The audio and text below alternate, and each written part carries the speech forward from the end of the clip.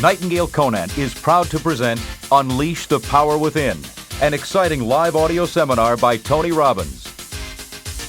Think of a change in your own life, or maybe someone you know, that was really hard for you to make. Like, really hard. You kept trying to change, never followed through, and finally one day, wham!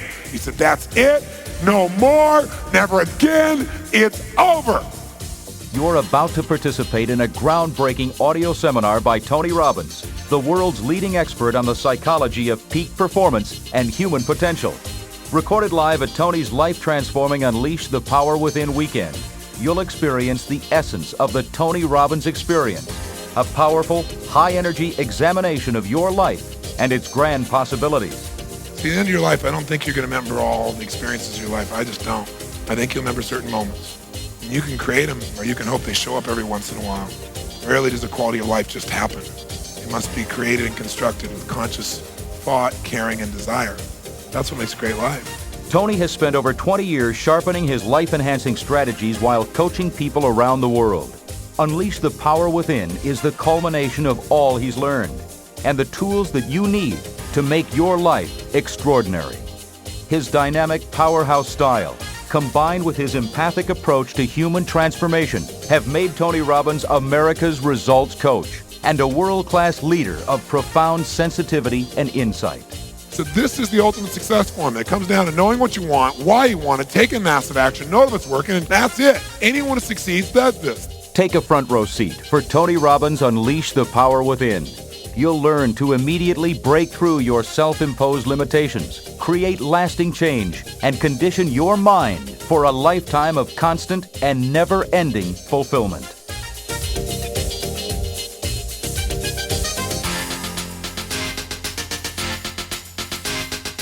There's so much in our lives that we can do. We could all be up at 6 a.m. with total passion for living. We could all be as fit and healthy and as strong as we can imagine. We all have the capability for that. We could all have the impact on our friends and our kids and our families that we want to have. We could also be happy every single day. We could. It's not impossible. The problem is our belief systems keep us from actually engaging the parts of us that would make that a must and not a should.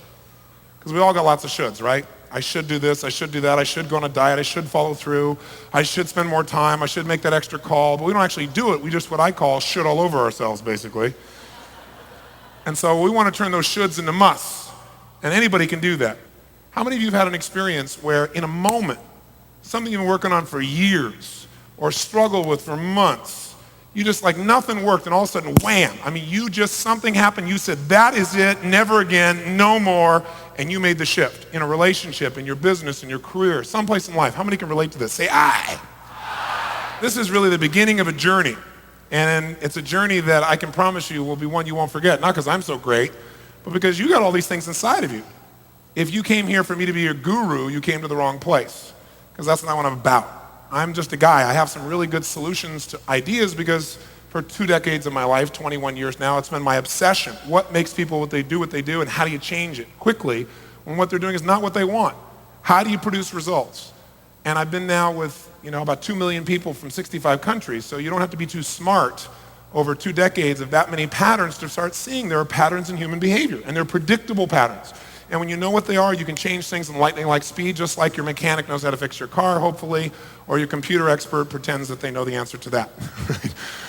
Each one of you have your focus. You have an area of your life that you know much more than I do, and you're an expert in that area. So I'm not coming to you this weekend as having all the answers, but I've got some that work just because they work globally, meaning worldwide, no matter what your background is, what your past experience is, your gender, your color, your religious beliefs. There are certain fundamental laws of the human psyche and the human physiology that when you engage them, you will get results, period. In fact, I got a question for you. How many of you in this room have ever gone to an educational experience of any sort, a seminar, university experience, anything?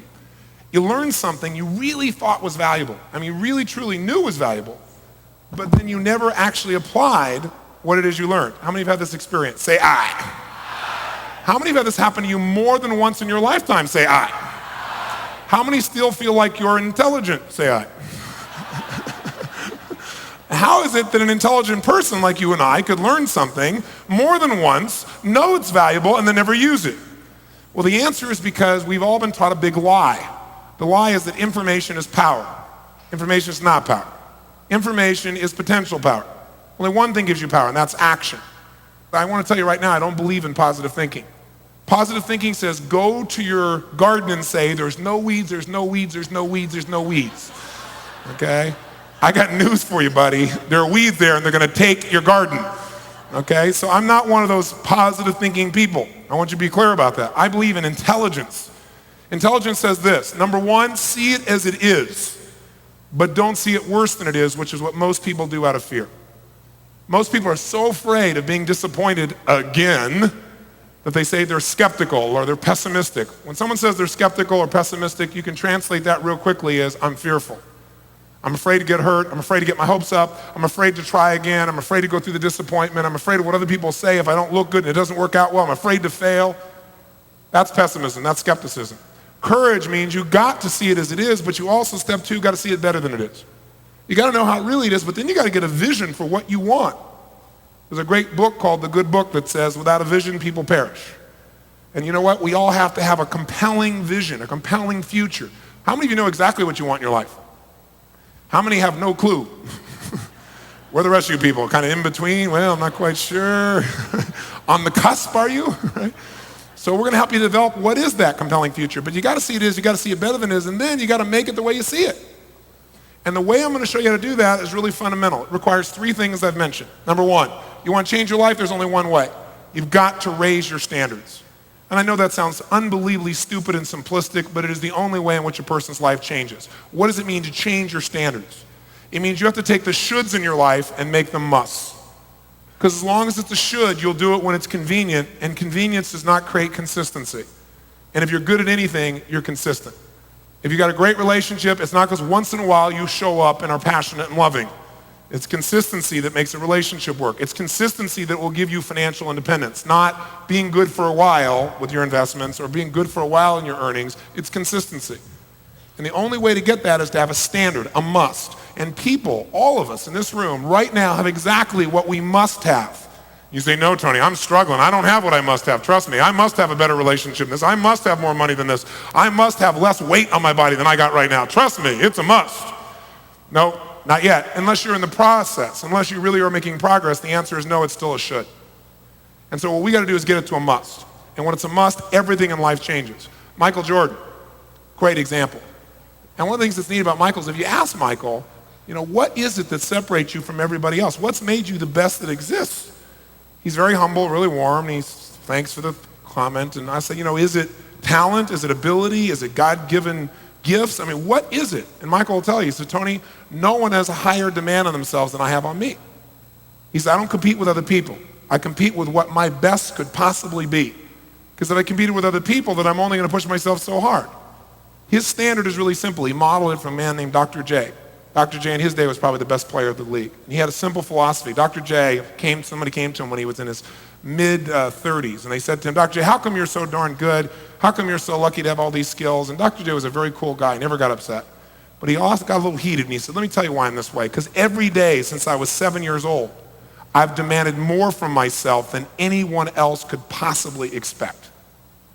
Now, isn't that interesting? If every day you demanded more from yourself than anyone else could expect of you. If it wasn't the standards of what other people think, but it was the standards of what you were capable of, if that was the must for you, not the should, then would you eat differently today? If you had to be that great every day in your relationship, even though you're exhausted and tired, you're going to go home and be that passionate, that committed, if that was a must, to be your absolute best every single day, to have a higher demand on yourself than your spouse, boyfriend, or girlfriend could ever imagine. If that was your standard for yourself, how would you show up on a daily basis in your relationship? What would your relationship look like? You could take that any area of your life. But people the best have those standards. Most of us wait for life to give us the have-tos.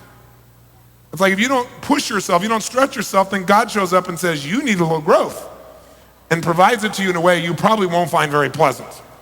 So I believe in raising my own standards, so hopefully God doesn't have to step in too many times with me.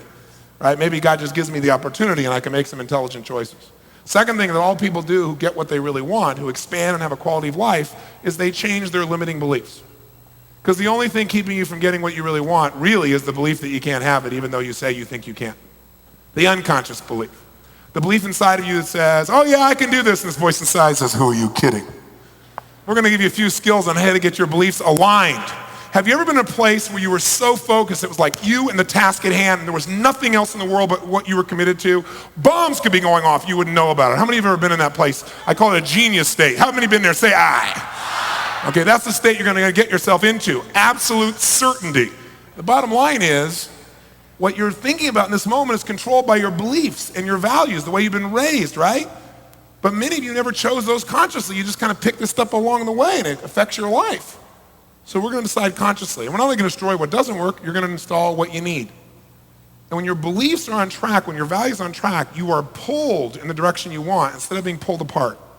You ever been in that place? It's like you want two things that are totally in conflict. I'll show you how to resolve that. And that'll be a huge, huge shift for most of you. And then the third thing you need to really make your life work besides incredibly high what? Uh-oh, we're in deep trouble already, I can see. Really high what?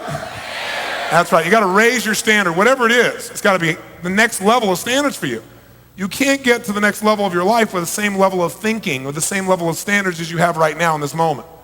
So I could give you a million skills, give you all the ability, you get pumped out of your mind, leave here, and unless it's a must for you, you'll go back to doing the same stuff. You know, you have like a nice month or two of like riding high on the float to the seminar, but I'm really seeing permanent, lasting change. The only way you do that is get enough leverage on yourself that change is a must. And once you change it, it's so reinforcing, you stick with it. Not because you're so disciplined, but because it's so rewarding. Then the third thing you gotta have is the right strategy. Because it's one thing to have a high standard, like you go, I'm gonna go out and change the world. That's my must. And then your voice inside goes, who are you kidding? And you got a problem. But let's say you got the standard and the belief. And let's say your goal is to see a sunset, and your strategy is start running east, looking for a sunset. I don't care how much you believe, you got a problem. You gotta have the right strategies. Strategies for overcoming fear, strategies for taking action, strategies for attraction, causing attraction to happen to another person towards you and vice versa. Strategies for feeling love, strategies for making decisions, strategies for creating rapport, things that work. Why do they work? Why is it a strategy? It's proven, because people of all directions, backgrounds, genders, all can do the same result. It's a strategy when anyone can do it, as long as they do it that way. It's like a recipe. Once you know it, you create the same result as often as you want. But you gotta have the right strategy, or you can work real hard and be a really good person and be a real hard worker and still have nothing. And most people have this in lots of areas of their life. Their financial life is an obvious example. 95% of this population ends up dead, broke, or dead by age 65. Why? They don't have the right strategy, and they have low standards and they don't believe. But some of them even have those two, but they don't have the strategy. So we're gonna work on all three of those elements. Does that make sense? Let me offer you a possibility. We know you've learned from the past and not done it. Why? Why is because all this information came at you. But as I said to you, information doesn't change your life. We live in the information age, supposedly. There's too much information. You can't possibly absorb it to you. Where's it coming from? Everywhere, right? Right? It's coming from CD-ROMs and pretty soon DVDs for many of you, and it's on the internet. We are drowning information and we're starving for wisdom. We're starving for those things we can actually use to actually get what we really want. Otherwise, you can spend all your time on the internet reading more information or chatting or buying something and never have any change of life. The internet's not gonna make your life better. You have to make your life better by using your resources differently. But here's the deal, we're not in the information age, we're in the entertainment age. Here's what really grabs us, something that moves us emotionally. We don't remember all that information. When something grabs us, man, we remember. Some of you old enough to be around long enough to know this, remember where you were when you heard John F. Kennedy was shot. Right? For some of you, maybe it was John Lennon if he was an associated hero for you. For others of you, it's, you remember everything about Monica Lewinsky. By the way, she's now just Monica, it's like Oprah, right? Michael, right? It's now Monica. Everybody on earth knows who Monica is, right? There's an emotion, right? There's a feeling, there's something there. It's not the information that's getting you, right? O.J. Simpson was the big focus before that. Why were people watching every single day? Drama, entertainment, emotion, feeling. So the only reason people pay attention though when we get something is you add feeling to it. So here's my goal with you. I don't want this to be a class. We're gonna try something different. We're gonna go into 21st century learning. See, this was designed for you to obey, to enter the 20th century where your job was working in an industrial complex of some sort, maybe building cars or something. And so they trained you from birth that you'd arrive on time, check in, do what you're supposed to do, and sit and shut up till someone told you what to do, and then you only did what they told you to do, and you didn't talk to your neighbor. Now today in business, if you don't talk to your neighbor, you're out of business, right? Today, if you wait for somebody to tell you what to do, you're in trouble. I mean, today you got to think. You're in teams. You got to make it happen. You got to create it. You got your own business. It's a different world. So this has trained us for a world we're not in. So we have to be in a proactive, aggressive, entertainment-driven, emotional world. That's where we are. That's what you want. So the only way to get that is to learn in that state. So this is going to be very different for most of you. I'm going to ask you not to be the passive, deep trance, hypnotic subjects. I'm going to ask you to be outrageous, playful, crazy, silly, and fun. If you and I are going to be effective as people, which means have fun, be fulfilled, be passionate, get results, achieve, learn, grow, all that, then we've got to become active rather than passive in our experience. In order to do that, it starts with the way we move and the way we think. And so I have a metaphor for myself. I think the most influential people in the world are kids. How many of you have kids? How many of you ever tried to say, no, you can't have an ice cream cone to a kid and saw moves you've never seen in your life before? Right? They don't hear no, it goes right on by. So if we want a quality life, one thing's for sure, we've got to become people of influence. You got to be influenced your kids and your family and yourself. You got to get yourself to do what's necessary. I mean, influence is the base skill for quality life. Influence with integrity. So if you're going to influence yourself, then you might look at kids because they're good at influencing. And they do it a lot of ways. They do it with their energy, don't they? They do it with playfulness. They do it by asking a gazillion questions. They do it because they're having so much fun that even when they annoy you, they make you laugh every bit, right? Somehow they pull it off. And so my view is I'm always going to be a kid, no matter what age I am. Because kid or adult or old person's all a mindset. I know a man who's 84 years old who has just started lifting weights about 6 years ago, now lifts bench presses 450 pounds. I mean, unbelievable. This guy is like pure stud, right? And there's all kinds of research showing now about people starting in their 60s and 70s start lifting weights and get as strong as men and women in their 20s and 30s.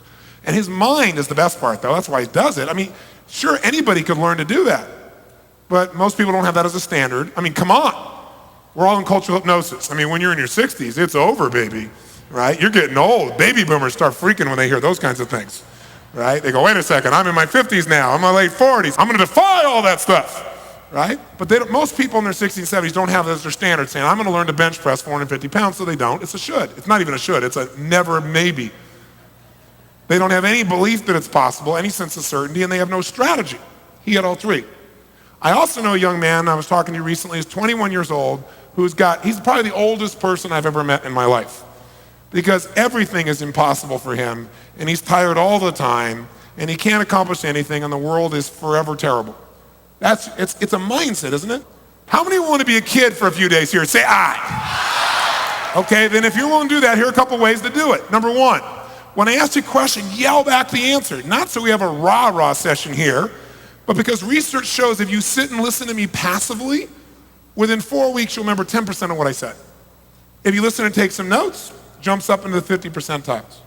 If you listen, take notes, but physically are active, like you yell back the answer, your attention is in the 90 to 95 percentiles, because what happens is, like when you yell an answer back, it's like driving the grooves of what you learn deeper inside of you. Plus, you're going to know the answer to anything I ask you. I'm only going to ask you questions you know the answer to because I want to help you to have strong self-esteem. It's easy stuff, but by yelling yes, you'll also keep your energy high. How many want to do this, especially when you don't feel like it, so you build some emotional muscle? Do you agree with me that if you really want an extraordinary quality of life, that one of the things you got to master is your ability to get yourself to take action, to influence yourself, number one. How many agree with that? Say aye. How many agree, number two, you'd have to become good at influencing others with integrity, meaning getting people to do the things they normally won't do for themselves. How many agree with that? Say aye. Outstanding. So if influence is a skill, it starts in the first moments of human communication or connection. So I want you to try something silly. I want you to notice little things. You know, most people think little things don't matter. They want to see the big thing. But I have a different mindset. When someone negotiates a deal that changes planet Earth, like, Gorbachev and Reagan get together, and for the first time in human history, you destroy nuclear bombs, I want to know what caused that. And everybody looks at the big thing. But I get together, and I've had the privilege of being with both those guys, and I found out exactly from them what was the little thing. They didn't even notice at the time. Like later on in retrospect, they figured out what actually made them become friends, actually made them make an agreement. Little things change everything. If you're heading this direction, and we make a little 10-degree shift, it looks like nothing, 10 degrees between these two. But if you take that 10-degree shift out a week from now, a month from now, 6 months from now, a year from now, you have a revolution. You have a totally different destination and where your life turns up. Because it's so much easier to change the little things when you're way upstream. It's like I have a simple philosophy. Kill the monster while it's little, when it's a baby. Don't wait till it's eating the city before you kill the monster. Okay? And we all have little monsters inside that we want to handle. We also have some real great things that we want to magnify.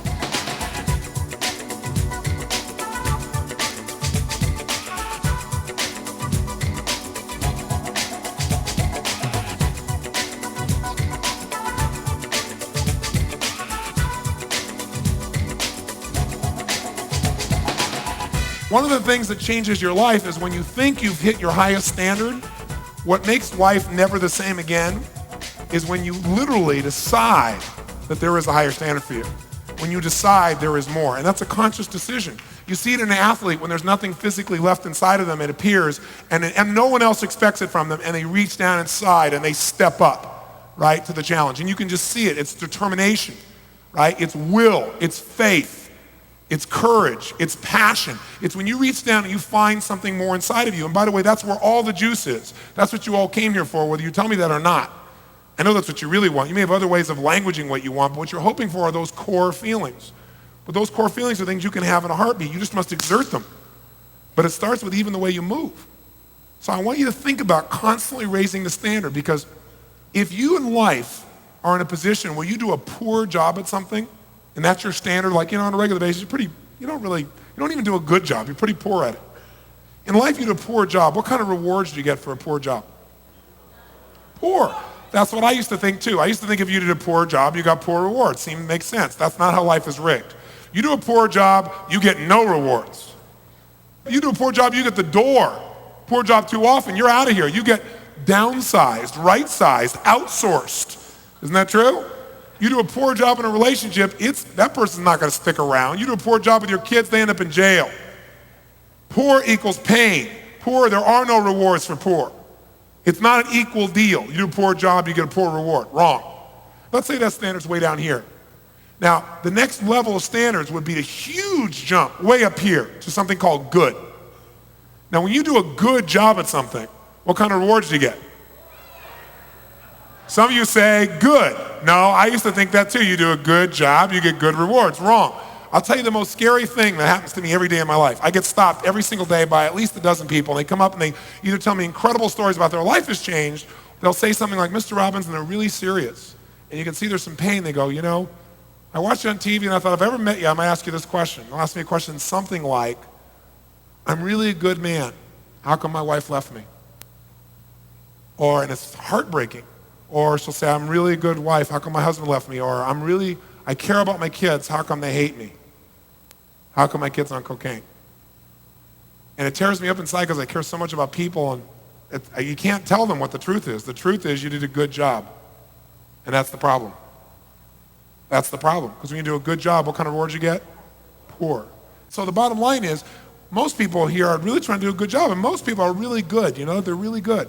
I was a good man, and I was fat, and I was overweight, and in the emotional sense, I was broke. Financially, I was broke. Spiritually, I was wiped out, and I was a good guy. And I was so frustrated because I said, I'm good. You got to know, good's not good enough. Now, I know none of you would settle for good. You wouldn't come here. You're all overachievers, right? So poor is not even in the realm of your possibility. Good, this big jump here, you go, that's for wusses. You guys here are ultimate achievers. You're way up here with a thing called excellence. Am I right? That's what I thought. How many here are committed to excellence? Say I. Outstanding. When you do an excellent job at something, what kind of rewards do you get? Good. And you know what? It really annoys you too, doesn't it? Because most people go, wait a second, you ever done this? You ever achieved a goal, man? You went for it, you achieved it, man, you made it happen, and then you went, is this all there is? How many been in that place? And it's kind of like a depressing moment, isn't it? Because you worked so hard for it, you achieved the goal, and you're still not happy. That's because you were really excellent. See, excellence is like you're like one of the best. Excellence is you really do, an excellent job. You're not just good, and you're certainly not poor. For God's sakes, you should have bigger rewards emotionally or financially or in your career or in your relationship for being excellent. Nope. You go, I don't have anything left. There's nothing left of me. I've given my all. Nope. You've not given your all. There's that little piece you haven't got to that if you get to it, you get all the rewards. Because if this is poor, huge jump to good, huge jump to excellence. Here's the good news. All the rewards are at the next level. And they're disproportionate. I mean, they're like way beyond what you can imagine. And the good news is they're about this much higher than excellence. At a level right there, right? Right there. And that level, hallelujah. feels like a sermon at this point, right? That level right here that's just a few inches above is called outstanding. And when you are outstanding, when you stand out from all the rest, in your courage, in your commitment, in your persistence, in your love, in your dedication, in your skill set, in your whatever, you get all the rewards. And it's unfair really because you're only a little bit better than those people that are excellent, but your rewards are like a gazillion amount. It's just being outstanding on a consistent basis instead of being excellent. And that difference, by the way, is not usually really a large skill difference. It's a psychology difference. It's a standard difference. It's what you hold yourself to. I mean, did you watch the opening to the Olympics in Atlanta? When this guy walked out, I don't know if you remember, how many saw the opening to the Olympics? And this little guy walks out, he's 97 years old. He's the oldest living gold medalist. And he walks out into the field, and what happens? 100,000 people in the stadium stand up and clap. The president cried. I mean, why? They don't even know who this guy is. Because they know he was outstanding probably 40, 50, 60 years ago. Unbelievable. Think about it, 70 years ago. That's what we value outstanding in a culture. A good example is Carrie Strug. Now, this little girl, remember what happened? This little girl gets hurt, injured. It's like a movie, right? It's like a Rocky movie all encapsulated. Because you're watching, it's like the Americans finally look like for the first time they're going to be able to finally win, finally beat the Russians. And sure enough, all of a sudden this girl wrecks her leg. And as she does it, everybody's like, oh my God, it's over, it can't happen. There she goes, holds it in. And what happens? She goes away, everybody's there, and all of a sudden the monitor comes on and goes, my God, I can't believe it. I can't believe it, she's standing up. She's walking towards the mat. She couldn't, she can't, it couldn't be. She's not gonna try it, is she? And the whole place gets really dramatic and quiet, and this little girl with nothing but guts and heart, through the pain, goes and lands. Holds just long enough, pulls that leg up, and everybody goes crazy. They win the gold medal. How many of you cried? Come on, you cried out there, come on. And you don't even know this girl. If you felt the emotion in that moment, if you cried or you felt celebratory, there's only one reason why. Because in that moment you recognized the part of you. That's what made you feel moved. You know there's a part of you that's outstanding. If you cried, it may have been that you're not fully utilizing that part of you and you realize that. If it felt celebratory, maybe you just for a moment remember what it would feel like if you engaged that part of you. But that only happens by a decision because it wasn't skill that made her win, it was heart. And that's something you have total control of. If you'll push yourself beyond anything you thought was available, and like lifting a weight, how do you build a bicep? How do you do it? What do you got to do? You got to demand. You got to put a huge demand on it consistently, don't you? You have to take a weight. You can exercise it. If you don't exercise it, it atrophies. But to grow a muscle, like really build it, you got to take on something that's much harder, much more uncomfortable, not what you planned for, not what's comfortable for you.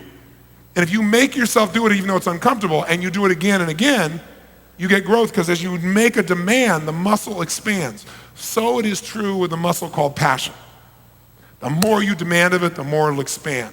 But if you just do what you're already comfortable with, you'll leave here kind of pumped up, feeling good, and you'll say, wasn't that a cool seminar? But your life won't be changed. You'll have had a great weekend that'll last a month or so. That's not why I came by. I really want to see you give yourself the gift of raising the standard. By the way, if I'm going to do 10 curls, which one of those 10 do I want to do the least? Probably. Which one? Number 10. Which one gives you all the growth? Number 11. Good people do 10 when 10 is what's asked of them. Excellent people usually 10 and a little half.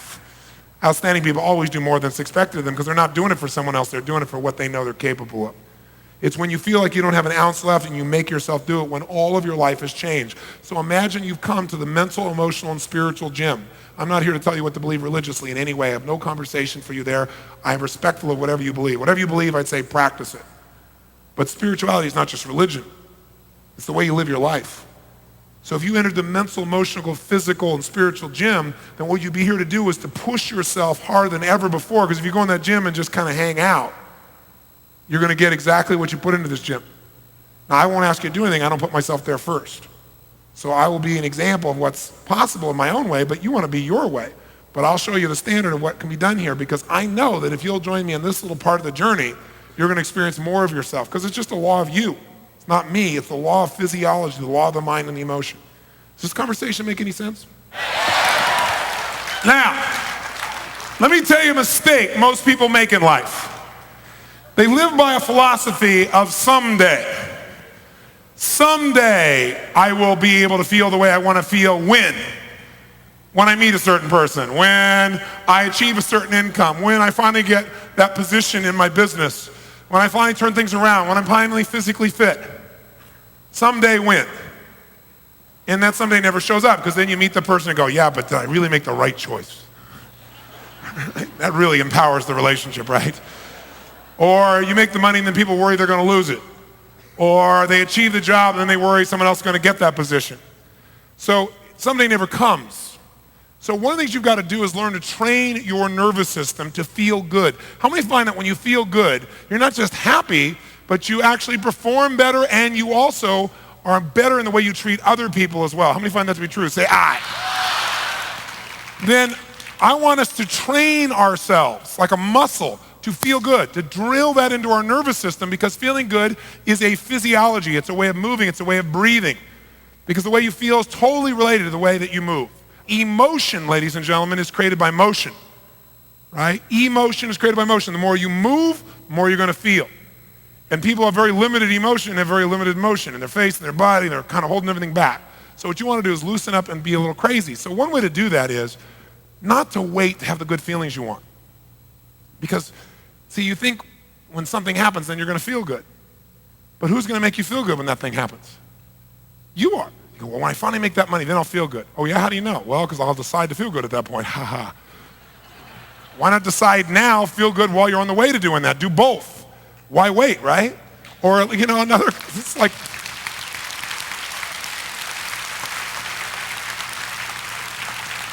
people say all the time, you know, they go through a tough situation. They'll, someday we'll look back and laugh at this. Why wait?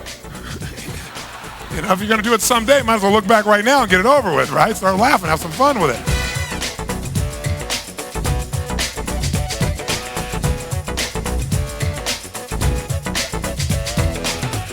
Most of us do not have the privilege of an environment that is surrounded with only outstanding people. And if you were to ask me, Tony, before you tell me anything else, what would be the most important tool to influencing the quality of my life forever above all else?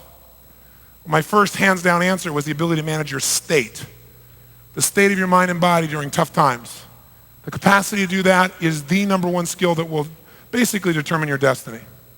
Because the state you are in will determine your decisions about what to believe and what to feel and what to do. And what you do will create the results of your life known as your destiny, at least the one on earth. So the bottom line is, state is everything. So we're going to learn how to master that. But if I had to give you the number two, it's who you surround yourself with. Who you associate to is who you will become. Because it's so easy to surround ourselves with people who have a lower standard than we have. And the problem with that is, sooner or later, if you're around people and you care about them, you don't want to be judging them, so you lower your standard for them. You can't help but lower the standard for you too when it's somebody you care about. It happens. It's the old adage, you lie down with dogs, you come up with fleas. It sounds terrible, but it's really accurate. I was speaking for the Marines recently, and I'm talking to them, and it was an interesting thing. I went out to Camp Pendleton. There's only two places the Marines train. And I got to be with this huge group, a couple thousand of these guys, as well as all the brand new recruits who just made it through boot camp, and another group of guys that had been on a 9-day wilderness retreat where they don't let them eat for 4 days and they starve them and everything else, but they didn't want them to miss my talk, so they brought them out in full gear with their black and green paint across their faces, their M40s, right, all standing there at attention while I spoke for 4 hours. But I was talking to them about standards because the Marines have helped all of those men and women to raise their standards, and they have a different quality of life within the context of being a Marine. Now, whether that's the quality of life you want is a whole other thing, but that's what they have. They have a higher physical standard, that's for sure. Mental standard, discipline standard than they ever had in their lives before.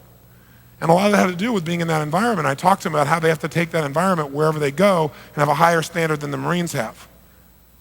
They have to have a higher standard when they leave the Marines. And I was talking later on to one of the generals there, and he was talking to me, and he's saying, Tony, you know, what you said was so on the mark. These men have developed pride in themselves because they've made themselves do things that they normally wouldn't have done. But he said it's definitely been influenced by this environment. And many of them, when they leave this environment, this will have been the peak of their life in terms of how proud they were of themselves and what they accomplished in their life. Many of them will never do. They'll never translate this standard to their daily life when they leave here. And he said, why do you think that is? Do you think it's because people don't care, or people are basically lazy, or you have to supervise people, or, you went through all these things. And I said, no. I said, I really think it's that most people's lives are a direct reflection of the expectations of their peer group. What does that mean? Well, your peer group, first of all, is anybody around you that you respect and you give them emotional power. Meaning, what they think or what they feel affects you. They're your friend, you want them to like you. So at some level, whether you're aware of it consciously or not, it affects you. Maybe it's your family members. I don't know who your peer group is. Maybe it's people at work. But it's the people that you care what they think or feel. Even if you say you don't, we all care at some level, right? Who are those people for you? That's your peer group. And your life will be a direct reflection of the expectations of your peer group. And here's the challenge. What if you have a higher expectation for your life than the people you surround yourself with?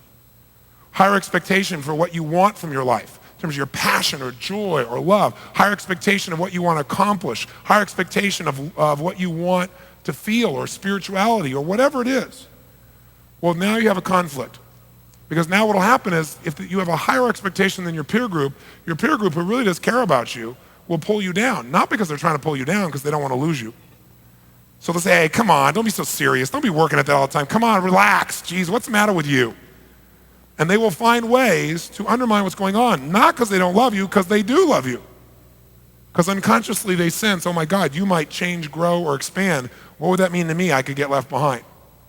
And most of us want love so much at an unconscious level, if not at a conscious level. We want acceptance so much that through time, gradually, over the years, we lose what our dreams are. We lose our expectations. And what we once thought was a must is kind of a, well, interesting. We don't even think about it anymore. It's not even a should.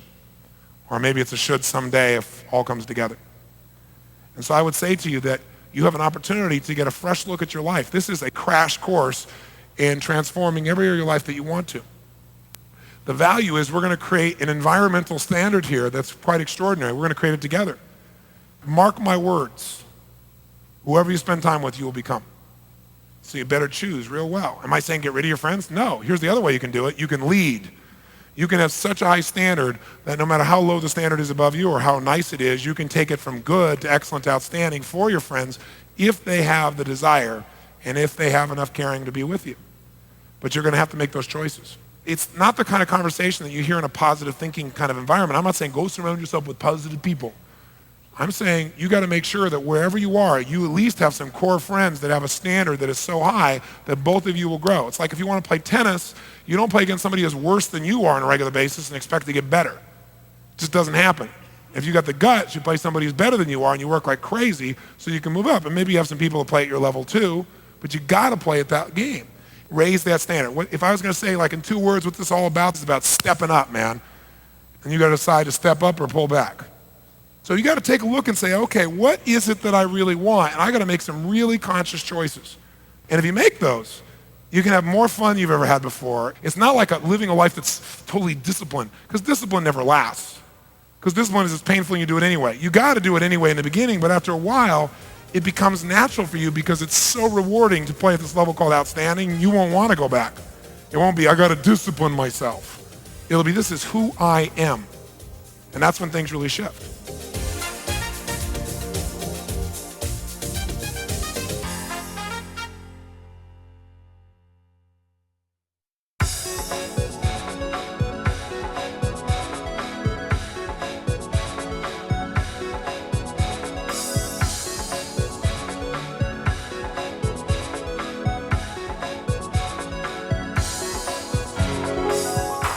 Tell you a secret. It's so easy to feel good. The only reason you're not is standards. You don't have a standard to feel good all the time because society says that feeling bad, that's natural. Feeling good all the time, you got a problem.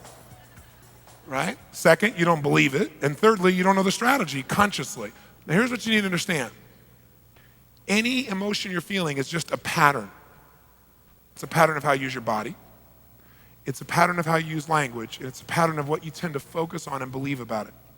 Those three patterns make up all your emotions. If you're upset, you're using your body in a certain way. You're saying certain things outside and inside your head in a certain way. And I don't mean this self-talk, positive thinking. I mean certain words trigger you. Like if I say, Michael, you're mistaken, that feels different than if I say, Michael, you are wrong. That feels different than if I say, Michael, you are lying. Right? How many can feel the difference between those three? If someone's saying to you, say, I. So there are certain words, we're not like being positive, certain words that will fire off your emotion in different ways, different levels. And your belief, what you're certain is going to happen, affects you. So people get in habits again and again, and then they think they're not doing it. They think it just happens because something environment happens and they start doing it. It's just a pattern you learned a long time ago, and you've done it so long, it's ingrained. So there are three patterns, I call it the triad, that everything that you feel are created out of, and whether you do something or not is based on how you feel. For example, faith, determination are triads. They are nothing but a big word, a generalization for three things you're doing when you're determined. Use your body in a certain way when you're determined. You do certain things in your head, what you say to yourself or out loud, and you picture or focus on certain things and believe certain things. When you're fearful, you do something different with your body, something different with your language, something different with what you focus on and believe. How many follow the general thought of this? Say, I. So you don't get depressed, you do depression. See, most people think if they take antidepressants, they won't get depressed. Bull. I do it all the time. Some people take in maximum dosages, 6, 7, 8 pills at a time, still get depressed. Because your body will override all of that. Because depression comes from a triad. Some people get depressed because they think they're getting older. Some people get depressed because they think they're going to lose their relationship. Some people we all come up with reasons. Whenever you think your future is uncertain, when you feel like you have no future, when you feel completely overwhelmed, like you can't figure it out, then people feel depressed. Doesn't matter how many drugs you take. So the challenge is not that you're not capable of not being depressed. The challenge is that she believes she needs to be depressed. Now, that's a pretty ugly thing to say, but it's true. Because we live in a culture that if you weren't really sad when you lose somebody, then obviously you don't care. But are there cultures, I'm just curious, where someone dies, where their belief is death is the beginning and not the end, that death is graduation, and where they not only believe that, like intellectually believe it, but they know it in their soul, and since they believe that and know it, they also believe that to be sad is blasphemy or a form of selfishness, because it means you don't really want them to have it. You're thinking about yourself and not their better good. And I'm not suggesting that's all true, but are there cultures that believe that and where people never really feel depressed, yes or no? So what we feel is based upon three patterns, I said. One of those patterns I should tell you right now is a pattern of physiology, which is a fancy word for the way we use our physical body. Now, very often people come to me and they say things like, Mr. Robbins, I don't know what it is, but I feel down all the time. And other people, I don't know what it is, I feel so up. Why do you think I feel so up all the time? Right? Or some people come to me and say, Mr. Robbins, I don't know what it is, but I feel angry all the time. You think you could help me? So why don't we start with your face? Okay? I mean, think about it. You don't feel an emotion, you do an emotion. I want you to get this. Now, I know you react, most of you, to some trigger in the environment, but can someone else have the same trigger and react differently, yes or no? That's called wisdom, it's called intelligence, that's called using the gifts God gave you instead of just reacting like an animal.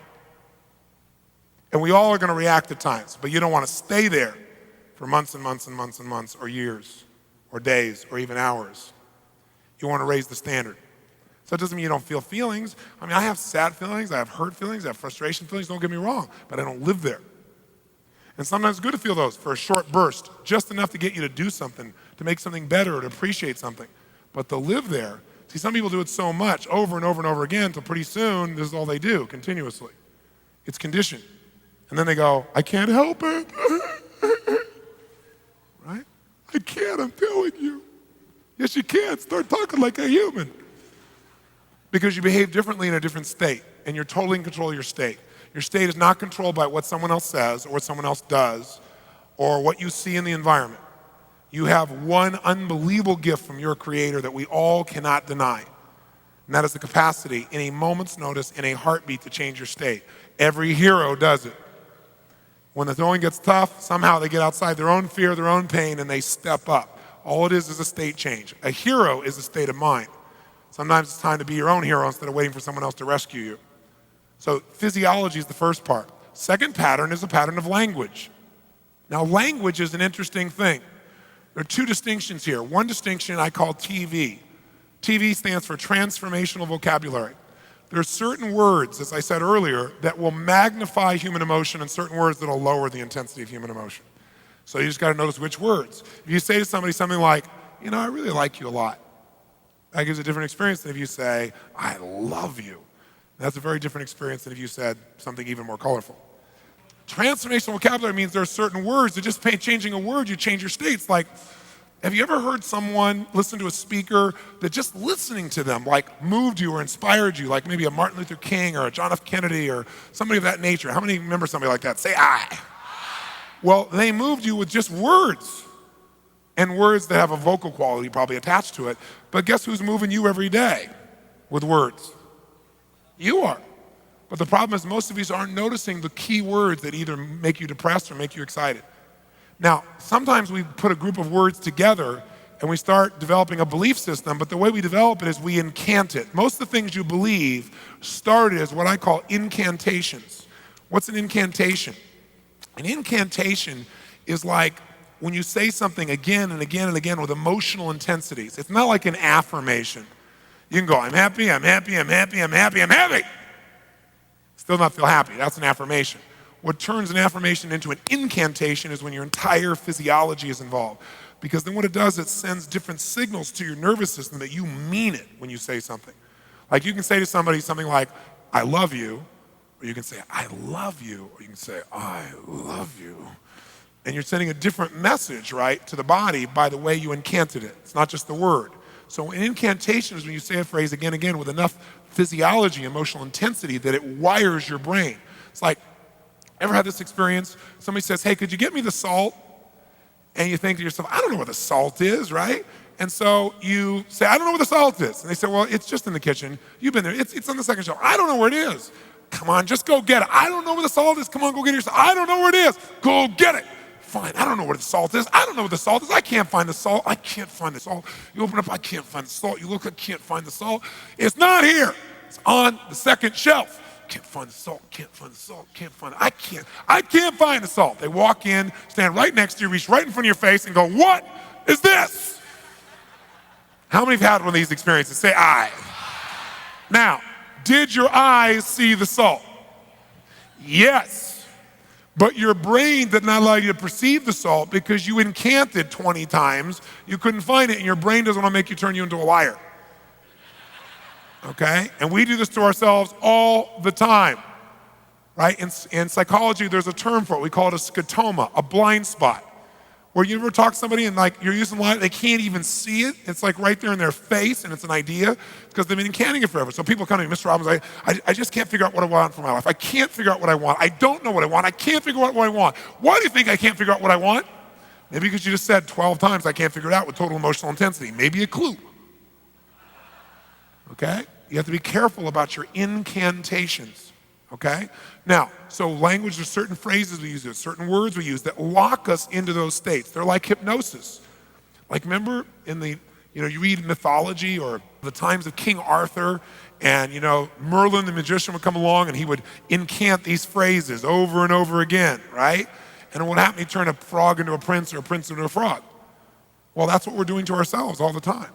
So we got to be smart and start noticing those triggers. And those phrases put you in those states. It's not what happened. It's what you're doing with your body and it's what you're incanting or the words you're using. Then the third pattern that creates any emotion you're feeling is the pattern of what you focus on and what you believe about it. Focus/belief. What you focus on and what you believe about it. If you are in a position where you believe that nothing ever works for you, then that belief will begin to take over and you'll start to feel that way. Now, if you take somebody who's depressed and you give them a drug, will it work? Yes, because it changes the pattern of physiology for the moment. When you change someone's biochemistry, that changes the way they respond for the moment. But when that person takes that drug, but then they keep focusing on what they don't want or they don't have in their life, or what's missing, or they don't have a future, and they keep incanting it, even though they took the drug, these two will overpower this one. That's how someone could take a drug, an antidepressant, and still be depressed. And the person says, oh, we just got the wrong brand. Let's mix two of these together and overcome it. See, what that's called is trying to put a Band-Aid on something that's not going to heal because you haven't dealt with the source of it. And dealing with the source of it's really quite easy. We got to change the belief that makes us keep using that physiology. But very often, we don't have to do that. We just change the pattern of physiology, the belief goes away. The secret, though, is to condition it so it stays. Now, obviously, there's more to it than what I'm talking about, but this is the fundamental basis of making your life work. Because whatever you think your life working is will come down to some emotions. You want to feel love and joy and excitement and passion and peace and connection to God and your friends and all that stuff. And guess what? You're doing all of it or you're not doing all of it. And if you're not doing it, we just got to see, what are you doing? And let's change it. The only reason you don't is you don't believe it's possible.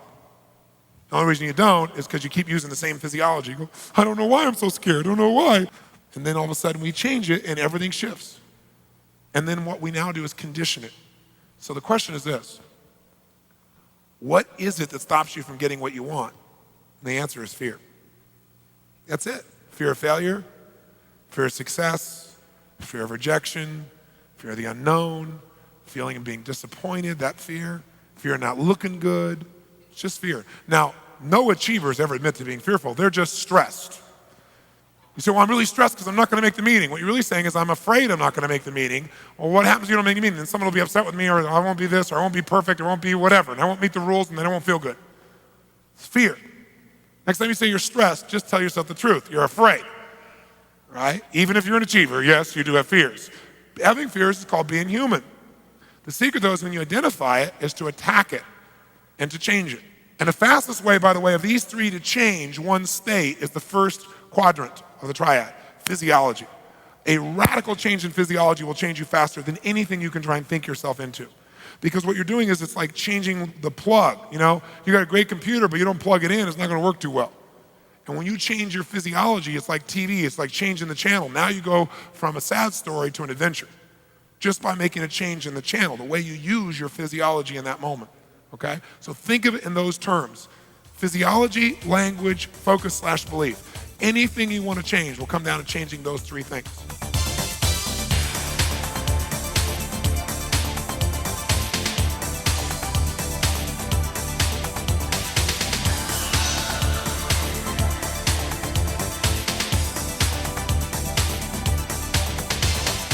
I got a phone call, found out there's a lady, some of you remember, an entertainer named Carly Simon. Carly Simon couldn't get on stage. And I heard she couldn't get on stage, and somebody was talking to me, and I wasn't able to come help her because I just wasn't available. But I did find out from the friend what her symptoms were. Here's what she would do. She would do something very similar to what I had seen as a pattern with someone else. In fact, let me give you someone else first. I meet Bruce Springsteen for the first time. Meet Bruce, and I'm a big fan. I'm like really excited to meet him, like he's my hero, right? And so I go up to talk to him and everything else, and as I'm talking to him, he's really nice, and I said, tell me something. What's it like for you on stage? Do you still get juiced? Is it still like, does your body get going? Does your mind get going? Or are you just really relaxed? Like, what's it like for you? I'm curious after all these years. He said, are you kidding me? He said, every single time I go out there, he said, I feel a certain thing happen to my body. I want you to hear these parallels. Here's what Carly Simon says. Here's what he says about going on stage. Carly Simon says, when I think about going on stage, what happens is my heart starts beating really, really fast. And she goes, and then my whole thing, my muscles in my hands start to tighten up, and I start to sweat, and my breathing starts to speed up. And as I think about going out there, she said, everything starts speeding up faster and faster. I feel all this tension, all this pressure. And she goes, and then I know I'm having a panic attack and I can't go out.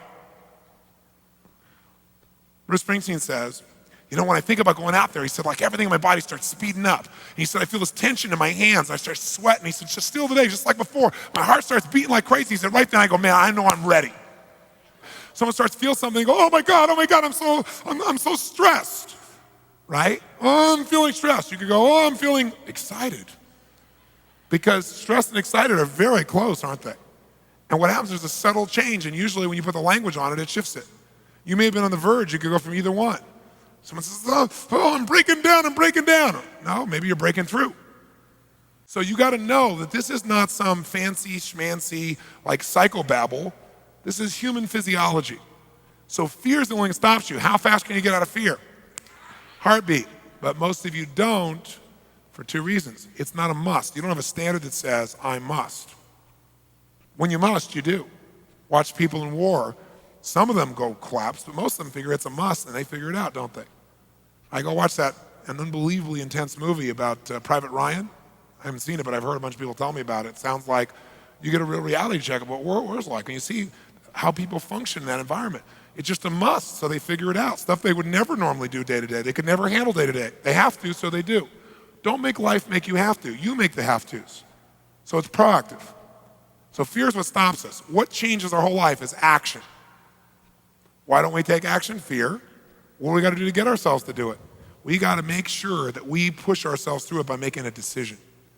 The point in which change happens is a decision. Every change in your life that you want will come from something simple, a decision. People go, what does it take to change? Decide. But you go, oh, God sounds so simple and so basic. If it was that easy, you'd already have done it, Mr. Robbins. No, it is that easy and you're still not doing it because you are not putting yourself in a state to decide. See, a real decision is not like a preference. It's not like where you say, I'll try it and see. That's not a decision. Decision comes from Latin. It means like incision, to cut off from. Decision is when you cut off any possibility except the thing you've committed to. It's like that is it. How many of you in this room have ever smoked cigarettes and then one day you finally decided no more, I mean really decided, and you've never touched it again and you're not even tempted to? How many made that decision at one time? Say aye. You know what a real decision is. If I came to you today and I said, would you like a cigarette? Would you go, what brand is it? No, you'd probably say to me, no, I'm not I want you to hear that. You'd not only say, I don't smoke, you'd say, I'm not even that kind of person. You literally divorce yourself from even that kind of person, so it's no effort. When you really decide, it's not an effort. Once you've cut it off, it doesn't take effort. Deciding takes effort, but once you've decided, it's over. You don't think about it anymore. It's like it's easier to fast than it is to diet. Because when you're fasting, somebody offers you something, you don't even think about it. You go, no, I'm not eating. Right? When you're dieting, you're like, well, maybe we could have a little more. This is a little piece of cake. Not that many calories. Right? And pretty soon you're back to where you were again. So a real decision is what you got to make. When you make a real decision, life changes. But it's a real decision, you burn your bridges, you only move forward. Now, the way to get yourself there is to put yourself in state and condition it. Conditioning is this. Build the muscle. Do you do it one time? No. You do it a lot and you do beyond what you're comfortable with and the muscle expands, and now what used to be hard to do as the muscle grows is easy. That's the same thing with every other kind of muscle. But I'll give you one example. They take monkeys, and I don't approve of this research, but this is what they do. In UC Irvine, University of California, Irvine, they've done these studies where they take monkeys and they will take 4 of their fingers and tape them down. And then they take one finger and they bend it back and forth 10,000 times. And every time they bend this finger back and forth like this, use this as a metaphor. In your brain, for you to do this once, twice, you have to make connections between neurons in your brain. Neuron's a big word for nerve cells. So to do this, imagine, as a metaphor, it's not exactly like this, to do this once, you got to put a connection, a thin thread had to be grown between this neuron and this neuron, as an example, as a metaphor. Do it again, 2 thin threads. Do it 10,000 times, and guess what? You are wired to do this. Here's the point. They untape the monkey's fingers, and what does he do constantly? For no good reason. He's wired, conditioned to do this. Now, how does this relate to you? Well, how many of you go to work the same way every day? You drive on the same on-ramp, go the same direction, get off on the same on-ramp. How many got a pattern like that? Say aye. How many have had a day when you're supposed to go the opposite direction on the freeway or the road, but you're on the cell phone and your brain is at the lunch and you get on the same on-ramp going the same direction that you normally do that's the wrong way? Say aye. You're monkeys. Can you condition yourself to feel depressed to where it feels more comfortable because you go there more often and you're wired to be there? Yes or no? Can you condition yourself to be quick to anger? Yes or no? Can you condition yourself to feeling overwhelmed at the drop of a hat? Can you condition yourself to feel loved all the time? Even if people say, I hate you. Yes, could you still feel loved? Could you condition yourself to feel happy as a consistent way of living all the time? Yes or no? But you know what? Most people don't believe that, but of course it is. It's the same nervous system. But the environment reinforces negative behavior more than positive. People go, how's it going? Oh, my life is so great. Oh, easy for you. So pretty soon you learn to go, yeah, Yeah, I'm doing okay. You don't want to get too good because then your peer group would be unhappy with you because they're not feeling so good. So you learn to downplay it. And then you don't reward yourself so your brain doesn't go for more because it goes, we got to stay right on in here. This is our little comfort zone. So we're going to condition ourselves to be in a peak state, especially when you're exhausted. Because like, remember when you're doing the muscle, the one where you can't lift one more and you make yourself do it, that's where you get all the growth. So when you're most tired is when you got to push yourself. If you didn't listen to anything I said, but all you did was keep yourself in a peak state for 3 days, you'll develop something called emotional muscle. And emotional muscle is where your whole life comes in. Repetition is the mother of skill till it gets conditioned, till it's automatic. Now I'll give you a clue. You know what I told you about them doing this with the finger of the animal? Here's what they discovered. Don't have to do this 10,000 times. All you got to do is do this about 2 dozen, max 3 dozen. If every time they do this, they stimulate the pleasure center of the brain of the animal. And they do that literally physically by pushing a little needle in the area of the brain that creates pleasure. But what happens is when you do this, they do this and they create pleasure. Instead of 1 string, they get like 500 every time you do it with pleasure. So what happens is you can condition yourself with that pleasure and you can get this done in a short time. It doesn't have to take you 5 years. So we want to purposely put ourselves in these peak states over and over again, not as a rah-rah session, but literally as a training tool for our human nervous system. How many follow this? Say aye. And the secret is when you don't feel like doing it, that's when you got to do it the most. Because that's when you'll get the real conditioning. But don't just do it like, all right, yes, yes, yes, yes. Okay? You got to smile and make yourself feel good while you're doing it and make it better each time.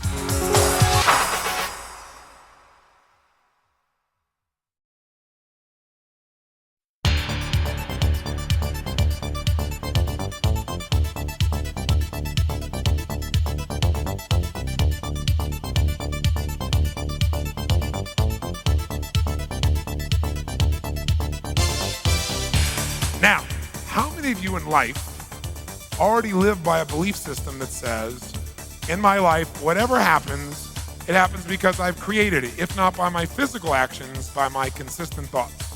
How many follow that? Say aye. Then all we're doing is asking you to live by your own beliefs.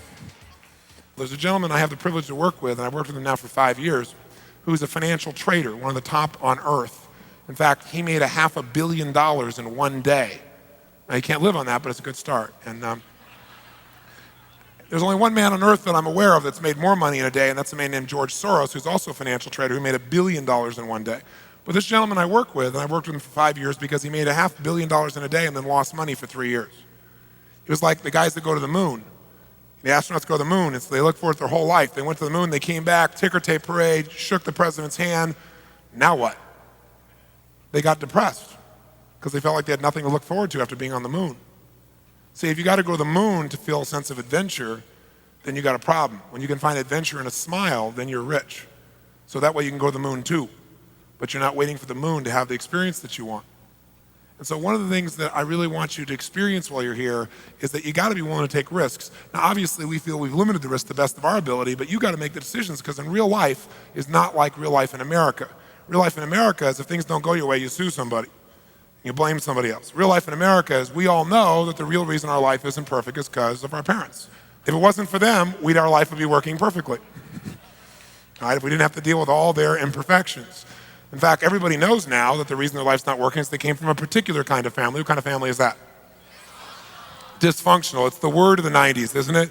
You never heard it in the 80s, or at least not in the 70s. It's a new word, dysfunctional. Everybody's from a dysfunctional family now. It's not even unique. So what's interesting is everybody's playing. We live in a society that's so out of control at this stage that not only do you sue somebody, but also if you commit a crime, it's somebody else's fault. Have you noticed that? That's the newest thing. It's like it's not only someone else's fault if you screw up, but if you commit a crime, someone else must have induced that in you at one time by abusing you or doing something terrible to you. So we have 2 young men that take out shotguns. Remember the Menendez brothers, Menendez in LA? And they kill both their parents at point blank range. And they go to a jury trial, and the jury goes, yeah, but are they really guilty? They admitted it! And they're saying, yeah, but are they guilty? Are they really guilty? It took 2 jury trials. That's how sad it is. We live in a society today where a woman gets upset with her husband, decides to take matters into her own hands, so to speak, takes out a big knife, Middle of the night, and whap! And when they go to the jury trial, they go, yeah, but is she really guilty? Now, don't get me wrong. If he abused her, I want him to pay. I want him punished. But there are laws for that stuff. This one woman is responsible for more men sleeping on their stomachs after a fight than any woman in history.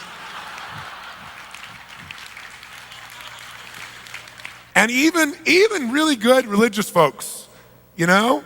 I personally am a Christian. Whatever people believe, I'm supportive of. But I hear a lot of my Christian friends say, yeah, but you're preaching the power in you. That's not God. Where do you think it came from? I mean, think about it. I mean, it's like, where did it come from? No, if it's God's will, then my life will work. No, I got news for you. Lying on your butt watching Jerry Springer eating Cheetos is not going to make God work for you. Right? That's not it. That's called you got a fat butt as big as Chicago. That's the problem. Okay? Because you aren't moving. That isn't God's fault. A lot of you know the old story, don't you? Story about the preacher. He's traveling across the country, preaching the gospel everywhere he goes. Passionate man. He gets to the Arizona deserts. He's out in the middle of the desert, and in the distance, he sees this magnificent, I mean, absolutely magnificent garden. He knows that, you know, it's obviously not real. It's obviously a mirage. But as he gets closer, it's really real. He can't even believe it. In the middle of the desert, this magnificent garden, flowers and trees and fruit and everything. So sure enough, he decides to go knock on the house. There's a house at the back of this garden. He goes and knock on the door because he wants to make sure the gardener understands who created this garden. Sure enough, he bangs on the door as hard as he can. He's very righteous. Gardener opens the door, he's a very kind man. Says, Mr. Minister, how can I help you? He said, sir, I just want to tell you that the Lord has done a fine job with your garden. He was very intense. The gardener looked at the minister and he smiled and he said, I understand your message. He said, I agree with you. He said, if it wasn't for the magic of the seed and the soil and the sunshine, there'd be no garden here. He said, but I can tell you something, Mr. Minister. You should have seen this place when God had it all by himself.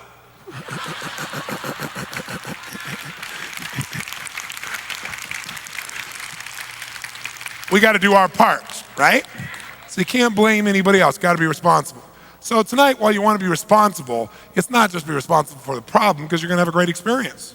The truth is, most people, when they screw up, most people are good people. They take responsibility. They go, oh, it's my fault. In fact, sometimes they take too much responsibility. Right? Sometimes they pity themselves. That's not the goal. The truth is you're going to have a great experience tonight. What you don't want to do tonight is go, well, look what he did to me. Because I'm not going to do anything to you. What I will do is be a good coach for you. I'll help you steer your rudder a little bit to get you back into open seas because learning is remembering. Socrates said that. So maybe what we can do is remember what we already know. Maybe I can give you some words, maybe I can give you some tools so you can remember what's already inside you so you can use it. It's not a gift I'm going to give you, it's a gift that's inside of you. But you got to take responsibility to give yourself the credit for it too. You want to make sure you understand you're the one doing it. And by working together, human beings can accomplish more than they do by themselves because we coach each other. That's the essence that we're talking about here. A lot of people think that their life would be great if, you know, the weather would cooperate, if they had great weather. Does the weather determine how you feel, yes or no? I'm hearing some yeses and nos on that. Okay. Well, some people think their relationship determines how happy or sad they are in their life. Does your relationship determine the quality of your life? Okay. Some people think the amount of money you have determines the quality of your life. Yes or no? Some people think politicians determine the quality of life. Yes or no? One answer, everybody agrees, no. Now, the truth is the answer to all of these questions in reality is no. The weather doesn't do it. Your relationship doesn't do it. The money doesn't do it. That's the real answer. The honest answer for most of us emotionally is we'd probably say yes to some of those, right? Because we have fallen into the trance of believing that these external environments determine how we feel. Are there people who have people that totally love them, great relationships, but don't feel really happy, yes or no? Yes or no? Are there people with tons of money who are totally unhappy, yes or no? Are there people with tons of money who are happy? Sure. So the money doesn't do either one.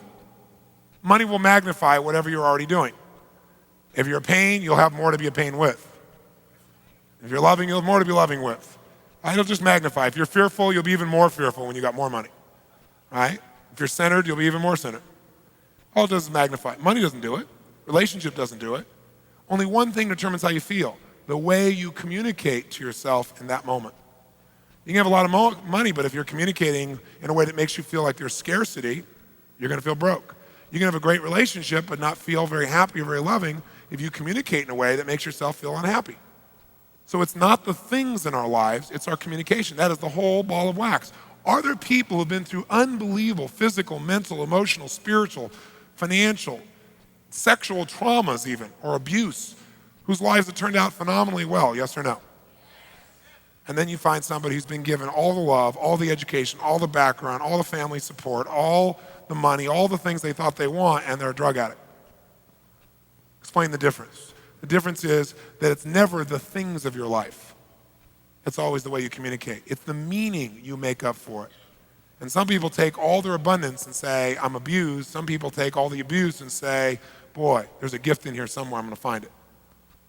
It's all communication. Your life has nothing to do, the quality of your life has nothing to do with your real life. It has everything to do with what you communicate here. So whether you're really happy today or sad today, whether you feel like your life is a success or a failure, is not whether it's really success or a failure, it's just what you communicate. And what you communicate with certainty, you believe. And since you believe it, you feel it. And whatever you feel, that's your life. Nothing in life has any meaning except the meaning I give it. Nothing in life has any meaning except the meaning I give it. What does that mean? It means, well, one person has an experience and they say, what does this mean? And they communicate to themselves, this means God hates me and my life is over because he's obviously punishing me. Someone else has the exact same experience and they go, what does this mean? And their brain says, what this means is God is challenging me to reach down deep and find out who I really am so I can do something even greater. What's the difference? The difference is one person is suicidal and the other person is driven and excited. What's the difference? Communication to oneself. There is not a single skill in your lifetime that will be more important for you to master. And there are few people, very few people that really master it. But anyone can. It's just not the primary focus because we're busy doing other stuff, thinking that if we do enough of this other stuff, we'll finally feel good. But we don't change the way we communicate, so now we reach for a drug to make ourselves feel good because we don't know any other way. Then we get smart and go, that's not going to work. So then a doctor who really cares and means well says, we'll help you feel better, we'll give you another drug. That seems like a natural transition from one drug to another, right? But for some reason, I'm still unhappy because I haven't changed the way I communicated myself 100%, a large amount, but not 100%. And because I haven't changed that, I still don't have the final change I'm after. The only change that will have an impact is changing your communication. And that means changing what things mean. Because here's what all the achievers of the world try to do. All of us in this room, most of you, I would say, are probably strong achievers. Most of you had to be an achiever to get here, for God's sakes. So the bottom line is most achievers try to control events. And most achievers are pretty good at controlling a lot of events, what's happening around them, their environment, what's going on. But all achievers run into places where they can't control those events and it freaks them out. You can't control all events. You just can't. You can't control your father passing away. That's not something you control. You'd love to, but you can't. Here's what you can always control, what things mean. And when you control the meaning of something, you control the key and the secret to life itself, at least the quality of life that you want. But if you don't control this and you keep focusing on this, you got no future. Because there's going to be a lot of these you don't like. But you know what? Even ones you don't like, you can find an empowering meaning for. And that's when life works. That's all it takes. And that all comes down to communicating well with yourself. I mean, I'll give you an example.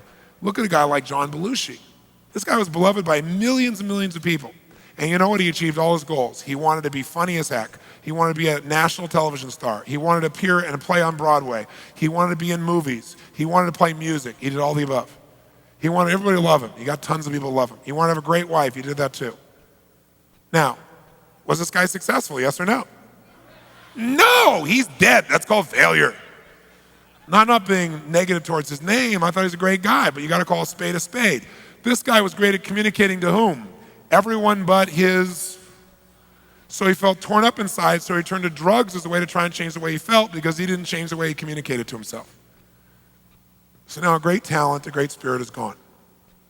You must master your communication with yourself. Contrast him, for example, to a friend of mine who got shot down in Vietnam. His name is Jerry Coffey. He wrote a book a few years ago. I've known Jerry for about 10 years. Jerry was shot down. He's one of those Top Gun guys. Two of his guys shot down with him. He gets locked up for 7 years, beat every day, tied with shackles in a cell that is not much wider than my body and 6 feet long. That's the width. with nothing to take care of his necessities except a little hole in the ground and a metal pan with some water in it. Beat on a regular basis, abused on a regular basis, isolated, 7 years. Now what's interesting is Jerry came out of that and said that's the most powerful experience of his life. He wouldn't trade those 7 years for anything else that could have happened to him. You go, the guy's on drugs. No, what he did was become a master of his own communication with himself. Because here's what's interesting. What happened is every day he realized when he first got locked up, he said, you know what, I might be here a while. And he thought for himself, okay, what does this mean? He said, you know what, if I say this means my life's over, then it is. If I say, why'd you do this to me, God? He said, then I'm just going to be, living here in pain. So he said, okay, how can I use this? And that was his question. And by the way you change your communication with yourself is you ask a better quality of question. Questions shape our entire thinking process. In fact, thinking is nothing but the process of asking and answering questions. And the problem is most of us are asking questions of ourselves on a regular basis, but they're unconscious. We don't even notice it. We say things like, how come I always screw this up? We ask that a lot. Well, maybe you don't screw it up, but ask and you shall what? Ask a lousy question, what do you get? So if you say, why do I always screw this up? You don't, but your brain's gonna come up with an answer. It says, because you're a schmuck. Right? Ask a lousy question, get a lousy answer. So someone says, how come I can never lose weight? Because you're a pig. I mean, that's what your brain will tell you. You ask a lousy question. If you say, how do I lose weight? It says, go on a diet. But then you go, I hate that, diet equals pain, so I don't want to do that. But if you say, how can I lose weight now and enjoy the process? Wow, new question, new answer. You might say, wow, I might like to go horseback riding. Maybe I learn to play polo or do something fun. Wow, in the midst of doing that, I don't even think about losing weight, but I will. If you want a better answer, you got to ask a better question. And most of us have habitual questions that we don't even realize we ask that control our whole thinking. So instead of saying, why did you do this to me, God? He said, how can I use this? Good question. By asking that question, he got some new answers. And what he decided to do was to control his communication with himself. And so each day, he asked himself new questions. And the questions were, okay, let's pick a day out of my life. And he relived all the days of his life. He literally think the entire day through and see what he could learn from each experience of his past life. Because there's nothing to stimulate him there. Each day, he physically stimulated himself. Did hundreds of push-ups and sit-ups, even though he was on bread and water most of the time. He came out of this thing stronger mentally, emotionally, spiritually. He said he came out closer to God than any other time in his life. He said there's no one else to talk to. So he had to create that. But what's interesting is he was shot down with 2 other people. One guy committed suicide in the prison. The other guy is still, to this day, in a psychotic ward here in the United States, a couple decades later. Now, what's the difference between my friend and his friends? Only one thing. The way he, with who? That's it. I don't know, it doesn't sound very sexy, but it's your whole life. And so maybe it's time to take control of it. And the way you take control of it, number 1, is asking better questions. And number 2 is starting to develop incantations that empower you versus those that destroy the quality of your life. Because that's what people do. I can't believe this happened to me. I can't believe this happened to me. Why does this always happen to me? And they incant negative phrases and negative questions until literally that person is immobilized or overwhelmed with negative emotion. You must ask those that empower you. And that's what he did, and that's why his life really works. So the quality of your life is the quality of your communication. And by the way, communication is not just words. Most people think of communication as words, but think of it this way. Words, research shows that when 2 people meet and they're communicating, what actually influences another person to change the way they feel, to actually do something different? What affects them the most is usually not words. There's a few words that do it, most words don't do that. In fact, the last study was done at USC, and they found that words in human communication represented only 7% of what actually influenced someone to change how they felt about something. Words are only 7%. Now, most business people, most negotiators, most salespeople, most marketers spend an inordinate amount of time trying to figure out what to say and how to say it so they can get someone to respond. And while words do play a role, they're 7%, they're the smallest role in actually influencing someone to change the way they think and feel and do. So what affects us more than words is voice qualities, or voice cues as we call it. So when we think of communication, don't just think of words, think of voice cues. Because voice qualities represent 38% of what actually influences someone to change how they feel. Now what's a voice quality? Well, tonality is an obvious one. Timbre, the quality of the sound. Volume, tempo, the particular pattern someone begins to speak radically affects the way we feel, doesn't it? If someone says, I love you, it feels different than if they say, I love you. different feeling, different experience, just by tonality. That's all it takes. Now, what affects us even more than voice qualities, though, is physiology. And again, remember, physiology is a fancy word for how you use your physical body. Physiology represents 55% of what actually influences how we think, how we feel in the moment when someone's communicating to us. So this is true of other people as well as ourselves. So what's physiology? It's facial expressions. It's muscular tension or relaxation. It's the way you gesture. All of these things influence us much more than just words. If somebody looks at you like this and they say, I love you, this gives you, even if the voice sounds okay, gives you a little different feedback than I love you. Have you ever left somebody's presence? I'm exaggerating only slightly. And they said something in your gut, you went, it's not going to happen. You didn't know why, but you just knew it wasn't going to happen. How many of you have that experience? Say I. That's because your brain is trained to look for what we call incongruencies. Incongruency is when your voice and your body and the words don't match. People notice that. So when you say, sure, they notice that. They notice when the inflection doesn't match the word. And even if they don't notice it consciously, they notice it unconsciously. And so you've got to communicate congruently. Now, this is not only true of other people, but yourself too. Now, where is this really valuable? Well, it's really valuable when you're communicating to yourself. If you say to yourself, okay, I'm going to do it, I'm going to do it, I'm going to do it, I'll do it. What does your brain say? He goes, there's no way in a million years you're not going to do it. Who are you trying to kid? I'm not stupid, you know. There's no physiology here. You're incongruent. But if you say, I'm going to do it, then your whole brain, body, everything gets, you mean it, and you'll show up. So you want to not only get good at communicating well with other people, but first you got to get good at communicating well with yourself. Does this make sense? So one of the things we want to do is get you so you are congruent, so that when you go to do something, all of you is saying yes, not just the words, your body, your voice, everything.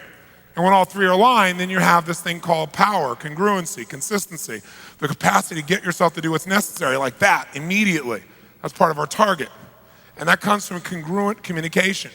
Good example, by the way, of congruent communication is the mafia. When they communicate, do people know exactly what they mean? Yes. In fact, if you remember, there was this one Don they were after forever, and they could never get this guy. And they finally got him a few years ago. And the reason that the authorities could never capture him is he understood the power of communication. And he was really smart. He protected all his communication networks. Not only when he said something, people knew what he meant, but also he protected all the ways he communicated so no one could grab a hold of information. So for example, he had an accountant for many years who was a man who could not speak and could not hear. Makes it very difficult to testify in court that way.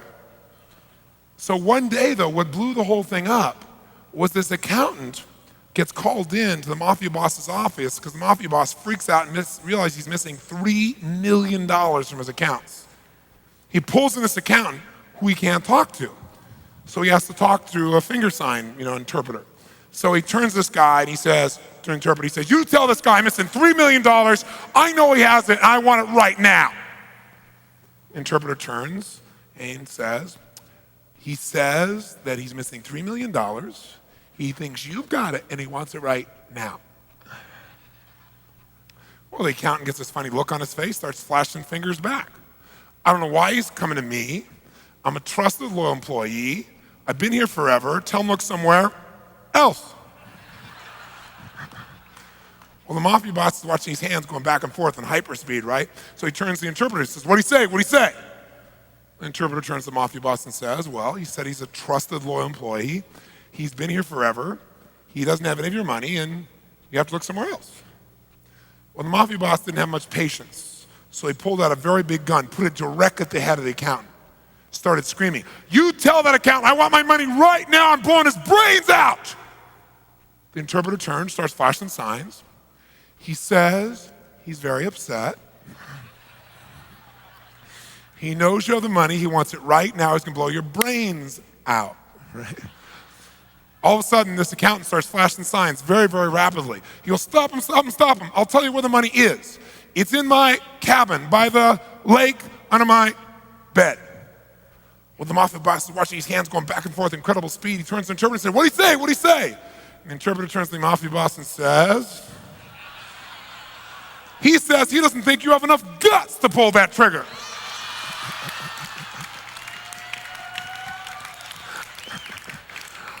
Moral of the story. We don't want to misinterpret ourselves this weekend, right? Now, if you're going to be effective then in communicating, you probably should know how your brain functions. I mean, understand what really triggers your brain to work. Now, we understand, first of all, that no matter what happens in our life, it's not what happens that determines life, it's what we do with it, right? It's what we communicate and what action we take. How many buy that? Say aye. And so what we've got to be able to do then is understand maybe why we do what we do. Now, most of you know at a very basic level why you do what you do. Most of us do anyway. We know that everything we do, ultimately, we do for one of two reasons. We do it either out of our need to avoid what? Or out of our desire to gain. That's the whole game. Now, what's interesting, though, is this. You and I as human beings have a unique ability. We don't actually avoid real pain. We don't actually move towards real pleasure. We move towards what we think will equal pleasure, or what we make up in our head will equal pleasure. And we avoid whatever we make up will equal pain. Like, we're unique. We're not like dogs. There isn't a clear pain and pleasure. We make stuff up. Can someone make up something that's really good for them in their mind, make it up that it's painful? Is that possible? Can a hunger striker literally starve themselves but feel pleasure instead of pain because they associate a higher moral ground to what they're doing? Yes or no?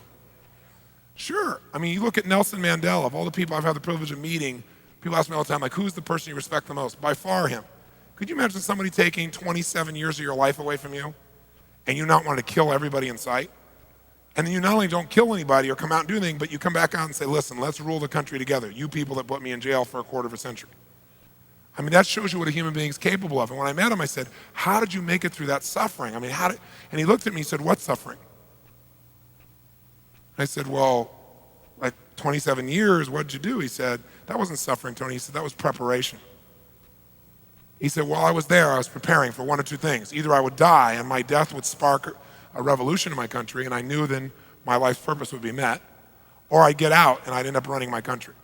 So I was preparing to be a great leader. I mean, most people probably didn't have that communication with themselves. That's why you don't know Joe Schmo, but you do know Nelson Mandela. Because Joe Schmo never communicated with the darn, and you know who he is. Communication is everything. Mastering that communication is everything. And we have that power. So we have the ability to decide what equals pain, what equals pleasure. But here's the problem. Most of us do act like dogs. We let other people tell us how to feel. In fact, the average American watches television 7 hours a day still, even with the internet. 7 hours a day is the national average. That's it, 7, right? And what's happening there is people are being taught what to feel. And advertisers know how to get you emotional about dog food or women's hygiene products, right? You know, I mean, it's unbelievable what's on the news. Plus, now they got drugs. Here's this drug. It's really wonderful, but it may not work, and it may kill you. It may give you brain hemorrhaging. It may do this. It may make you kill your best friend. But please call your doctor and see if you'd like it for you. But they play the nice music while they're saying it. It's like a Saturday Night Live commercial. Have you seen these commercials the last few years? It's like staggering, the stuff they put on there. You know, you may have a brain hemorrhage, right? Because they know how to condition you to link pleasure to things that could actually be painful. So if you don't take conscious control, if you don't have a plan for your life, I guarantee you someone else has one for it. So you better be conscious or you get to pay the price of being reactionary.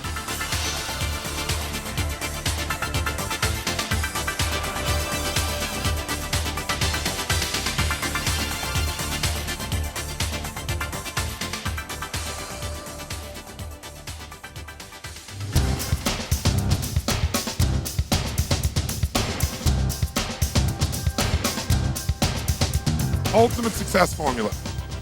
What this is based upon is something very fundamental. And that is that people who succeed in any situation have a pattern of what they do to succeed. And it doesn't matter whether that person is succeeding in a business context or in a relationship context. It doesn't matter what the environment is.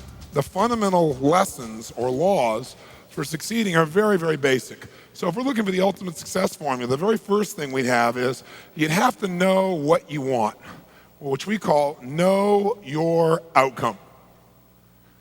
If you're going to succeed at anything, it's hard to succeed, hard to hit a target when you don't know what it is. And so it's going to be very, very difficult to achieve what you want when you haven't defined it. But this is going to become a question we're going to want you to ask yourself a lot. What is my outcome in this situation? I even have a time management system that I developed. It's really a life management system, which we call OPA, because the first O stands for what's my outcome. Because you can come up with a question like, what should I do? And you're going to end up with a long list. But as you do all these things, what will happen is you can cross something off your list and still be unfulfilled and not really achieve anything that matters. So you'll say, what's my outcome first? Then you begin to decide what you need to do to get the outcome. So in this case, we want to say, what's your outcome? You want to make it a habit to ask this question a lot. You're in the middle of a conversation. Stop yourself if it seems to be going nowhere and say, what's my outcome here? Do I want to connect? Do I want to influence this person? Do I want to learn something? What's your outcome? If in the middle of that argument you were to ask yourself the question, what's my outcome here? I guarantee you your brain would say, well, my outcome is not to fight, my outcome is to resolve this. And as you get clear on what your real target is, your behavior will change automatically. So very, very few people know what they want. And the more clear you can get about what you want, the more you can really achieve. Clarity is power. The more clear you can become about what it is you really want, the more power you're going to have. Because your brain is like a servo mechanism in a bomb, as an example. When they send a missile out, it has a servo mechanism. It knows what the target is. And when the target moves, it follows it. Well, your brain is very similar. When you decide exactly what it is you want, you start picking up information that you never would have picked up before consciously. For example, have you ever bought a particular car maybe, or maybe a certain outfit, and then all of a sudden you see that car or outfit everywhere? How many of you have had that experience? Say aye. Well, was that car outfit already around you all the time? Yeah, but you didn't notice it because there's a portion of your brain that is responsible for one thing, and that is screening out 99% of what you see, hear, and feel in life. Because if you were to notice everything that's going on in this room right now, you go stark raving mad. But most of you don't. You pay attention to a small number of things. If you could right now, notice what? Millions of things. You could notice my voice. You could listen to what I'm saying. You could notice what's going on in the background, the screens. You could hear the air conditioning. You could smell your neighbor after all that jumping up and down and notice that. Right? You could feel that maybe a little sweat trickling across your chest or whatever was going on after all that jumping up and down. You could feel the blood maybe vibrating or circulating through your left eardrum. But you don't think about those things until maybe I mention them or something triggers it. So this part of our brain that's responsible for deleting most of our thoughts and most of the things that are going on around us, that part of our brain, when it knows what you want, it makes you notice those things. You suddenly see that car because it's important. It's called the reticular activating system. For short, it's called RAS. The reticular activating system tells your brain what to pay attention to. So when you say, this is what I really want, now anything that relates to that you wouldn't have noticed before will start popping up into your focus. And a lot of times people say, it's amazing. I decided this and it was kind of, synchronicity. These things started popping up. Well, these things were probably around you before, but you never noticed them because you hadn't decided your outcome. Now, when you know your outcome, you're ahead of 95% of the population. But that's not enough. The second thing you got to know is a lot of times you know your outcome, but you lose your drive. You want something, but you forget the most important thing, which is know why you want it. Know why you want it. You got to know the purpose. In our OPA training system, when people are managing their lives, we have them ask, what's my outcome? And then why do I want this? Because any person successful, really successful, knows exactly what they want and they know why. The reason you got to know why is, remember I said yesterday, reasons come first, answers come second. If you get enough reasons, you can get a big enough why, you can figure out how to do about anything. But you got to have purpose because purpose provides drive. Now, if you know what you want and you know why, you're light years ahead of most of the population, but you got to go to the step that most people seem to avoid. And that is you got to take massive what? That's right. And the key word there is massive. Massive action can be a cure-all when you know what you're after and you know why you want it. Because when you know what you're after, when you take action, you won't just be expending energy. You'll be moving yourself in a direction towards something you really, really want. And what stops people from taking action? Primarily what? Fear. And the way you get over that fear is, what do you think is the number one fear most people have? Failure. And the reason is they feel if they fail, they won't be loved. They'll be rejected. They'll be hurt. They'll be judged. So what they really are afraid of is losing love. And they think that this rejection, or I should say this failure, will lead to that rejection or loss of love. The truth of the matter is you can't fail unless you don't try. If you try something that doesn't work, you just learn from it, and that'll make you better the next time you go about it. Now, if you know your outcome, know why you want it, and take massive action, you're now in the most small percentile of people on the planet. So what's the next step, though? Well, you can take a lot of action and get caught up in a pattern. Like become so determined that you became like tunnel vision, like I know this is gonna work. And so you keep running east looking for a sunset with total certainty and a lot of belief, high standards, still doesn't work. So what you have to be able to do to succeed so you don't get caught up in some old pattern is you gotta know what you're getting. Know what you are, know what you're getting. The word we use for this, as for short, is we call it sensory acuity. Sensory acuity is the idea that you want to become acutely sensitive to whether what you're doing is working or not. You don't want to just say, okay, I know what I want, I know what I want, and I'm just going to make it happen. This is how I'm going to do it. You keep hammering it and hammering it and hammering it, doing something that doesn't work. And people do this all the time, right? Do the same thing over and over again, expecting a different result. That's called insanity. You can't do the same thing again and again, expect a different result when you can see it doesn't get the result. But we get caught up in our patterns. So we want to get really sensitized, acutely sensitized, sensory acuity, to whether what we're doing is working or not. And by the way, sensory acuity is really the measure of a person's intelligence. What I mean by that is, how do we measure intelligence? Intelligence is a measure of the number and quality of distinctions you have in a given situation. Like, for example, if you talk to Eskimos, that's actually not the politically correct term anymore, I guess it's Inouye. If you talk to an Inouye, what we formerly called Eskimos, you'd find out that Inouye have more than a dozen words for the word snow. More than a dozen. Now, I'm from Southern California. Guess how many words I have for snow? One. I don't see any of it. It's called snow, baby. Right? But they got to know what kind of snow. They got to make more refined distinctions to be effective in the world, to get their outcomes. They got to know what kind of snow you can build an igloo out of, what kind of snow you can take your dogs through, what kind of snow you can eat, right? What kind of snow you're going to fall through. So who has more intelligence, who has more power in that snowy environment? The Eskimo or me? Which one? Eskimo, because they have more sensory acuity. They have more refined distinctions about what each of these elements mean versus I just see it as snow. Now, if you took that Eskimo and you stuck him in my car in Los Angeles, then we'd find out that maybe I have a little more intelligence because he might try to steer the thing using the rearview mirror, right? He just doesn't know. So since he doesn't have that acuity, he doesn't have those distinctions, he wouldn't do terribly well there. See, some people I could hold this up and I could say, what is this? And they'd say, well, it's a cylinder. Other people say, no, that's a blue, white, and black cylinder. Someone else says, no, that's a blue color marker. A few people say, no, that's not just a blue color marker. That is a Pilot super color, bride and wad color marker, and if you get it in your clothes, it'll never come out. Now, which one of those people has more power? 1, 2, 3, or 4? 4, because they have the largest number of distinctions. The thing that can affect your life the most in terms of your ability to achieve your outcomes, the greatest resource on earth is other human beings. Example, have you ever had somebody mistake your being polite for your actually being interested in what they were talking about? Or worse, how many of you have ever thought somebody was interested in what you're saying, found out later they were just being polite? How many of you have been in that place? Say aye. That's kind of an uncomfortable situation. When that happened to you, you were missing your sensory acuity that day. So now, if you know your outcome, you know why you want it. You got your purpose. You got your drive. You got your A, an OPA. This is outcome, purpose, action. You know the massive action. You're taking action, and you notice if it's working. What happens if you notice it's not working? You're taking action, but it's not getting you closer to your outcome. What's the obvious fifth step? The fifth step is change your approach. Change your approach. If what you're doing, your acuity says is not working, change it. Now, what if you change your approach and that's still not working? Then what would you do? What would you do? Come on, what would you do? What if that doesn't work? What do you do? And what if that doesn't work? What do you do? What if that doesn't work? What do you do? What if after all that it still doesn't work? What do you do? And what if you try that and it doesn't work? How many times? Until you find out what works.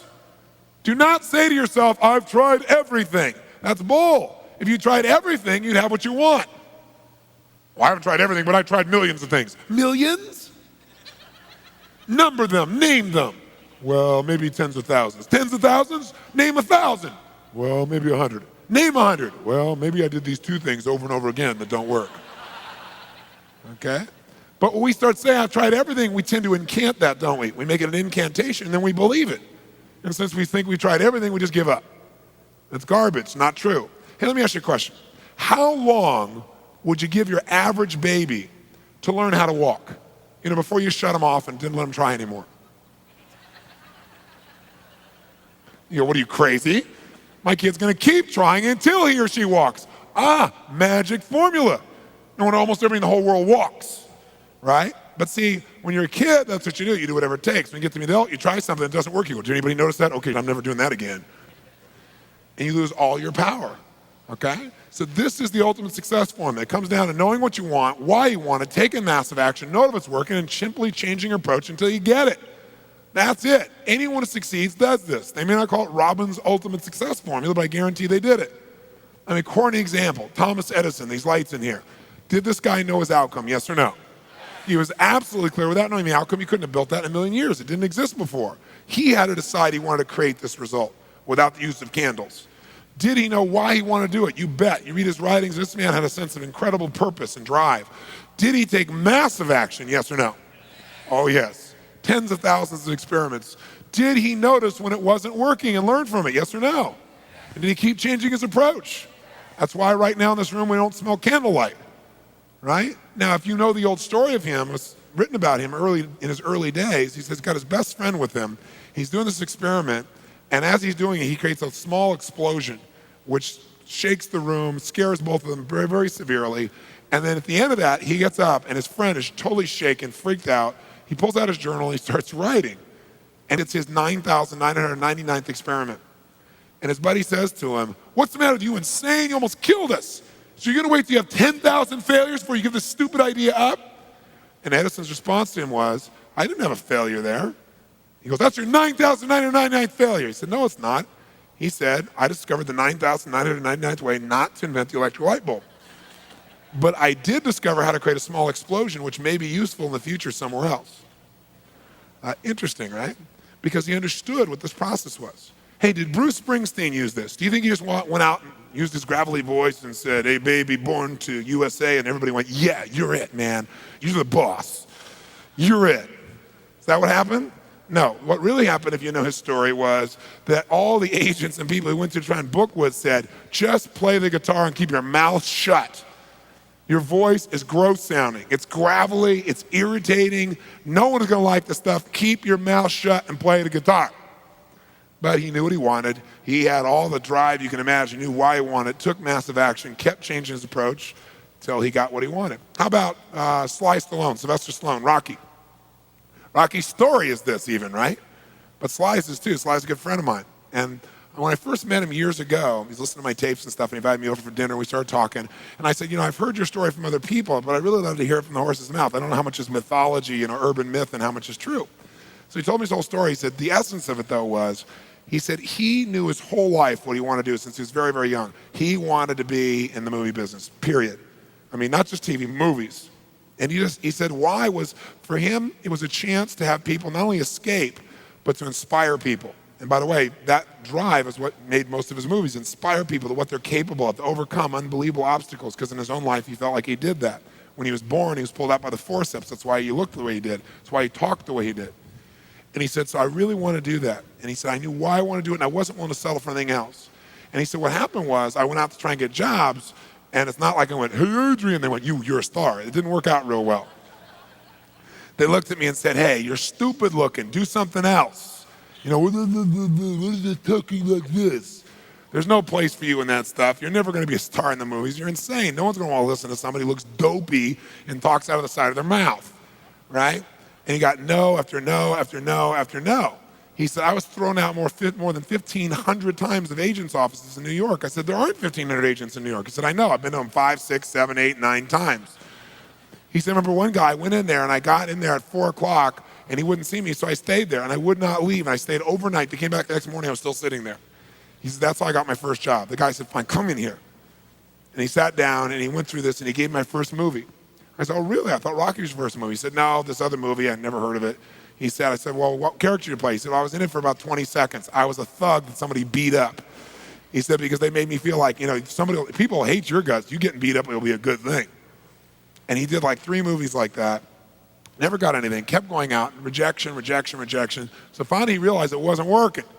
So he changed his approach. He said, I was starving, by the way. He said, I couldn't pay for even to have heat in my apartment. My wife was screaming at me every day to go get a job. I said, well, why didn't you? He said, because I knew that if I got a job, He said, I'd get seduced back and I'd lose my hunger. He said, I knew that the only way I could do this is if it was the only choice, if I burned all other bridges. Because if I did a normal job, pretty soon I'd be caught up in that rhythm and that stuff, and I'd feel okay about my life, and I feel like my dream would just gradually disappear. And he said, I wanted to keep that hunger. That hunger was the only thing I thought was my advantage. He said, my wife didn't understand that at all. He said, we'd have these vicious fights, and he said, it was freezing. So I was broke, we had no money, and he said, so I finally went to the public library one day because it was warm. He said, I didn't want to read anything. He says, I went in, New York Public Library. He said, I was hanging out there, and I sat down in this chair, and somebody left a book there. And he said, I looked down at this book, and it were the poems of Edgar Allan, stories of Edgar Allan Poe.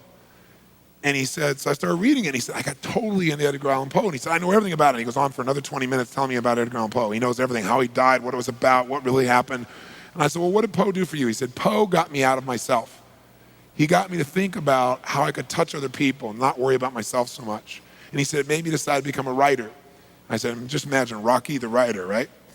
And he said, so I tried to write a bunch of screenplays, nothing worked. I was totally broke. He said, I didn't even have $50. And he said, and finally, he said, I sold a script. And it was called Paradise Alley. He said, it's a movie I made many years later, but I sold it.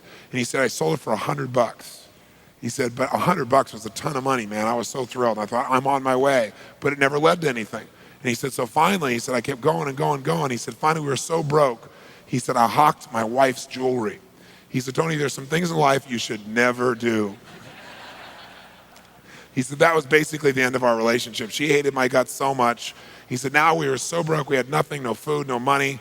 And he said, the one thing I loved most in the world was my dog. He said, I love my dog because he gave me unconditional love, unlike my wife. And he said, so what happened was, though, we were so broke that to survive, I couldn't even feed my dog. So I went to a liquor store. He said, it was the lowest day of my life. And I stood outside the liquor store trying to sell my dog to strangers. He said, I tried to sell my dog for $50. And he said that finally this one guy negotiated with me and bought my dog for me, my best friend on earth, for $25. He said, I walked away from there and I cried. He said, it was the worst thing that ever happened in my life. He said, 2 weeks later, I'm watching a fight between Muhammad Ali and Wepner, this white guy that's getting bludgeoned but just keeps on coming. And he said, I got an idea. He said, as soon as the fight ended, I started writing. He said, I wrote for 20 straight hours. I did not sleep. I wrote the entire movie in 20 hours straight. Right then. Saw the fight, wrote the movie. Whole thing, done. He said, I was shaking at the end. I was so excited. He said, I really knew, man. I knew what I wanted. I knew why I wanted it. He said, just like you teach that formula. He said, but I said, man, I took the action. Now it's time to deliver. And so he said, I went out and started trying to sell it to agents. And they all would read it and they'd say, you know, this is predictable. This is stupid. This is sappy. He said, I wrote down all the things they said and I read them the night of the Oscars when we won. Right? He said, it was really good, right? The greatest revenge is massive success. And he said, so what happened was, he said, I kept going, trying to sell it, nobody going, I'm broke, I'm starving. He said, finally, I meet these guys, they read it, and they believe in the script, and they love it. And they offer me $125,000 for my script. I said, oh my God, you must have been out of your mind. He said, I was. I said, just one thing though, guys, you got a deal based on one thing. And they said, what's that? He said, I got a star in it. They went, pfft. What are you talking about? You're a writer. I said, no, I'm an actor. I said, no, you're a writer. I said, no, I'm an actor. That is my story, and I'm Rocky. He said, I got to play it. You know, I got to be the head person. I got to be the starring role. And they said, there's no way. We're not going to pay you $125,000, take some no name and stick you in that and throw our money away. We need a star, you know? And they want to have Ryan O'Neal play Rocky, to give you a picture. Can you imagine? That's who they picked, right? And so he said, no way, Ryan O'Neal isn't Rocky, I'm Rocky. Went through this whole thing, right? They finally, they said, well, take it or leave it. He said, I left the room. I said, if that's what you believe, you don't get my script, and he left. Here's a man with no money, none, totally broke, offered $125,000 more money he'd seen in his lifetime, and he walked away because he knew his real what? Knew his real what? And why he wanted it, he was committed to it. So he said they called him a few weeks later, and they came and brought him back, and they offered him $250,000 not to star in his own movie. He turned it down, $250,000. They came back, their final offer was $325,000. They wanted this thing. He said, not without me, and they said no. They finally compromised, and they gave him $35,000 and points in the movie, because they said, if this is going to happen, then you're going to take the risk with us. And the bottom line is, we don't think it'll work, but at least we won't spend a bunch of money on you. And then they only spent $1 million to make Rocky. and it grossed $200 million at the time. Right? I mean, it was done pretty well. But what's interesting about this is, I said, what'd you do? I mean, even $35,000, it's not $250,000. That's a lot of money when you don't have 25 bucks. I said, what's the first thing you did? I figured you went out and partied or something. He said, I went to that liquor store for 3 straight days and hoped that the man who had my dog frequented the store. He said, because I want to buy back my dog.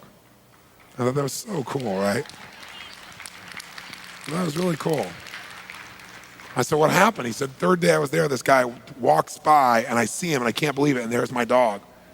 And I looked at him and I said, sir, remember me? And he said, it had been about a month and a half by the time this had all come about. And he said, remember me? You know, I'm the guy that sold you the dog. And I goes, yeah, I love the dog. He said, well, look, he said, I was so broke, I was starving. He's my best friend. I'm sure you love him too, but I gotta have him black. Please, I beg of you. He said, I'll pay you $100 for the dog. I know you paid me $25, but I'll give you $100. And the man said, absolutely not, no way. He's my dog now, you can't buy him back, right? And Sly said, you know, Tony, you know how you say know your outcome? I said, yeah. He said, I knew it. And he said, I kept changing my approach, so I went $500 for the dog. The guy said, absolutely no way. He said, $1,000 for my dog. The guy said, no amount of money on earth is ever going to get this dog from you.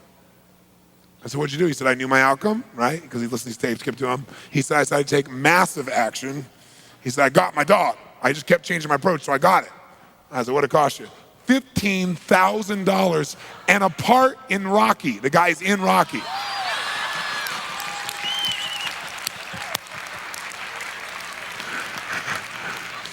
You know that dog in Rocky, Butt Kiss? That's Sly's real dog, right? That's the dog. He bought him back. So he put his dog in the movie and he put the guy in the movie and paid $15,000 while he had $35,000. Isn't that pretty cool? Pretty awesome.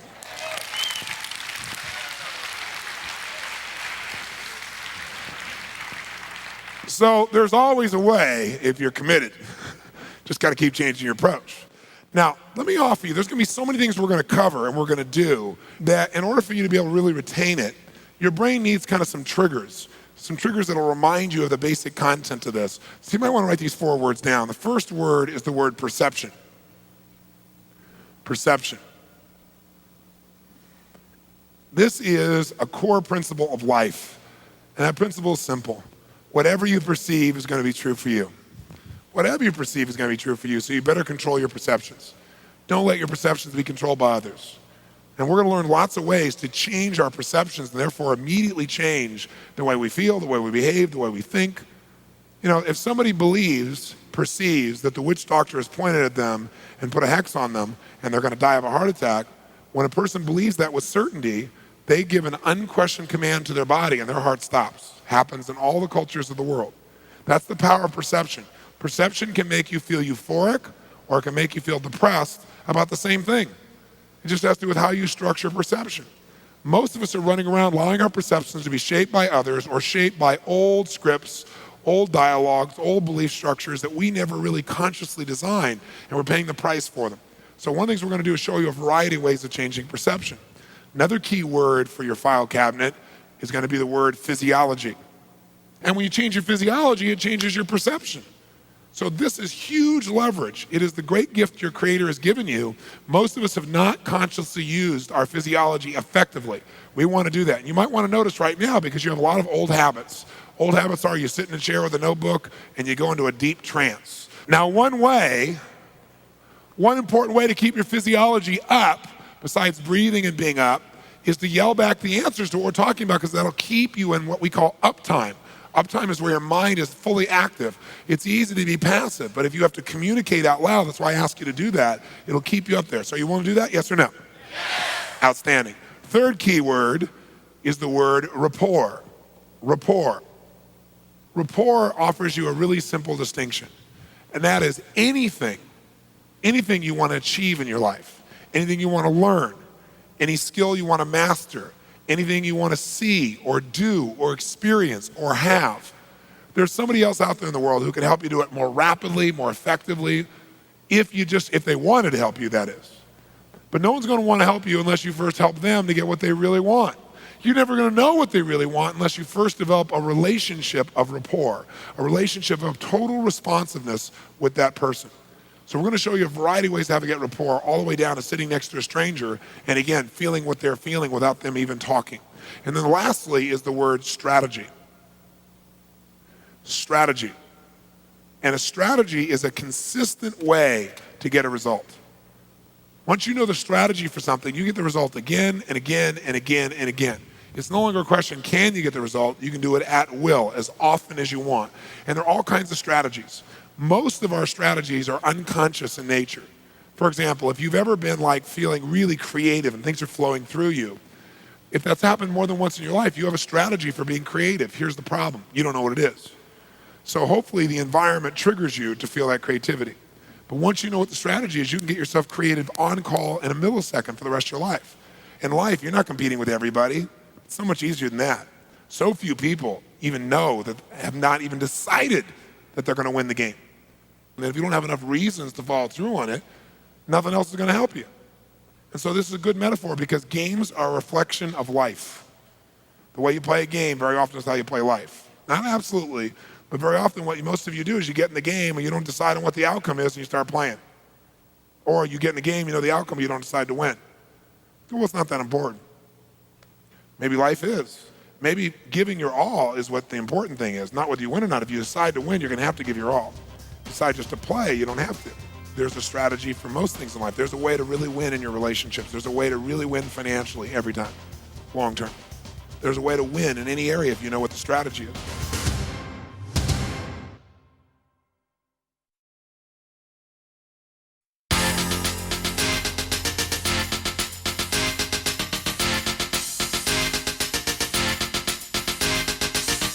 How many of you have ever said, I want to change something? Like, I want to lose weight, I wanted this, I wanted that, and you started to create change only to go back to where you were? How many have done this? Say, I want to show you how to create lasting change, because anybody can change for the moment, but lasting change is what you're really after. And I'll tell you a little background on this, 2-second background. Most of my career, early on, I just loved people and I wanted to make changes in my own life initially. So I became obsessed with saying, okay, what are the best tools? How can I change? And early in my life, when I was about 16 years old, I decided I want to read a book a day. Because I figured, man, if I could take 10 years, like someone took 10 years to write a book, let's say, and I could take 10 years of their experience and absorb it in a day, and I did that for the course of a couple of years, I realized, I believed anyway, I would have such an incredible experiential base without having to have all the years. And I did it primarily because I wanted to improve myself. I wanted to make changes. I grew up in an environment I didn't like. Well, I didn't quite do that, but I read about 700 books over the period of about 7 or 8 years, 7.5 years, all in the area of human development, psychology, physiology, anything I thought could really make a difference for people. And then what I did was I actually applied what I learned to a great extent, because lots of people get lots of knowledge, but they don't use it. So I kept trying to use it, and as I made changes in myself, it became natural as I got excited and saw results, and my friends saw results in me, to start helping my friends. And then I got addicted to that. I got addicted to having the solutions and being able to help people I really cared about. And pretty soon by the time I was in high school, I was known as Mr. Solution. You had a problem, you saw me. Especially if you were a girl and had a problem with your boyfriend, I would be happy to change those problems, right? But the point of the matter is, I really did. I mean, I was obsessed by it. And then as I developed this as my career, I developed more and more skills. And then gradually, by the time I was 20 years old, 19, 20 years old, I became exposed to a series of what at that time were the cutting edge tools in creating change, like really rapid fire change. Not lying on your back, freely associating and analyzing what's wrong with your life, but really making the change happen now. And in those days, the tools were things like neuro-linguistic programming, which you probably have heard of by now, which I wouldn't honestly say is cutting edge anymore, but there's some great tools in there that I still use, some of which I'll share with you this weekend. They're just great, fundamental tools. And Gestalt, which is really antiquated now, but there's still some useful tools in it, or Ericksonian patterns. And I went out and I learned this stuff, and I learned how you could like wipe out a person's lifetime phobia in 10, 20, 30, 40 minutes as opposed to 4, 5, 6, or 7 years. And my advantage was I didn't know what I couldn't do, because I didn't have years of being a therapist and having to spend years with a customer or a client trying to help them turn around. And so when I went to these classes, I convinced the owner to let me, or I should say the founder of these technologies, and at least in NLP, his name was John Grinder, to let me in these classes, because in those days it was always marriage and family counselors, psychologists, and psychiatrists. I had no such degrees, but that was my advantage. And I talked my way in these classes just by pure persistence. And I sat in the classes, and after 3 or 4 days, we'd learn like how to wipe out a phobia. in a short period of time. And I remember turning to these, it was a 6-month course, and I turned to these other therapists in the class and I said, hey guys, let's go find some phobics and cure them.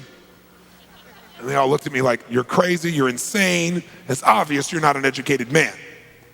I said, what do you mean? They go, well, this is a 6-month training program. You gotta go through all 6 months. Then you go through a testing procedure. And then if you qualify the testing procedure, then you get certified. And then once you're certified, you can start doing this with people. I went, are you insane? I'm a business person. I'm waiting for somebody to certify me to apply something that's useful. I said, I'm gonna go do it now. So picture this in your mind. I'm in Los Angeles, California. I've got 4 days of training. It's 11 o'clock at night, and I'm looking for someone to help. I thought, where do you go to help somebody at 11 o'clock? Where do you find somebody who needs help at 11 o'clock at night in LA? Denny's. I figure anybody at Denny's at 11 o'clock at night needs help, right? So I walk in, true story. I walk into this Denny's 24-hour place. It was right near the hotel where I was learning my tools. And I walk in, and this guy's standing behind the counter there, sitting behind the counter with his meal. And I walk in and I go, excuse me, sir, my name is Tony Robbins. Tell me any problem you have, I'm gonna handle it right now. And gradually I began to realize this was not the best approach. And so I launched my career starting in Canada, and I did it by challenging traditional psychiatrists and psychologists by saying, tell me your worst patient, I don't care who they are, I'm gonna handle it right here, right now. Because what happens when I first went on the air, I'd say I could cure anything, I don't care what it is, I don't care if you're phobic, whatever. And then what would happen is people would call up and I'd say yes, and I give them a money back guarantee to get results. But the psychiatrists in the early day would attack me, say I was a liar and a charlatan, it was impossible. So all I would do is say, great, give me your worst patient. Give me somebody you've never been able to cure. I said, I'm sure you have plenty of those. I'd work with them, right? And after about, I don't know, not even 3 months of doing that, my reputation got aligned. No one ever attacked me anymore. And as the years went by, I got a little bit more mature. I mean, the truth was I didn't have a degree, and I was sensitized, so I didn't have the degree, and I was defensive about it. And then if someone attacked me, obviously I attacked back as hard as I could. Fortunately, I had some skills to attack back with where I could get results instead of just attacking. But as the years went by, I got more mature, and I said, I know who I am. I don't need to prove it to anybody else. And now that I've got a couple million people that I've trained, I also have about 15,000 psychiatrists and psychologists. So as a result, things changed. But what really became my trademark was this challenge format where I would go out and I'd say, I don't care what your problem is, stand up here, I'm gonna handle it now. And I'd do these in those days in free guest events to build my reputation so that people would see my work was real, and then they'd sign up to come to my seminars. And when you do that a lot, pretty soon your whole life becomes, what's your problem? Boom, what's your problem? Boom, what's your problem? Boom. And I got so wired by that, and I was just doing whatever it took to create change within people. But then I had an experience, and I was really proud of myself. The years went by, I was very successful in what I was doing, loved what I did. And then I had a really neat learning experience that helped me to understand lasting change even more powerfully. And the experience was a man came to one of my seminars, and during one of the breaks, he walked up to me and said, do you recognize me? He was very intense. And I said, I don't remember your name, but I do recognize you. I said, I meet about 10,000 people a month, but I recognize your face. I never forget a face. I said, let me think for a second. I said, I don't know your name, but you're from New York. Right, which is probably a good guess by his intensity anyway, right? Right? But seriously, I did remember he's from New York. He said, yeah. I said, I did a smoking therapy on you like, I don't know, 5, 6, 7 years ago. He said, that's right. I said, how you doing? He reached in his pocket, he pulls out a pack of cigarettes, Camels, sticks in my face, he goes, you failed! And I felt myself get a little angry. I said, don't get angry, learn. Stay centered, learn. So I said, wow. I said, so you're smoking? He said, yeah. I said, well, what happened? I worked with you back then for an hour. How long have you been smoking at that time? He said, 16 years. I said, how many packs a day were you smoking? He said, 3 packs, sometimes 4. I said, okay, so 16 years. And I said, so I came work for you about an hour, right? I said, what happened? He said, I stopped smoking. I said, for how long? He said, for 4 years. And I'm looking at him, right? I said, you'd smoked for 16 years, 3 or 4 packs a day, right? I work with you for an hour. You don't smoke another cigarette for 4 years. Now you're smoking, and I screwed up? He said, that's right, because you didn't program me properly, or I wouldn't have gone back to it. And when he said that, I went, something to think about. I went, wow, neurolinguistic programming, which was what I was teaching in those days, gives you this illusion that someone else is going to program you, and then everything will be fine. But see, my life doesn't work because I programmed myself 20 years ago and everything's perfect. My life works because I've conditioned myself. There's a difference. Because conditioning, you can condition yourself enough that you stay pumped, but you have to keep yourself in that environment. It's like you don't go work out once and go, now I'm fit for life, right? You make it part of your life, part of your lifestyle. It's self-reinforcing and you love it. It's who you are. And that's why you're fit and strong and healthy and so forth. So I thought, isn't this interesting? Because I'm so wanting to help people, I'm being the source of it. So I went out and I did a little research project with 3 of my associates, and we called 100 people that I'd done work with over the years to see how they did. Of those 100 people, roughly 97%, 97 of them had had lasting change. There was 3 of them that didn't. In all 3 cases, they had the exact same pattern. I hadn't programmed them, some language like that. So what I began to realize, and I continue to follow up over the next few years, is that really there are 3 beliefs you have to have first to have lasting change, and then there are 3 steps you have to take. So first, let's do the 3 beliefs, okay? The first belief you must have to have lasting change is that change is a must and not a should. So you have to believe that something must change, not that something should change. If someone says, I really should go on a diet, I go, ain't gonna happen. Because I know should never happens. Should you do when it's convenient. Should is not consistent. Musts are the things we find a way to do because we go, it is a must. We take it to a different level of consequence in our bodies and our minds and our emotions and our spirits. So if there's something you haven't changed and you keep thinking about it but still hasn't changed, I guarantee you one of these or more of these 3 beliefs is missing. First one that's probably likely is you really think you should change, but it's not a total absolute must in your gut. Now some people really is, they think, well, this weight must come off, but then I'm gonna run to Jenny Craig or someone else to do it for me. Now, there's nothing wrong with Jenny Craig, she's great as a coach, but if Jenny Craig's the one doing it for you or Tony Robbins the one doing it for you, then I get the muscle and you don't. So I'll be stronger and healthier and you'll be okay for a while until you get off on some uncomfortable thing. Then you can blame me or Jenny Craig or someone else why it didn't work. But if you know you're the source, then there's only one place to look, which is in the mirror. So it cannot be based on someone else. It's gotta be, it must change and I must change it. Now some people believe, okay, this weight must come off and I know I must be the one to do it, right? Or this environment, something's gotta be done. And I know I must do something, but they have a third belief that keeps them from doing it. And that third belief you gotta have to do it is, I can change it. I can change it. Why is this one important? Why do you gotta believe it's not only change, it's a must, but also, secondly, believe I must change it, and most importantly, I can. Because if you don't believe you can change it, then are you gonna put a bunch of energy and effort and force into something you think's not gonna work? Of course not.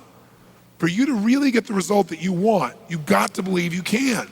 So very often people go, yeah, this weight must come off, I know I must do it, but I can't. Why? They'll say, I tried everything, right? I've tried millions of things. I've tried it all. You've not tried it all. You've not tried everything, or you would have got results. But we start telling ourselves these stories and we start believing those incantations. Now, one of the reasons they believe they can't do it is because they never have before. So I want to give you a core belief to write down that's really, really important. And that is this: the past does not equal the future. The past does not equal the future. The past does not equal the future. See, so often people say, I can't do this. Well, it's because they haven't done it before, or they've never done it, or they think they've tried everything. Well, you haven't tried everything, and if you try to drive in the future using a rear view mirror to guide yourself, I got news for you, you're gonna crash. You have to be able to look forward and create what you want, even if you've never been able to do it before. If you just tried it, it didn't work. This moment is new. Something about you is new. You made a new distinction, something you may be unaware of. Maybe the environment's changed. Maybe you just need to change your approach.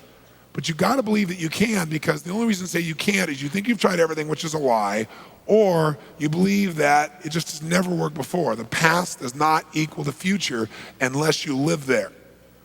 If you live in the past, then I guarantee your future will be the same way.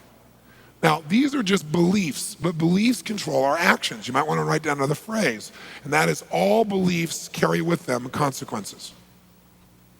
All beliefs carry with them consequences. Human behavior is belief-driven, okay?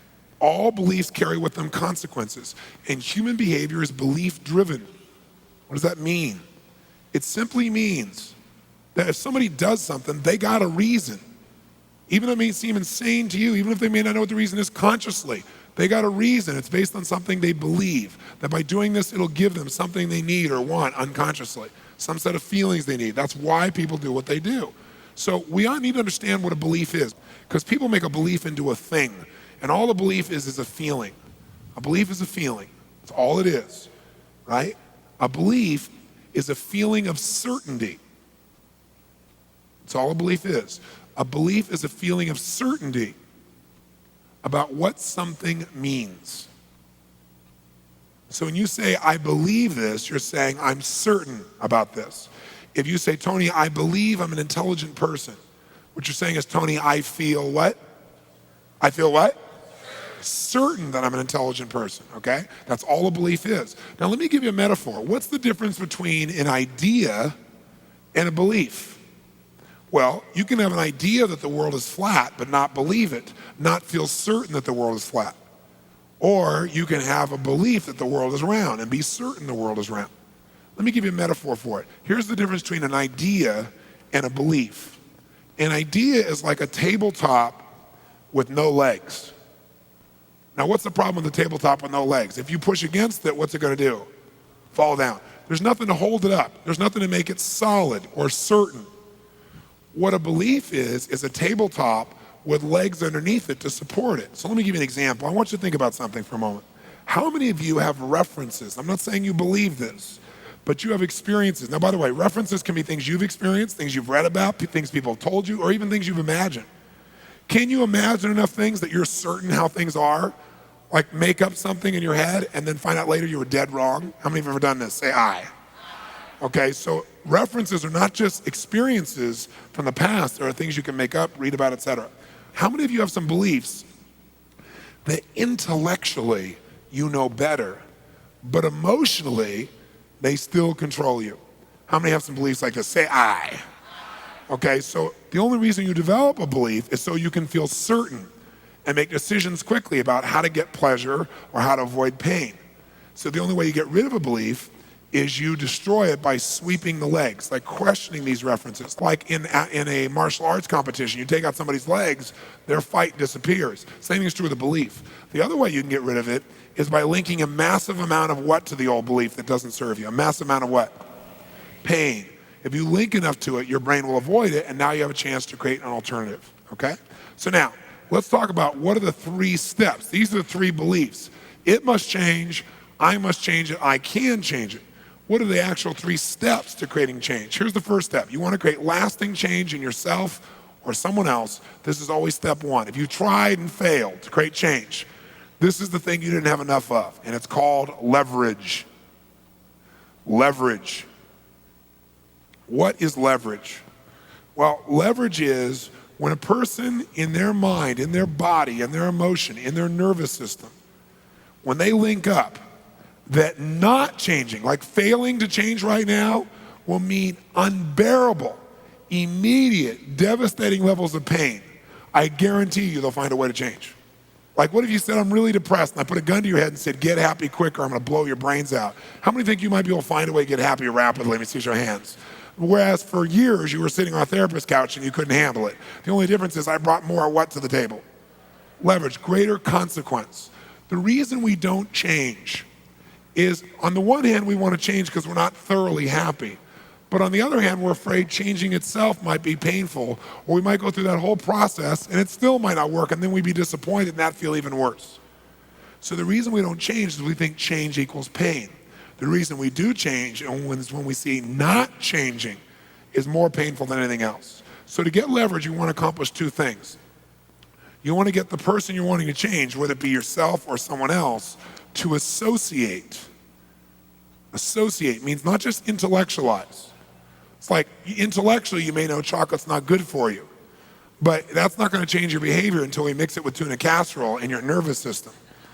When it's in your gut, now your body will respond. When it's in your head, it's intellectual. So when I say associate, think about association means something you feel in your nervous system rather than something you understand intellectually. How many follow that? Say aye. So to get leverage, you want someone to associate, feel in their gut that not changing not changing equals massive, here's the other key word, immediate, unbearable levels of pain. So to get someone to change, if you've tried everything and it doesn't work, you need more leverage. Get yourself or that person you're working with, whoever you're trying to create change with, to associate that if I don't change, it's going to mean massive, immediate, unbearable levels of pain. Some key words there, massive. Another key word, immediate. You might say, you know what, if I keep smoking, I'll probably get cancer. You know what the problem with that is? It's not immediate. It's way off in the future, in the distance. So when you put it further away, it almost didn't have much effect, did it? Well, when something is thought of as to be way off in the future, even if it's bad, it doesn't give us enough leverage to change. When it's immediate, that's when it gets us to change. Now, people don't want to change just for painful reasons, so the other form of leverage is this. You want to get this person to associate, which means in their gut, not in their intellect, that changing now, to change now, equals massive, extraordinary, and immediate levels of what, guys? Pleasure. See, when you link up in your brain, changing is pleasurable and not changing is ultimate pain, the person will find the way. Write this in your notes somewhere. Change is never a matter of ability. Change is never a matter of ability. It's always a matter of motivation. Another word for that is leverage. When someone has enough reasons, they will flat change, period. But you got to get enough leverage. And I'll tell you how we keep ourselves from getting leverage. We use words that soften what we're doing. Like we say, well, I'm a bit overweight, or I'm a little bit, robust, or, I'm round, in big places and stuff. No, you're fat is what you are, okay? Okay? And you got to call a spade a spade. Because as long as you say, well, I'm kind of, a little smidge overweight, you're never going to do it. Now, don't get me wrong. I don't care if you're overweight. I don't judge you. I care about you. I don't want your heart to be working 20 times harder than it needs to be and have you die a young death. I don't care about how you look. That's your business. But if you're overweight, the reason you're overweight is you don't give yourself enough pain for it. You do softeners because you don't want to feel bad about yourself because you think you've tried everything. So I've tried everything, nothing's worked, so I just got to adjust to this. So I want you to get it. You got to tell yourself the truth. I'm telling you this as a friend. I'm not telling you this from judgment. And by the way, do we all do this at different levels, yes or no?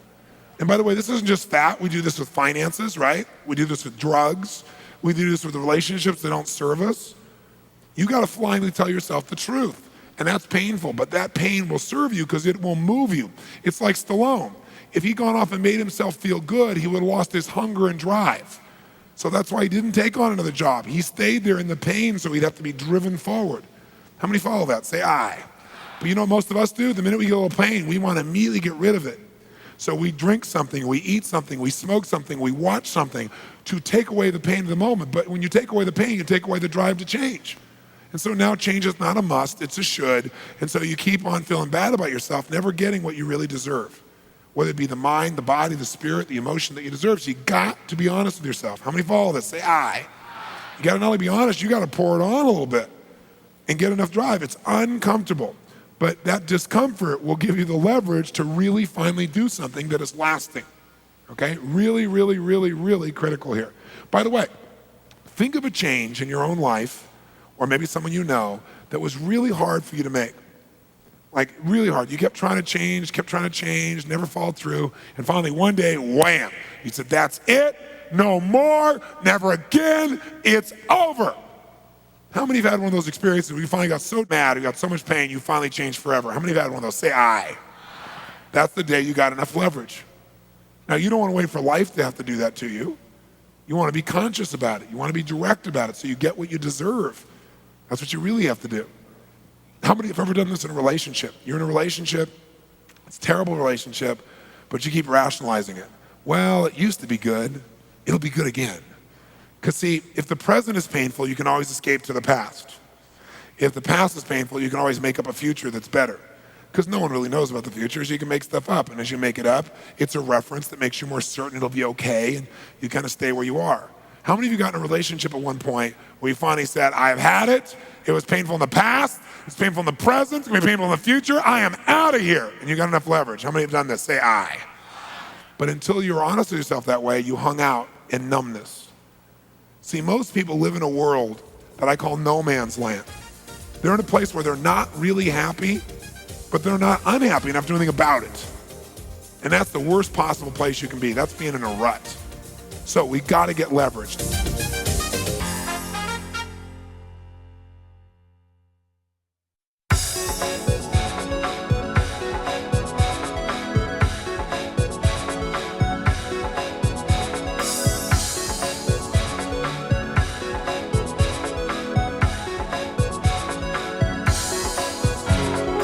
If you get leverage, now change is a must, isn't it? Isn't that really what this does? Change is a must. But along with the must, sometimes you do something so much, it gets literally built into your nervous system, like the little finger example I gave you yesterday. So now you don't even think about it, you're just doing it. So let's say now it's a must to make this change, and then you will notice you're doing it. So the second step to creating lasting change is you must interrupt the limiting pattern or the disempowering pattern. You must interrupt it. You must scramble it. If you break a pattern enough, again and again and again and again and again, pretty soon your body can't get back into it anymore. It's like, have you ever had somebody where you're really upset and you try to tell them you're upset with them, and then they crack a joke and they make you laugh and you want to still stay upset because you want to resolve it? And then you try to do it again and they make you laugh again, and after 4 or 5 times, pretty soon you can't get mad anymore? How many have had this kind of experience? Say I. What did that person do? They interrupted your pattern enough times you couldn't get back into it. Think of it this way. Think of it as being like, how many of you listen to your music on compact discs, on CDs? Say I. So when you listen to a CD, how come every time you listen to that CD, you hear the same music? Well, the answer is because even though you can't see it, on that disc is cut a pattern. It's cut right into it. So when the laser goes across it, it's the same pattern, plays the same music. Well, what if you're listening to a CD in your head, mentally? You have this set of beliefs you have already, a CD you're already listening to as a metaphor. And I take a new belief, a new CD, and try and jam it on top of the one that's already playing. So the only way to create lasting change is to interrupt the pattern. I got to take out the CD you got. I got to take out a needle and go back and forth, back and forth, back and forth, back and forth, back and forth across that thing till I break the pattern so much, I scramble it up so much, it'll never play the same way again. Now you try to put it in there, it doesn't feel good. So now you're open to something new, and now I can give you a new pattern. So to create lasting change, you've got to get leverage, but you've also got to first interrupt the old pattern before you can create a new pattern. And I'll give you a simple example you've probably experienced in your life. You ever been in a conversation that's really important to you? You're really into it. You talk along with somebody, and somebody over here asks you some stupid question that has nothing whatsoever to do with what you're talking about. You say, what? What are you talking about? And they tell you, and you go, oh, and you answer their question, and now you come back to what you're talking about, and what happened? Come on, what happened? It's gone. How many have had this happen? Say aye. How many have had your pattern broken so strongly that even though this thing was important, you never figured out what it was and got back to it again? How many have had that happen? Say aye. So pattern reps are powerful. I'll give you an example. I used to bite my fingernails down to the quick when I was a kid. I mean, down to where they'd bleed. And I hated it, but I'd still do it. It was like something I was just trained to do with my body. And so I kept trying to change it. Trying ought to tell you it was a should. Right? I try. Try doesn't happen. So finally one day, I'm a young man, I'm in business, and I'm marketing this product or service to this particular woman who's the head of this company. And as I'm talking to her, I'm hoping to make a larger sale because this lady is magnificent. I'm thinking this could be a really important business relationship, right? And so we're developing a really great rapport, and she seems to really like me, and I really like her, and the relationship's starting to get fun and playful, and everything's great. And now we're coming back to the end, and we're going to close the deal, the business part of the deal, and I'm hoping to close an additional deal later on. And so as we put this thing across, and I hand her the paper to sign, as I do it, she suddenly grabs my hand. And I look at her, and she grabs my hand, and she goes, what is this? And she looks at my fingers, and they're all like red on the end, you know, from blood, where they bled and stuff and dried up, and it's really gross looking, right? She goes, what is this? What happened to you? I said, well, I bite my fingernails. She took my hand, and she just shoved it aside, and she goes, I can't do business with you. I said, what? She goes, I can't do business with somebody who doesn't even have enough self-discipline not to bite their own fingernails. She goes, I'm out of here, and she got up and left. I was like, hey. What a lowlife, what an unfeeling person. But then after a while, I started thinking, God, she's right. And that provided me with enough what? Physical pain didn't do it. Loss of love, that'll do it. Embarrassment, that'll do it. That gave me leverage. But then, after I did something called a swish pattern. Some of you are familiar with, I've written about in my books. Very effective pattern. And it's a conditioning pattern. So I did that, but I remember 2 days later, I'm in a movie, and as I'm in the movie, I'm sitting there, and as I do, I found my fingers in my mouth. Now, the good news is I noticed they're in my mouth. So instead of going, oh my God, this doesn't work, it's a failure, I went, oh cool, I realized that I caught it. So I did about 25 more swish patterns right there in the movie, and I've never touched my fingernails since. But the secret is I had to interrupt the pattern, right? So that process is what we're talking about here. Let me give you an example. I remember working with a man one time, and he told me, he always smoked cigarettes, and I knew him really well, and I said, listen, I can help you with that. And he goes, I don't want to change. I said, okay, well, I'm not going to make you change. One day he comes back and he's not smoking anymore. And I said, what happened? He said, it's amazing, Tony. He said, I'll never smoke again as long as I live. He said he was sitting here in his library reading the newspaper and smoking a cigarette. And as he's reading the newspaper, smoking the cigarette, in walks waddles in his 5-year-old daughter, who's just totally precious. And he loves her more than anything. And she's crying hysterically. He goes, honey, what's the matter? He puts the paper down, still holding the cigarette. He says, honey, what's the matter? And she goes, Daddy, I don't want you to die. He goes, honey, I'm not going to die. What are you talking about? Yes, you are, Daddy. He goes, no, I'm not going to die. What do you mean? She points at the cigarette. And he looks at the cigarette, he looks at her, and he says, oh, honey, I'm not going to die. That's nothing to worry about. She goes, yes, you are, Daddy. And I don't want you to, because I wanted you to be there when I got married. She starts crying hysterically. Right? In one fell swoop, 2 steps happen. Massive what? And a massive interruption in his pattern. See, he's willing to go through the physical pain himself, but he's not willing to hurt his daughter. Many of us will do more for others we care about than we'll even do for ourselves. For many, that'll be greater leverage than just you. But if you do something that creates leverage and interrupts the pattern, you got something that's really, really effective. Or I'll give you a different example. One of the first times I ever did a seminar in other languages, now I do, like my university, we have 7 languages translated simultaneously. The first time I went to a foreign country was local. I went up to Canada, and I went up to Montreal, and I was sponsored there by a company in the area. And I didn't know what it was like to talk to a group like that, so I worked really hard, because if you've been to Montreal, you know they're quite sensitive about the French language and against the English language. So I don't know any French, so I worked hard the night before and memorized the paragraph in French to introduce myself in. They all got headsets on, about 2/3 of the audience. I get up, and they say my name in French. Then I get up, and I start speaking in French, which blew them away for about, 3 or 4 minutes. Then I said, that's all the French I know, went on. So we had a great time, a couple thousand people, great seminar. People loved it, it was really wonderful, great success. And I learned things like when you tell a joke in a foreign language, what happens when you tell it in English, maybe 1/3 of your audience starts to laugh, the rest of the people are quiet, just staring at you. And then now you're onto something serious, and the other 1/3 of the room, 2/3 of the room starts laughing. It's kind of an interesting experience. So at the end of this event, I felt like it was a great success. And one of the people who was part of the company that sponsored me there comes out to me and says it was phenomenal, on, give me all these great compliments. So I thought, okay, they're sincere compliments, it's a great event. And then the person looks at me and says, Mr. Robbins, I'm wondering if you'd be willing to have dinner with us tonight. And the way they did, have you ever had somebody do something where you go, something's up? How many have had that experience, right? You just know, right? It isn't about dinner, obviously. But I thought, what the heck, why not? I want to find out what it is. So I said, sure. They said, okay, be there at X time. And they're acting so weird.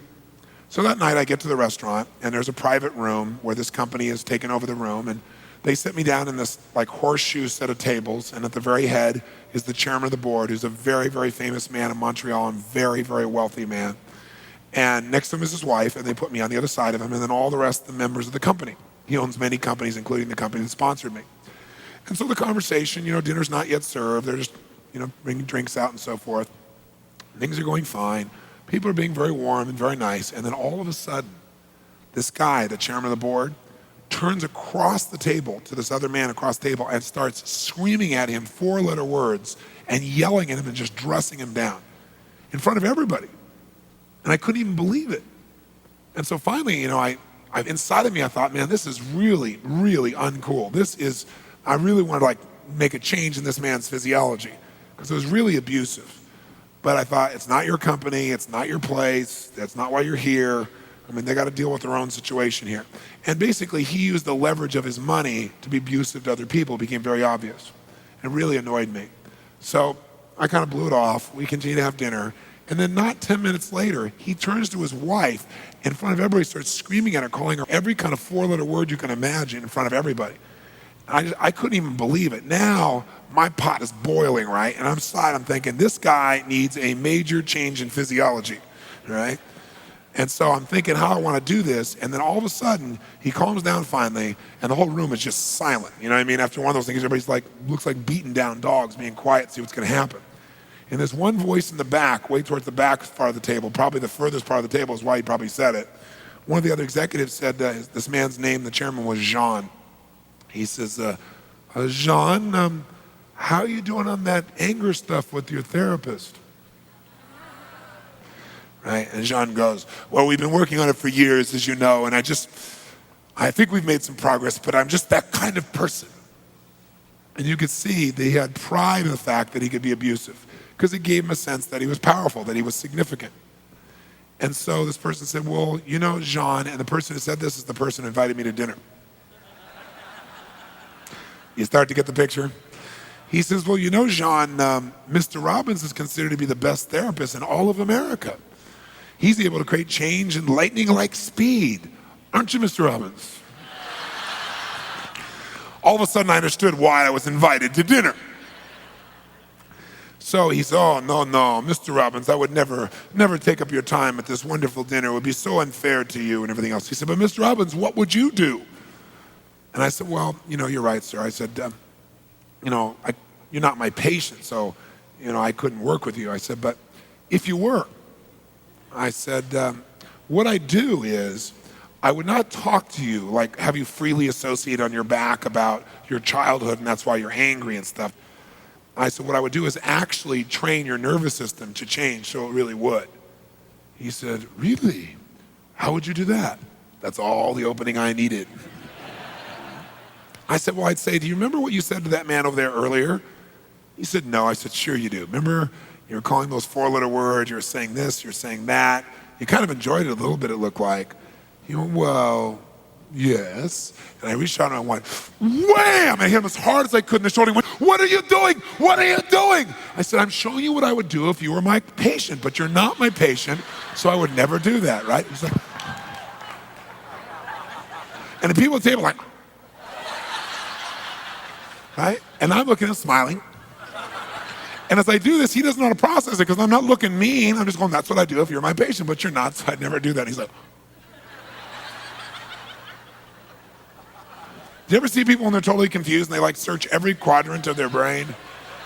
Right? So now what have I done? Massively interrupted his pattern and gotten major what? Leverage. See, you can talk to your blue in the face. That's not going to change this guy. He said, wow, that was painful. I said, that's the idea. So if I was your therapist, that's the kind of thing I do, and I do it enough that you would never do it again, ever. Right? And he's like, oh. He said, oh, that would be, yeah, I can see that might work. I said, oh, no, it will work. As a matter of fact, remember what you said to your wife? He went, no. I said, sure you do. And I went, wham, hit him twice. I was like, stop that, stop that. So I said, stop what? He said, what do you mean what? That's what you just did. I said, oh, I'm just showing you what I would do if you're my patient, but you're not my patient, so I would never do that. And the people at the table are like, some are going, hit him again, hit him again. Right?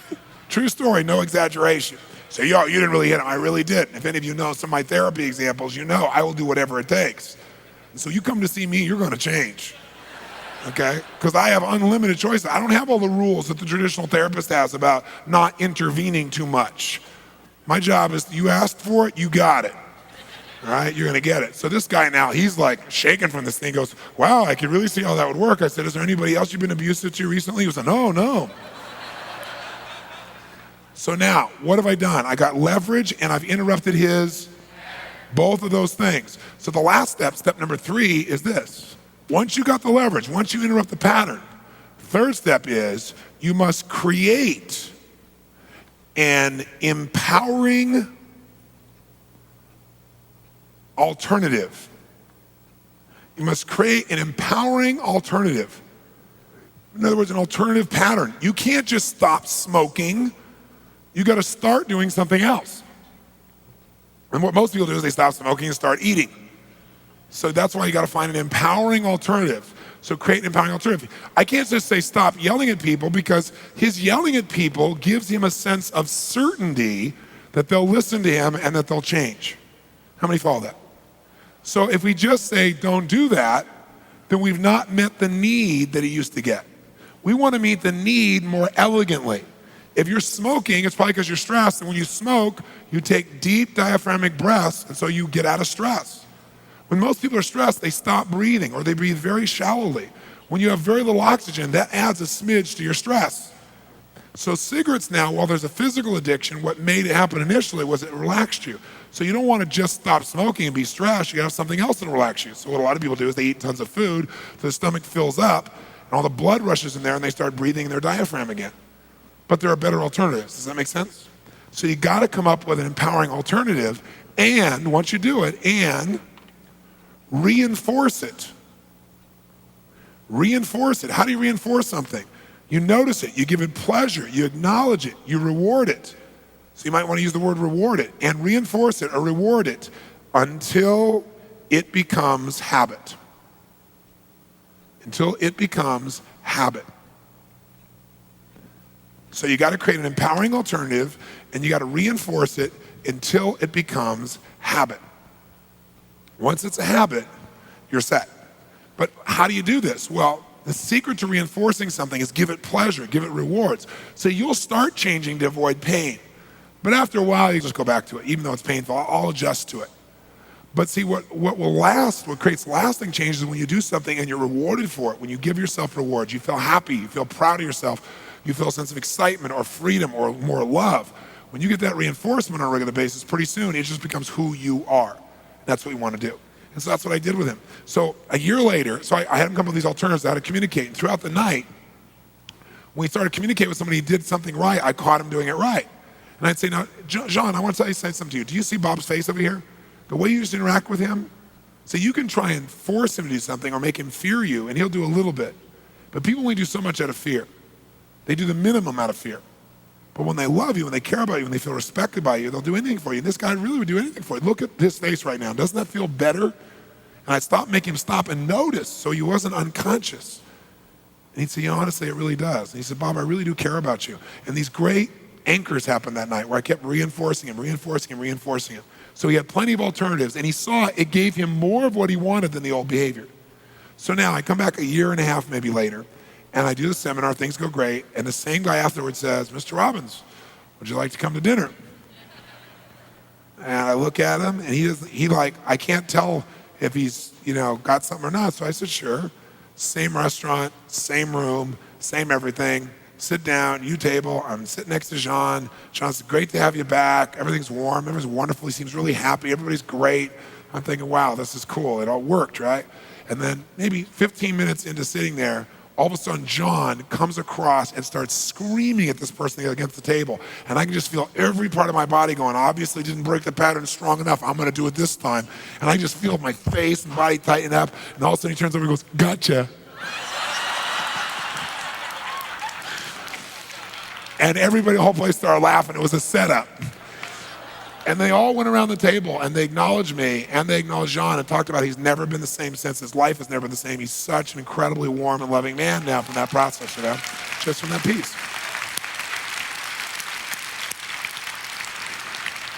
Now, whether you're trying to change someone from being mean to nice or whether you're trying to get rid of addiction, it's the same steps. So for example, when I first built my career, I'd get on radio and television in Canada and I launched my career saying, I don't care what your problem is, I'll handle it. So I got all kinds of things. But one of my first therapies ever was a smoking therapy. Now bear in mind, I'm staying at the Westin Hotel in a place called Vancouver, British Columbia, Canada. Anybody been there? It's a magnificent place. You've not been there. It's as pretty as any city in the world, I think. And so I'm there and I'm staying in this hotel and it's beautiful and it's wonderful. And I'm waiting in my room for my first real major therapy. And it's a smoking therapy. And I look at my watch, and the guy doesn't show up, and I look, he doesn't show up, look, doesn't show up. So then I think, well, no one knew my face in those days or even knew my name. So maybe he forgot my name, and he's at the hotel. So I figure I'll go downstairs to see if he's in the lobby. So as I go out to exit my door of my room, right outside the door is this guy sitting puffing like crazy. So I said, "Are you Bob?" He said, "Yeah." I said, "Bob, what are you doing out here?" He goes, "I'm having my last cigarette." Now, what does that tell me? That tells me he links pain to stopping smoking, not pain to smoking. As long as he thinks stopping smoking is going to be painful, it's not going to work. We have to change that, what we call neuroassociation. It's a big word. It means what he associates in his nervous system, in his gut, right? Not what he has in his head. In his head, he knows better. But in his gut, his neuroassociations are rigged that stopping smoking is painful. That's why he's never done it before. So he wants me to do this painful thing to him. That won't work. So I think in a moment's notice, I come up with an idea. And I said, "Come with me." And we don't go to my room. We start walking in the hall. He goes, "Where are we going?" I said, "Downstairs." He goes, "I want to do this in private." I said, "We will. Follow me."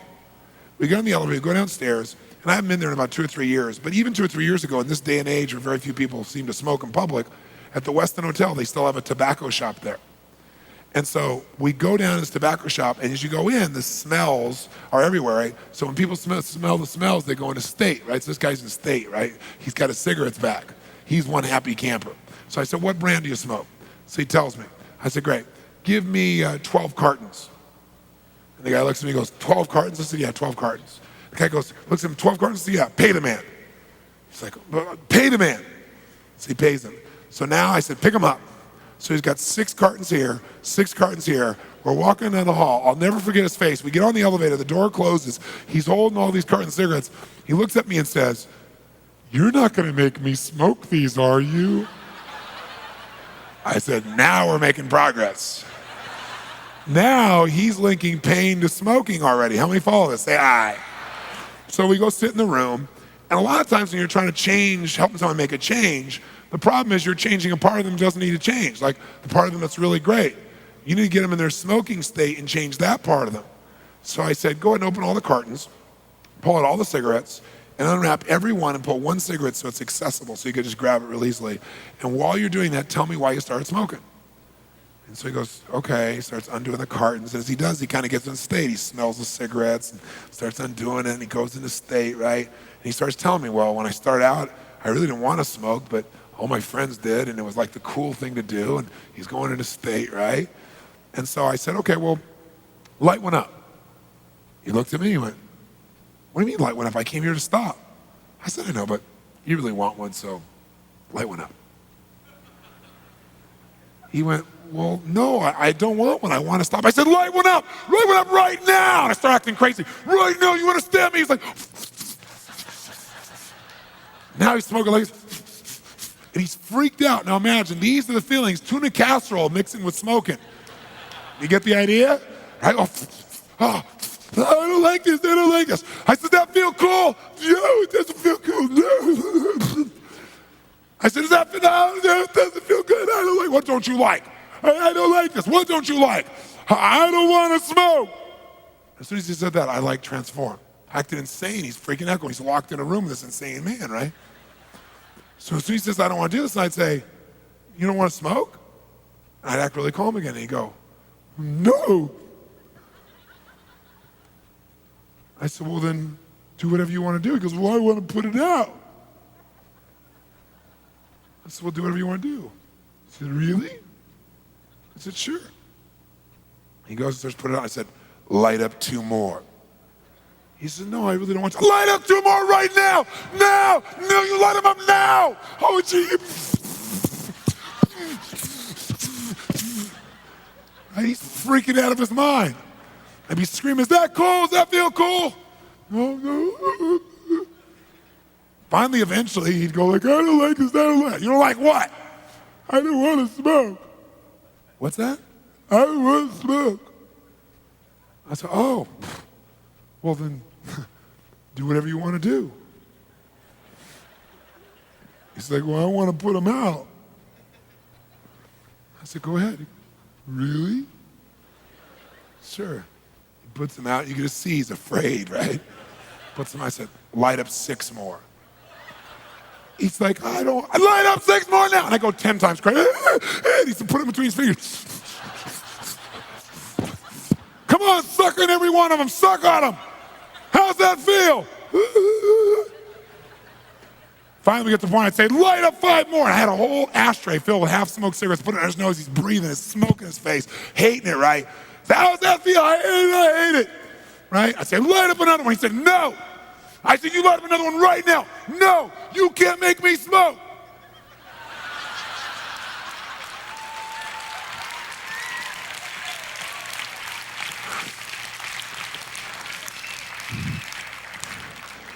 Now we broke the pattern. So then when you get an alternative. And so he went outside and he dumped his cigarettes over the side down into the ocean. I wouldn't do that now, but he did it. And he blew his nose and all this black soot came out, right? Just all over the place in his handkerchief, right? Kept blowing his nose, you know. And I did too, because I was in the room taking it all in also. It's a terrible way to do it stuff. It's one of the reasons I stopped doing them eventually, came up with a different technique, right? Because I was gonna have cancer doing all these therapies on these people, right? And so he goes out there, now he's breathing fresh air, and the fresh air feels so good, and then he comes up with the alternative and condition it. It works. Now, you gotta vary your technique for various things, because once I found something to work, you know, you tend to do it a lot because it works. But it always comes down to leverage, interrupting the pattern, and creating an empowering alternative. Stand up and stretch.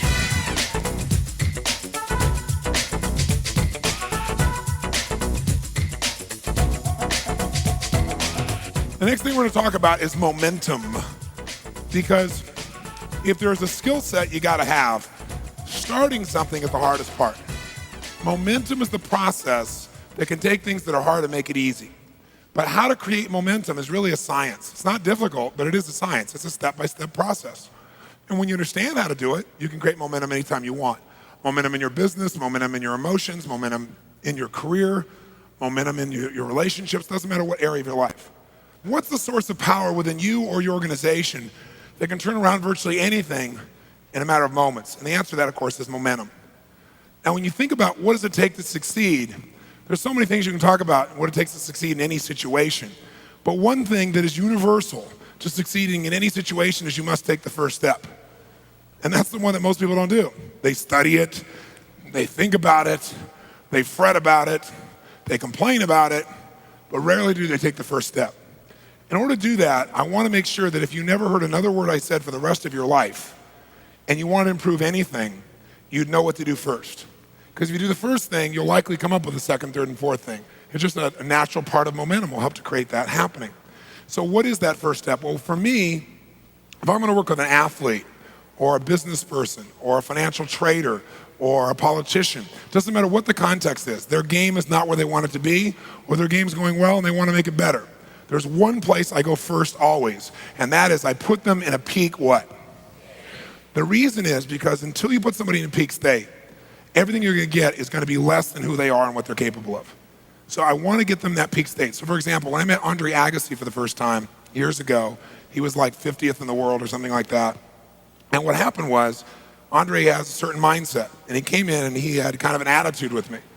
And I said, look, Andre, I said, the bottom line is, you give me 15 minutes of your total attention. If in those 15 minutes you do what I ask you to do, you don't feel an immediate radical change, then blow me off and let's move on. Let's not waste any time.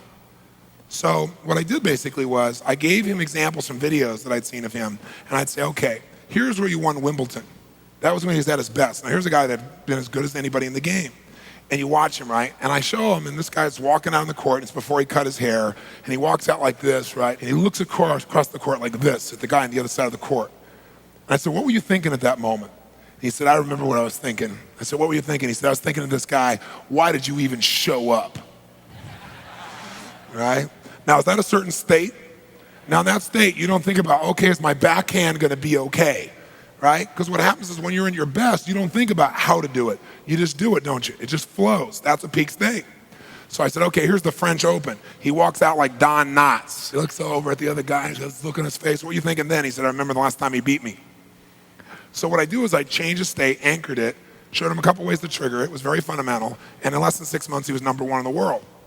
Now, Andre's gone back down and up again after he got injured recently. And I was talking to Brooke about it, and she goes, his pride says he's got to do it himself this time again, which I'm sure he has the ability to do. But sometimes people just don't manage that state. They don't go there first. They work on their game instead of working on their state. So I don't know anything about the game, but I know everything about human psychology, what affects every game. That's the power. That's the linkage. So what we want to do from this day forward is if you want to get better at anything, if you want to suddenly be better in your performance of business, if you suddenly want to be more passionate in your relationship, if you want to make an improvement in your study habits, if you want to help your kids more, the first step to any of those things is always the same. Put yourself in a what? In a peak state. It's going to be step number one no matter what we do. Now here's the good news. There's basically two things you'll change to change your state in the moment. You'll change either your what? And what kind of change in the physiology? What kind? Radical change, or you will change your, or both, right? And you know how to do it. So let's very quickly first see that. I'll walk you through the whole thing first. So once you get yourself in a peak state, that's kind of like priming the pump. Ever got yourself in a peak state, like wham, and you're there for a while, then gradually you come back to the kryptonite Clark Kent that you were before, right? How many have experienced this, being in a peak state and then gradually dropping down? Say aye. The reason you drop down is you didn't keep momentum going by going to the second element, and that is you must find your passion. And what does that mean? It means you got to discover, what do you love? What do you really love? What excites you? What juices you? What do you hate? Because I got news for you. People are driven not only by what they want, but also what they don't want. Very often people come to me and they'll say, but I don't know what I want to do for my career. I'll say, well, describe to me the ideal job. I don't know what it is. I'll say, okay, great. Describe to me the job you would hate. Describe to me right now a job. Describe the environment you would hate to be in, the people you'd hate to be around, the kind of work you would hate to do, right? The kind of money you'd hate to make. You go through the whole thing. And when they're all done, they have no problem describing what they hate, and they get passionate about what they hate. Oh, I hate this and I hate that. All this energy is coming out of them. Then I say, okay, great. Look at that. You hate that? Yeah. Now write the opposite of it, and you have the job for heaven. You have your ideal. So you can get to a person's drive through what they love, through what they hate, through what excites them, through what drives them. And very often I'll ask people, well, what do you want? And they go, I don't know. If I knew that, I could get it all worked out. I really don't know. Now the reason they don't know is because they're asking in this state. See, it's like trying to walk in this state. It's not going to happen. So the reason you're not getting the answer is you are not putting yourself in a state of total certainty.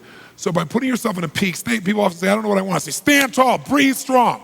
Now, if you knew what you want, what would you say it was? They tell you immediately. Because all you've done is put in a state where the answers really are there.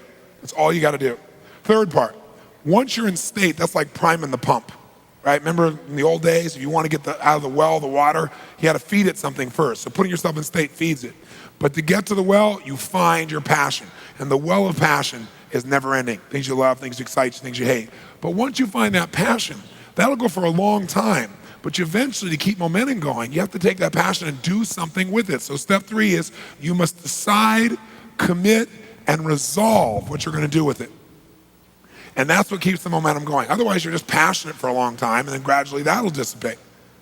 And by the way, those are 3 different experiences: decision, committing, and resolving. They are different emotions, and they're all 3 critical if you're going to actually follow through on your decision. Step 4 for momentum is you must get yourself to take massive what? That's right. Because the only way a decision is real is if you act upon it. If you don't act upon it, you make a decision, you'll lose momentum. And then finally, when you start taking action, you'll start getting results, and now you want to be SMART. And SMART is an acronym for you want to make sure your strategy is really working. Remember, you want to have sensory acuity. Is it working or not? You want to measure it. You want to assess, is it giving you what you want? And if it is, you want to reinforce it and take new action. And that keeps the momentum going.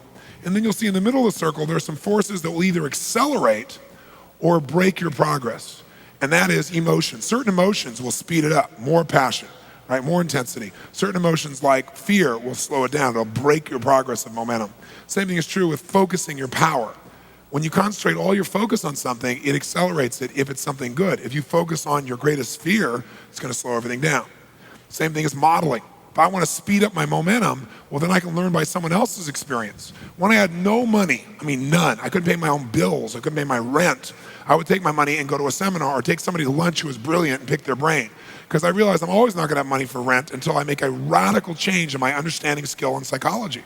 And I don't want to wait forever, I got to get it now. So I would stretch to get the resources of someone else when I couldn't possibly do it because I understood that. And a big part of my life came about from saying, I want to compress decades into days. The only way to do that is get those resources, and that sped up my momentum. It gave me the power of modeling.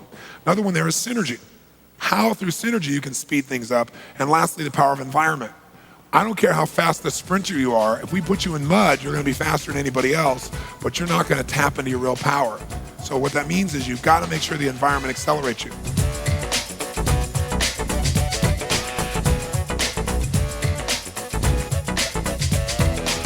So in order to have momentum, we know what step one always is. Put yourself in a peak. Step two is define your, which is what do you love? What do you hate? What excites you? What drives you? What do you really want? What are you committed to?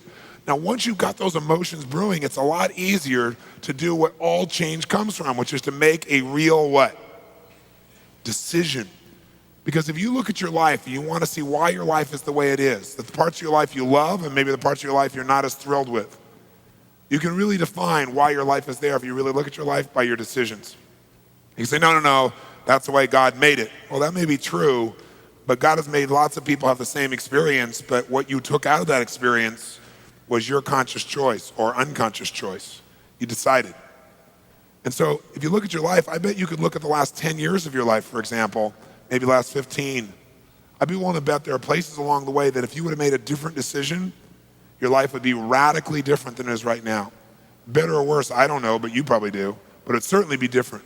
How many would agree with that? Say aye. And a lot of times those decisions we don't think much about. Sometimes they're decisions like what are we going to do for a living, or where we're going to live, or who we're going to spend time with, or who we're going to marry, or whether we're going to have children, right? What we're going to believe. Those choices have shaped who you are. And so if you want to transform the quality of your life, there is only one power, and it's decision. But most people have not made a decision so long, like a real decision, a tough one where it's hard and you make yourself do it. They kind of like express preferences and kind of see if it works out. They put it in a should mode. A decision made from a should is not a real decision because you don't act on it.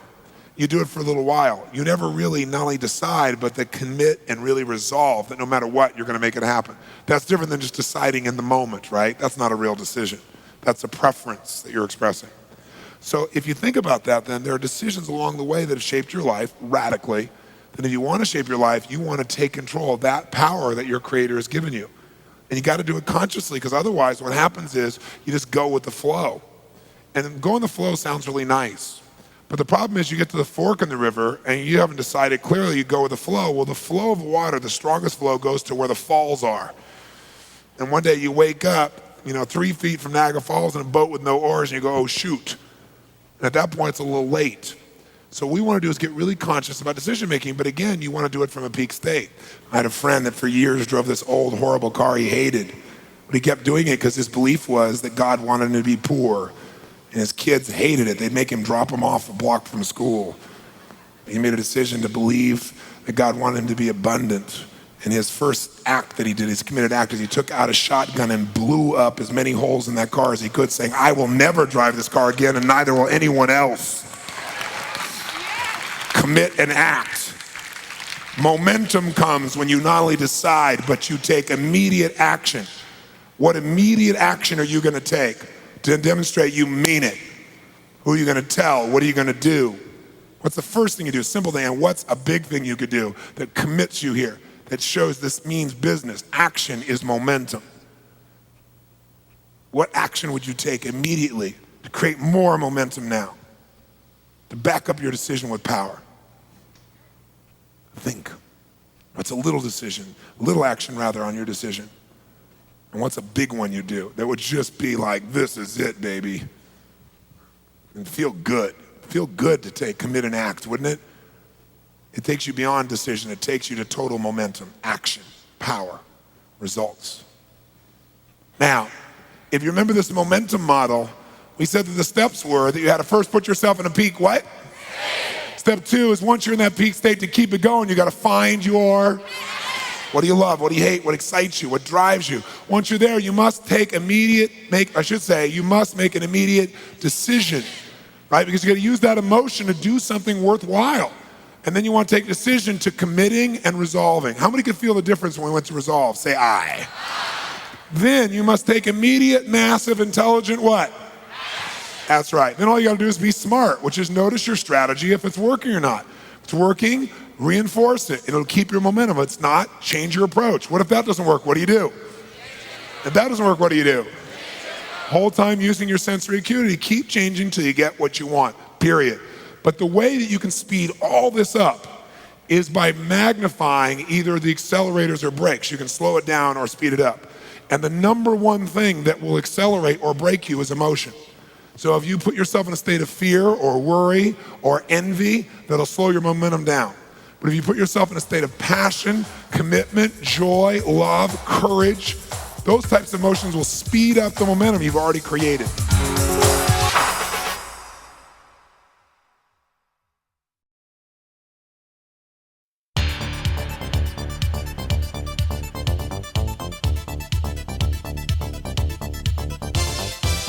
People will stop me all the time, ask me these different questions, but most people have a question like, what does it take to get rich and happy instantly with no effort?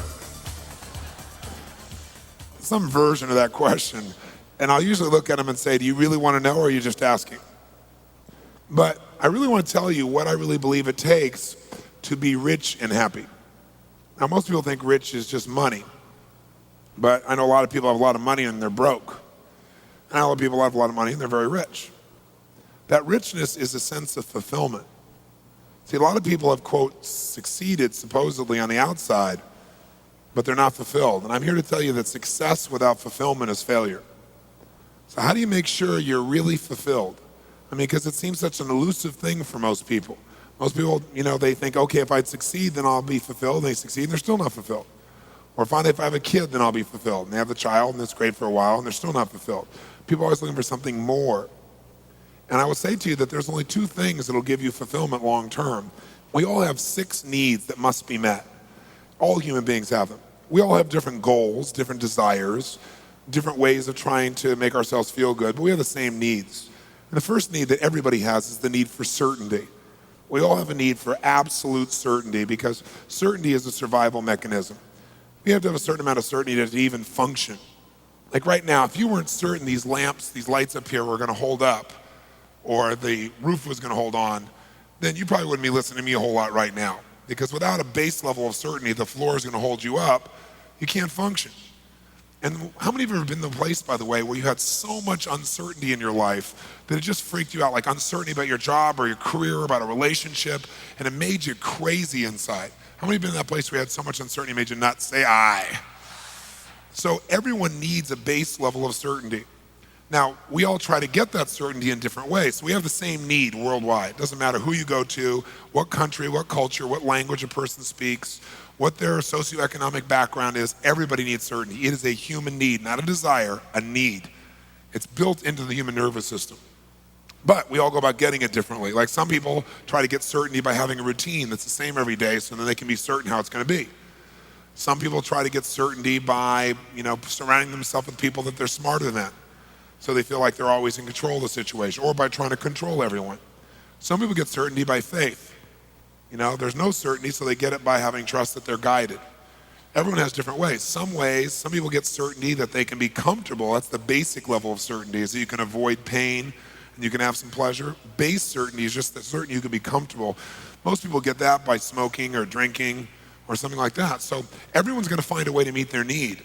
You've already found ways to get a certain amount of certainty in your life or you wouldn't be listening to me right now. But the question is the way you're doing it, the way you're getting the need met, is it empowering you or disempowering you, or is it kind of neutral? If you're using drugs or alcohol to get certainty you can be comfortable, it obviously has many, many negative side effects.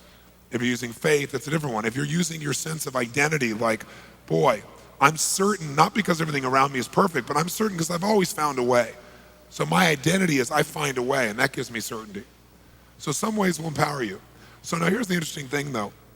When you get absolutely, totally certain about something, you know what's gonna happen, when it's gonna happen, how it's gonna happen. Let's say in a relationship. You know what's gonna happen, what they're gonna say, when they're gonna say it, how they're gonna say it, what's gonna occur. When you finally have this ultimate goal of certainty, this need, where you really feel like you're satiating it, you're fully meeting it, then what happens? You feel what? Bored. Right? So all of a sudden this thing you wanted so bad, and this is funny because people go out and they work so hard to get what they want, then they get it and they're unhappy because now they're bored. It's like most people think the secret to life is make enough money so you'll never have to work again. And the truth of the matter is, if you spend any time with people who have achieved that, you'll find that they're miserable. And they usually start another business or do something else because that is not the secret to life. Because they get bored out of their mind and want to pull their hair out. Because everyone needs to grow and to be stimulated. So while we want certainty, when we get absolute certainty, we go nuts. And that's because God has a sense of humor and gave us a second need, the need for uncertainty, just to really screw you up a good, right? Just to see if you were paying attention. We have a need for certainty, but we simultaneously have a need for uncertainty. We have a need for variety. We have a need for surprise. We have a need to have things that we're not expecting happening. It creates excitement for us. That's what adventure is. If you know what's going to happen, when it's going to happen, how it's going to happen, it feels good for a while, then you're bored. You got to have surprises in your life. You got to have those things that make you grow. When you know what it is, it doesn't require growth. You can predict it. But when you're not sure, now you have to grow to deal with the uncertainty. And that growth is what makes us feel happy as human beings inside. Now, you can get variety by doing drugs also. Change your state. You can get variety by going to a movie. You know, why do people go to movies? Because it gives them certainty and uncertainty. They're certain they're not going to die, even if the guy in the movie does, right? And yet they have variety. They can vicariously experience all this adventure and surprise and so forth inside that film. How many of you have ever rented a video of a movie you've already seen? How many have ever done this? Say aye. Now, why would you rent a movie you've already seen? Answer, because you're certain it's good and you're hoping you forgot enough that there'll be some variety, right? So these two are a paradox, aren't they? They seem to be antithesis of one another, and yet, as a human being, we need to have both of them to really feel good. The third and fourth human needs that all people have are number three is the need for significance. Need for a feeling like your life is significant, it's important, it's unique in some way, it's special, that your life has some kind of purpose. So we all have the need to feel significant, unique, to feel like our life has some kind of meaning. And what's interesting is, how do you go about it? You know, you can go about it by tearing everybody else down. I'm great because you're horrible. You know, there's two ways to have the tallest building in town. One is tear down everybody else's building, right? That's what some people do. Other is work harder and build a better building, right? Work like crazy. When everyone else takes lunch, you go for it. So what a lot of people do is to feel significant is they tear other people down, because then they can feel important. Like if you're moving backwards, I must be moving forward. There's an illusion there. Or you can get significance through violence. Why has violence lasted so long in humanity? Because it meets most of our needs in a very negative way, but it meets it. Listen, I have no education, no background. I live in the hood. I pull out a gun, stick it to your head. Suddenly I am significant. I didn't need education. I didn't need background. I didn't need to create any rapport with you. We have rapport, right? You're going to respond to me now. I'm significant, and I'm certain that I'm in control of the situation, and I got some variety because this is a unique situation where anything could happen. Meets three of my needs. Violence has been around in humanity's experience forever because it is a way to meet needs. A derogatory way, but it works.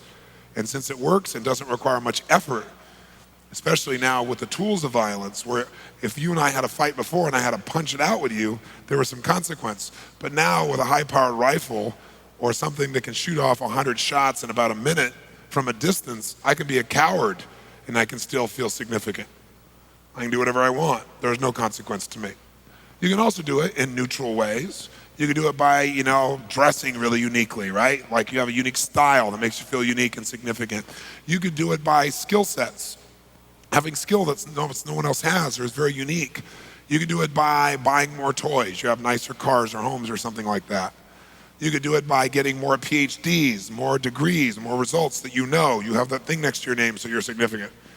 Every one of us finds a way, right? Because we have to feel significant. Everybody needs this. The only question is how. Some people do it by saying, I am a Christian or I am a Jew or I'm a whatever, and I'm more unique than you. And then religions fight about who really knows the name of God and kill each other in the name of God. It's an interesting process that sometimes happens. It's happened in most major religions of the world.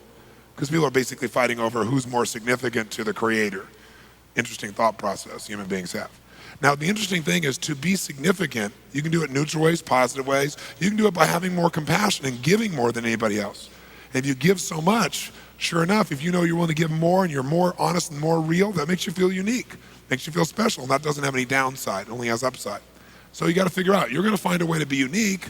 The question is, do you through cars and homes? Do you do it through achieving? Do you do it by the kind of love that you share? Do you do it by, doing something with people that makes them feel like you're superior? What do you do? but you do something. You do many things to feel significant. But the problem is, to feel significant, to feel unique, you have to be different than everyone, and that of course violates the fourth human need, because God does have a sense of humor, and the fourth human need is the need for connection and love. So while you're busy trying to be unique, and I have so many clients, super achievers in the culture, actors, actresses, business people at the top, athletes, who their whole life they wanted to be unique, and then they got this total uniqueness, and now they have no connection because they feel like everybody's trying to get something from them now. They don't really feel the love and connection they wanted, which is the fourth need. Because to be unique and different, I have to be apart from you. This happens in people's intimate relationships all the time as well. Someone says, oh my God, I really want to be at one with this person. And then they start feeling at one with a person, and they love it for a while, and they go, oh, wait a second. I feel like totally loved and connected, but who am I? How am I unique in this world? I'm losing my identity. And then they freak out and pull back from the relationship. Because what they're trying to do is meet two needs simultaneously. You can get connection by being sick, and then everyone will come and pay attention to you. You can do it by creating problems. If you don't give a kid attention for doing something good, they'll do something bad to feel that you really care and you love them, to get your attention. And by the way, all adults are big kids. They do the same thing. Same thing as a child does. Sometimes a little bit more dramatic, sometimes a bit more painful, but the same things that kids do.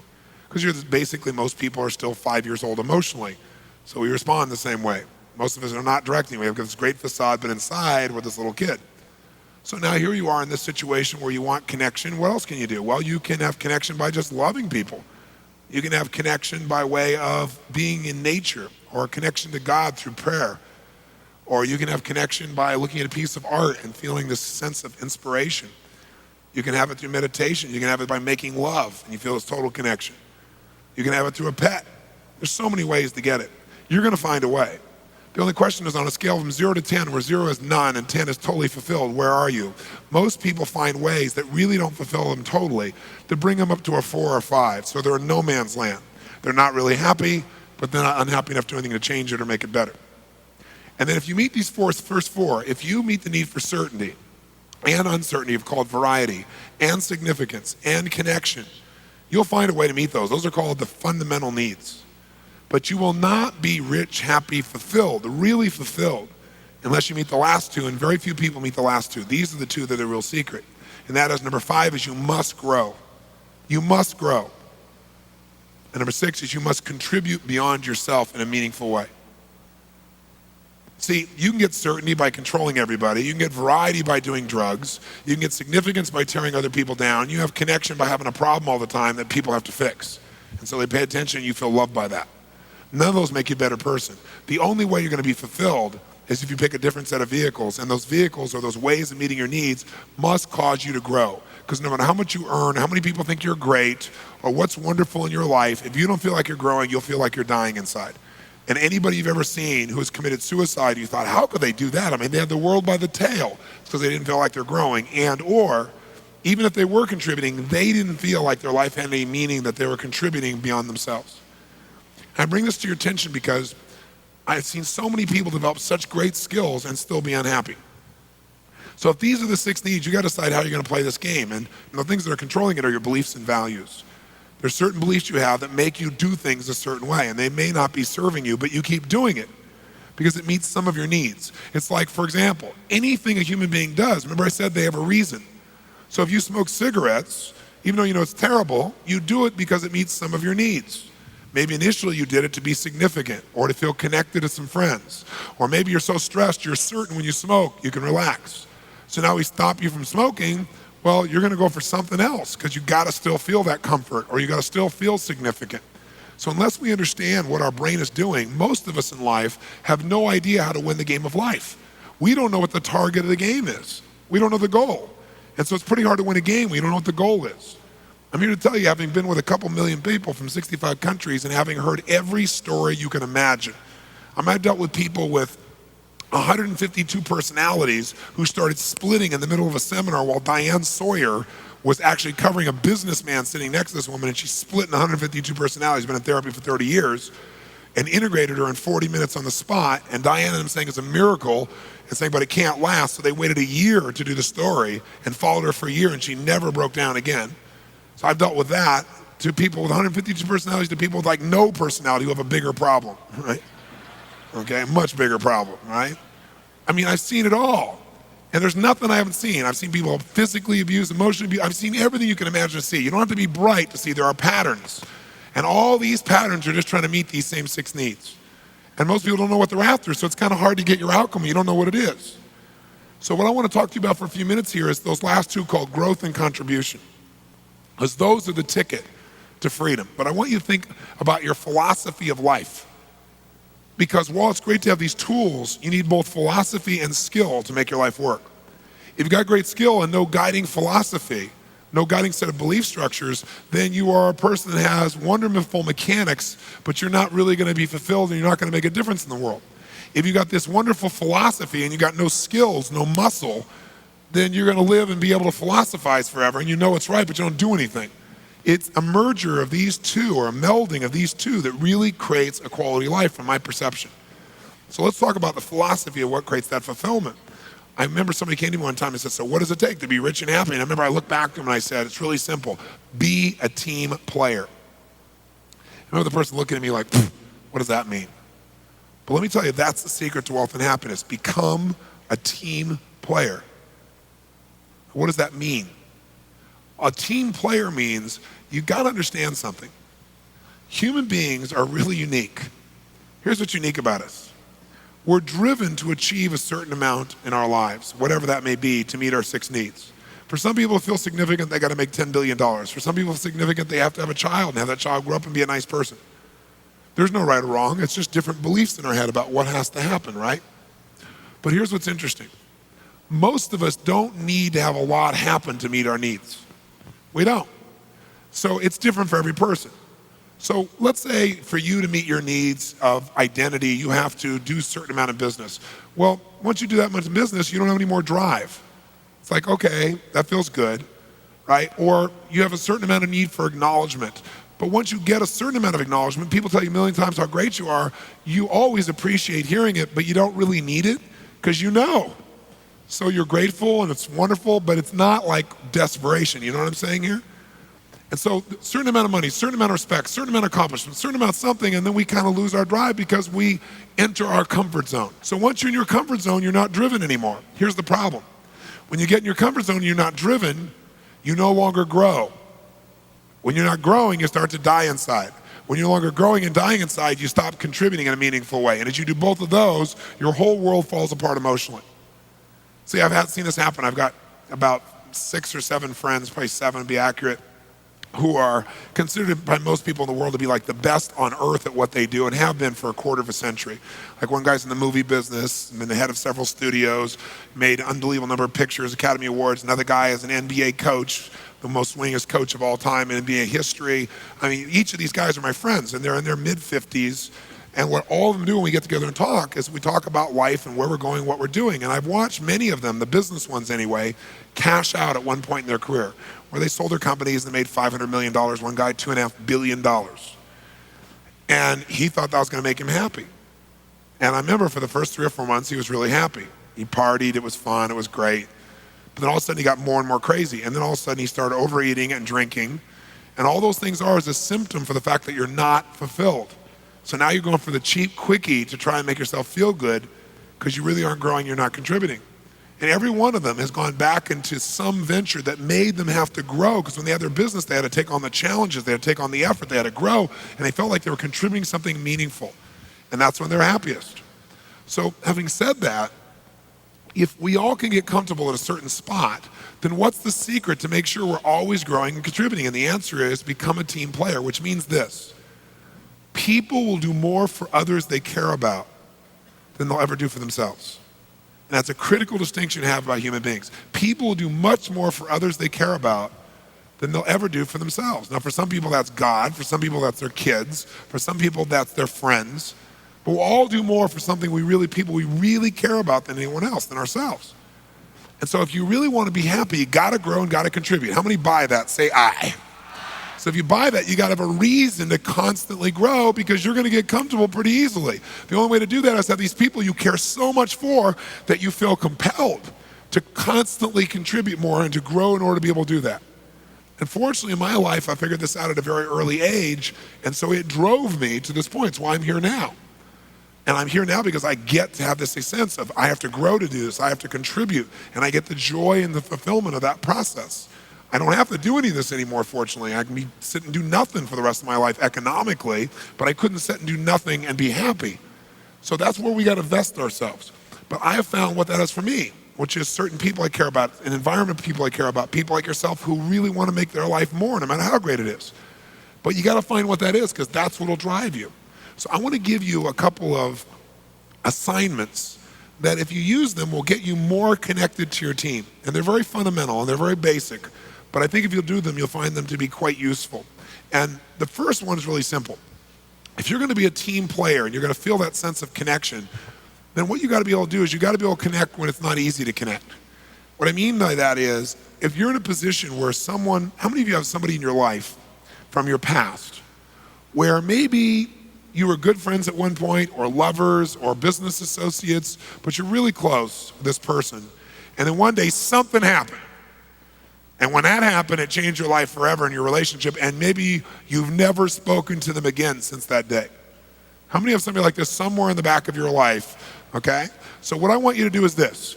I want you to develop team building muscles. Because when you have that sense of connection, you can do anything. But anybody can be loving and friendly to someone who's totally loving and friendly to you. If you're really going to get that sense of connection, that sense of real joy, the real passion, you got to be able to connect with somebody who has hurt you or been unfair to you. Now, I'm not suggesting you go start another relationship with this person. I'm not stupid. I know many of these people you don't want to start a relationship with. But I do want you to learn how to communicate with absolute caring and love and make yourself do that even though you've been hurt. Because that's how you build an ultimate muscle. What I'm going to ask you to do is you are going to take this person, maybe you've not talked to them in years, and you are going to call them. Now, answering machines don't count, okay? But you're going to communicate with them. And what I want you to do is three things. I want you to call them. I want you to acknowledge yourself, who you are. Don't pretend you're someone else. And answer the phone, and as you hear their voice, you'll say, "Hi, this is me. Remember me? I certainly remember you." Then the second step. You're going to acknowledge how the relationship ended. So you're going to say to this person, "Listen, I know the last time we talked was not a very pretty sight. I know that we yelled or we did this or we did that. I know that I knew I was right and you knew you were right, and it didn't end in a very attractive way." So acknowledge what happened so it's clear that you're not an idiot calling back. And then you go to the third step. You say, "I'm just calling for one reason. It's been 6 months, it's been a year, it's been 10 years. I just want to call you to tell you that while that was incredibly painful and I was mad as heck, and I still don't necessarily agree or disagree with you, I do want you to know that before that happened, we had an amazing business relationship, friendship, love affair, whatever it was. And while I'm not trying to start a new one, I just want to tell you how grateful I am for that time I had with you prior to that event. Because it was a great, great time in my life. And you were an important part of my life and my team, and I want to thank you for that. And you don't have to say anything. I'm not calling to have you say anything or give me anything. I just wanted to thank you for that time. I hope you have a great life. Thanks. Bye. Click. What would this do to their brain? Better yet, what would it do to your brain to actually sincerely make this call and put aside those events and associate to the good things? Again, I'm not saying start a new relationship with them. I'm not saying that. I'm saying just call and acknowledge that there was great goodness and do it from your heart and reconnect to that feeling. How many think this would be a major stretch? Let me see your hands. Say aye. Good. So then if you can't do it, you what? You what? How many are going to do it? Raise your hand. Say aye. That's what I call courage in action. See, there's two types of emotions in humanity. Those that are virtually around the world honored, respected, because no matter what culture you come from, we all know that those emotions are virtuous. Those emotions like forgiveness and love and faith and determination and passion and caring, those are universally, no matter what culture you go to, are those respected, yes or no? Doesn't matter what the culture is, even though we have varied cultures in the world. Then there are vices, those emotions that we indulge in when we're fearful, and those are the ones that destroy our life. Those are like fear and envy and anger and stubbornness and things like that. And sometimes we go into those emotions so often, we're more comfortable with vices than with virtues. And the only way to have your virtues take over your life, which is when you really are happy because it means you're growing, the only way to do that is to exert the muscle even though it's weak Even though the vice muscle has got more pull, you're gonna have to push with the virtue muscle. By the way, do you like movies? Every good movie, every good story is really at its base a story of going from slavery to freedom. And what happens is a person is enslaved to a fear or an anger or an upset or a limitation. They have these desires, but they're missing the core need of, let's say, the virtue of strength or caring or determination or love or honesty or warmth. And the reason it makes you emotional when you think about it is you see that in the movie, and in good movies, the main character finally, they do all these battles and they try to do it the easy way and it doesn't work, and finally they step up. And when they do, they have an epiphany. They have a change in their heart and soul. They put themselves on the line, they do what they don't want to do, and they win. And you see, and you know when the movie ends that their life will never be the same again, because now they have the courage and they're exercising it. They have the faith, they have the love. What's the virtue you need to decide to strengthen right now?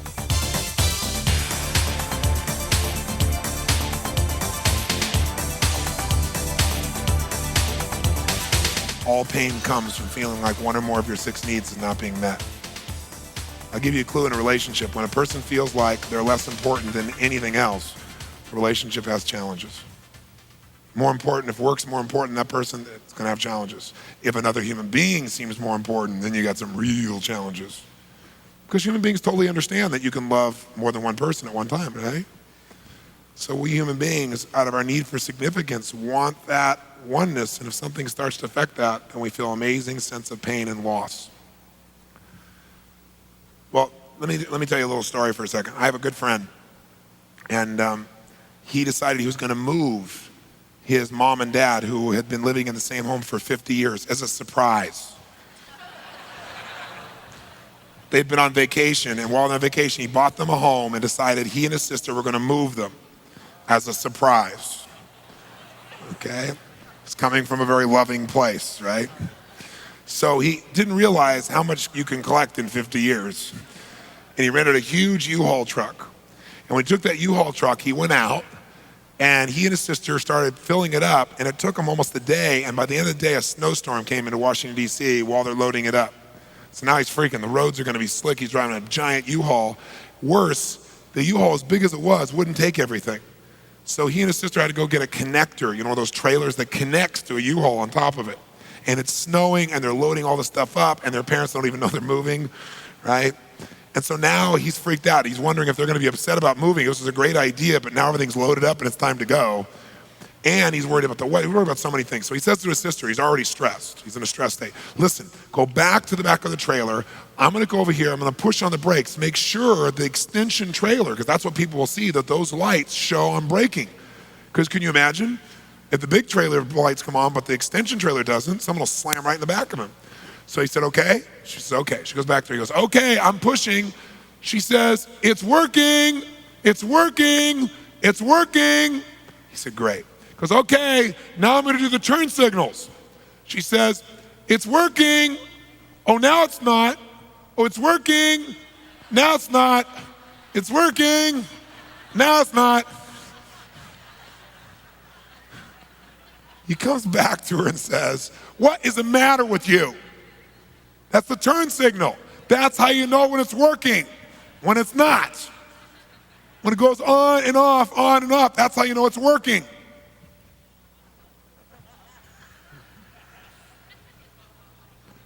Maybe when you say, God, it was working, and oh, now it's not.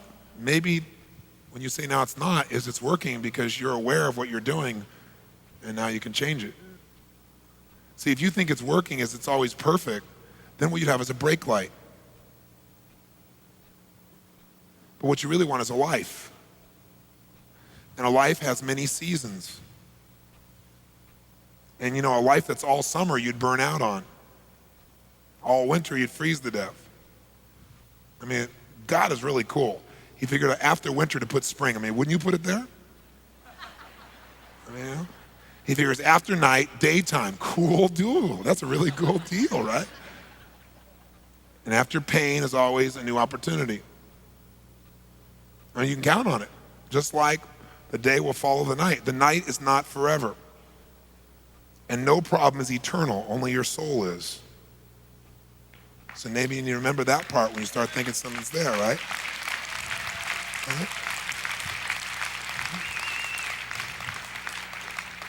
And maybe God's denials are not really denials at all. Maybe they're just God's delays.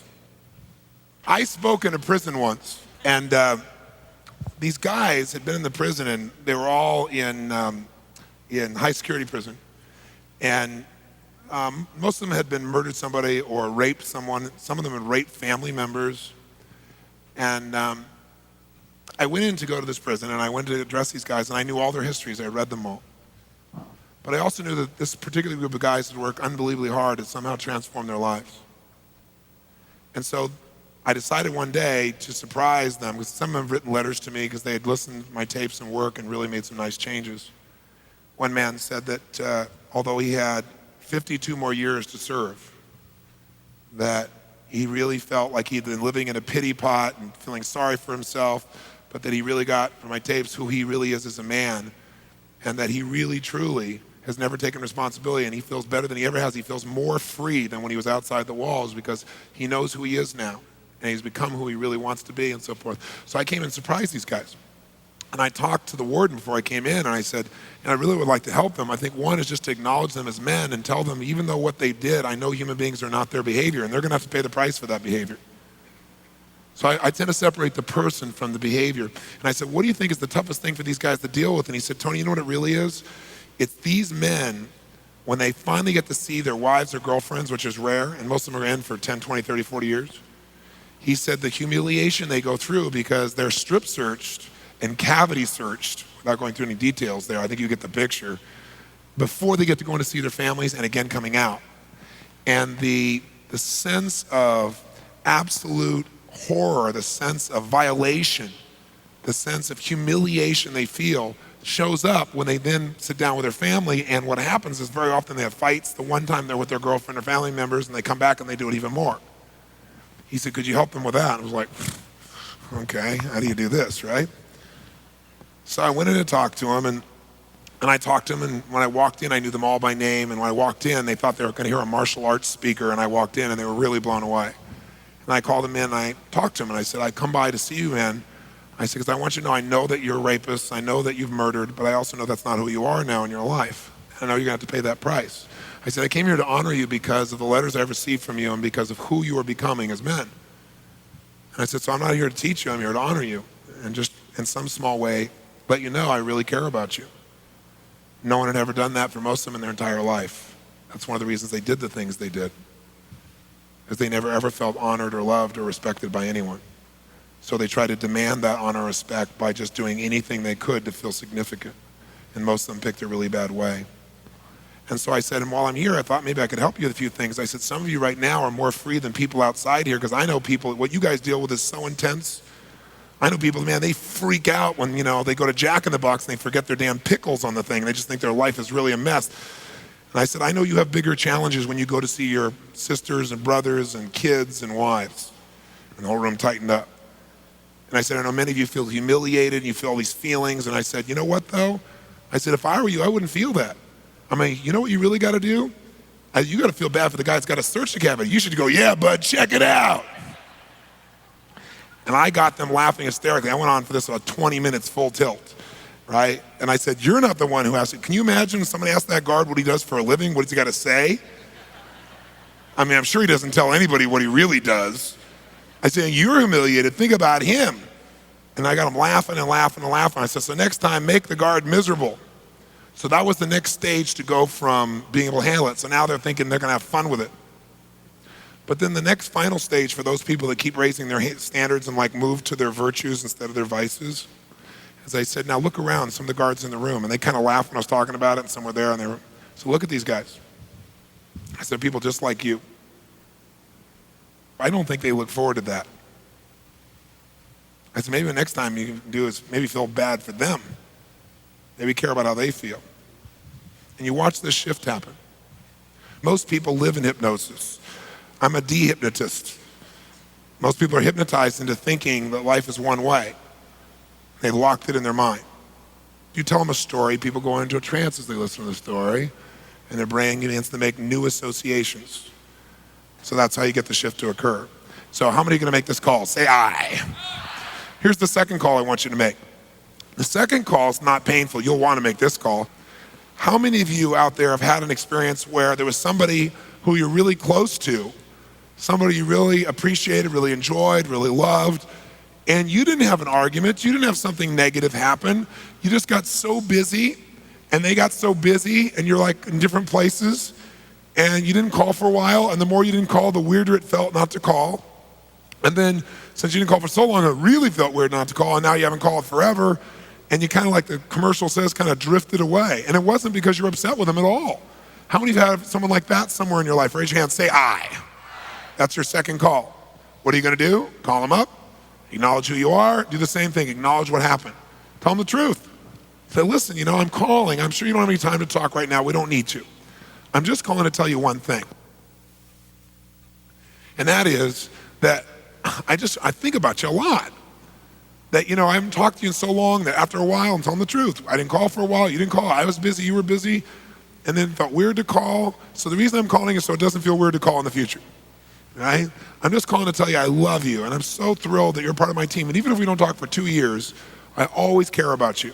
And if you ever want to talk, I'm always here. I know you probably don't have any time, so I just want to say thanks, have a nice night. No, that person I guarantee will stop you. They'll say, oh, no, I'm so glad you called. And what it'll do is it'll take a part of your life, like one thing you can finally put behind you, this thing you can put back in front of you, and reconnect with it. And I think you're gonna find that it'll have a really wonderful processional effect. Like, when you drop the rock in the water, it doesn't stop there when it hits the water. It has this neat little wave effect on your life. Same thing happens when you reconnect with someone you really consider to be a friend. It has an impact on things that you normally wouldn't measure in that area. How many want to make this call also? Say aye. And here's the third assignment. The third assignment in team building is I want you to make a list of all the key team members of your life. And what I mean by that is anyone you consider to be part of your team. Team can be intimate loved ones, it can be family or friends. Team can be those people you work with who you really, really care about. But I'm talking about your close inner team of people. The people that you care about, the people who have their feelings about you as influence over you. The people that you would be driven to give to and to serve, and therefore would need to grow and contribute in some way. And what I'm gonna ask you to do is I want you to write next to each person's name some unique way you're gonna let them know you care about them in the next 30 to 45 days. Some unique way. Because what we all assume is that everybody knows we love them, but we don't. People don't, they forget, or if they haven't experienced it in a certain way, they don't know. So I want you to do it unique way.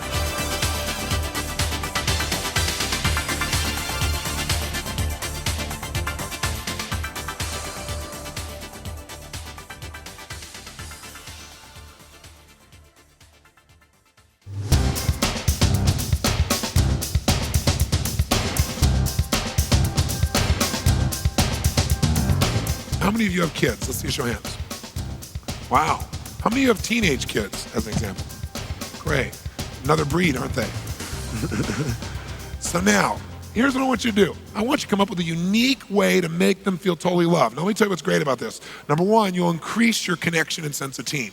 Number two, you'll have a blast coming up with creative things. Number three, you'll feel wonderful when you're doing it. And when all those wonderful things are happening, it'll affect your career, believe it or not.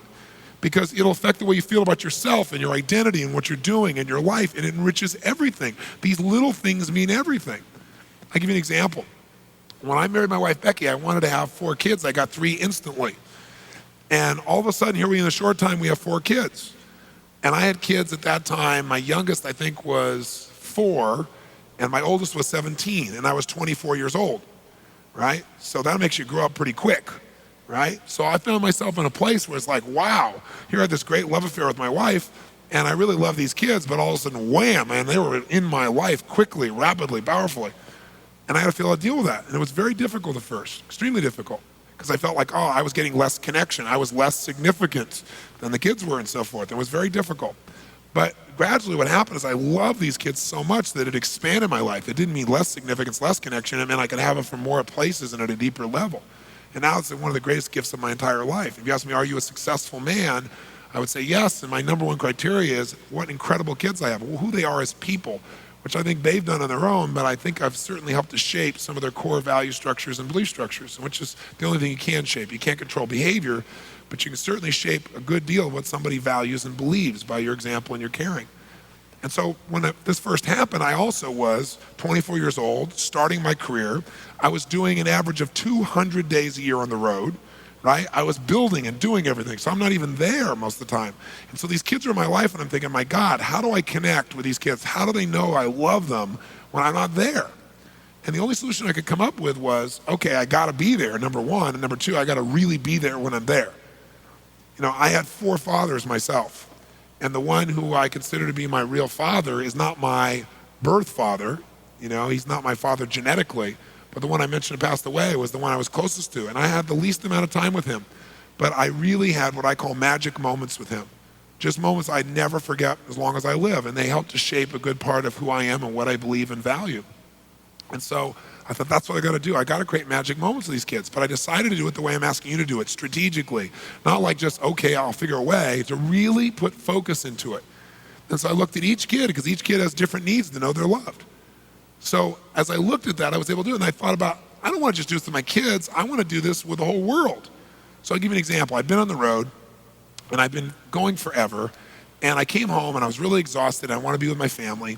And in California, I have these restaurants called the Chart House. So we go to the Chart House that night, and when we get there, and my kids are there, I'm excited to be with everybody. And that night, you know, we usually get great service at the Chart House, but that night, I get the most extraordinary service you could possibly imagine. I mean, have you ever had a waiter or waitress that is so happy, so alive, so loving, so wonderful that, like, you can't wait for them to come back to the table to get another hit off of them? How many of you have been there? Say aye. So if you remember what that felt like, this kid comes over and he is just a total joy to be around. I'm thinking, this is wonderful. And he takes care of my kids so well, and he's so happy. And I'm thinking, wow, I gotta tip this kid really well. And I thought, well, you know, I could tip him, and I will, and that'll make him feel good for the moment, but boy, I'd love to do something that would be a moment he wouldn't forget on top of that. So I thought for a while, and I came up with an idea. And so when he came over the next time, he walks over and he says, how you doing? I said, excuse me, but I need to speak to your manager. He looks at me and he says, is there something wrong? I said, I need to speak to your manager. He said, well, Mr. Robbins, is there something I can do? I mean, have I done something wrong? Can I help you? I said, I need to speak to your manager. He's like, oh my God, okay. And he goes off.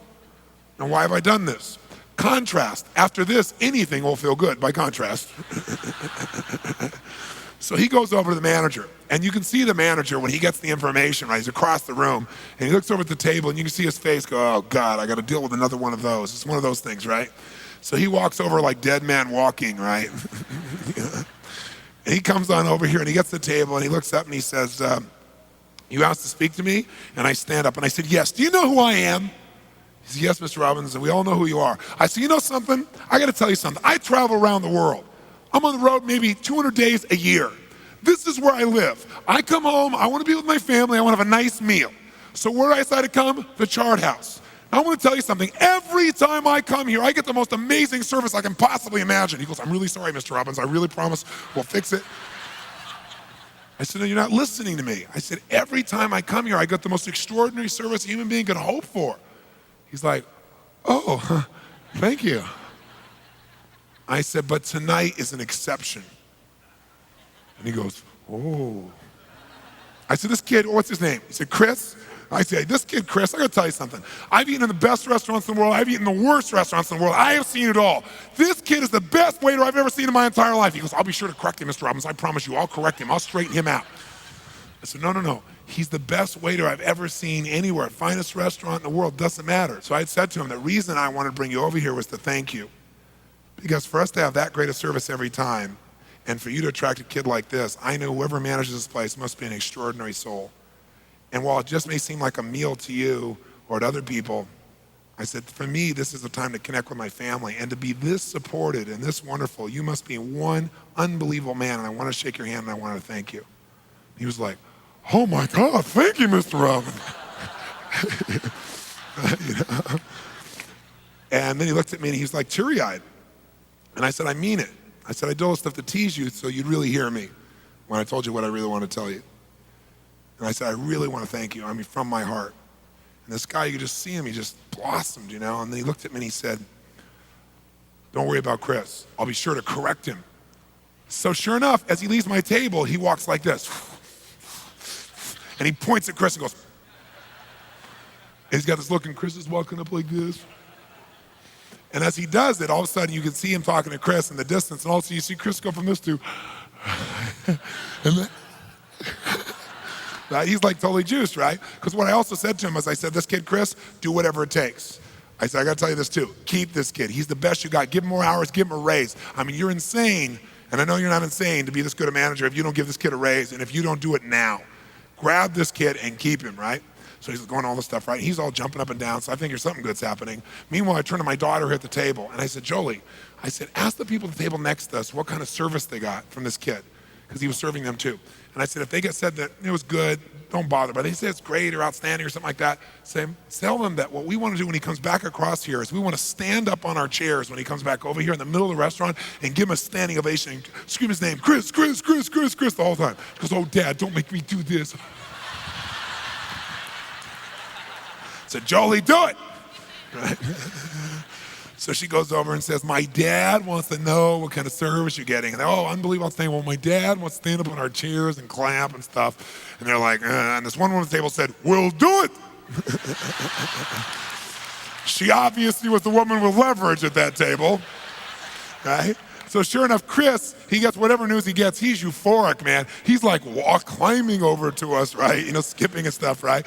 And when he gets about 2/3 of the way across, I go, now, now. And we all jump up in our chairs in the middle of the restaurant, nice restaurant, and go, yes, Chris, Chris, Chris, Chris, Chris. And the whole room starts, the whole restaurant turns and looks, and he's like,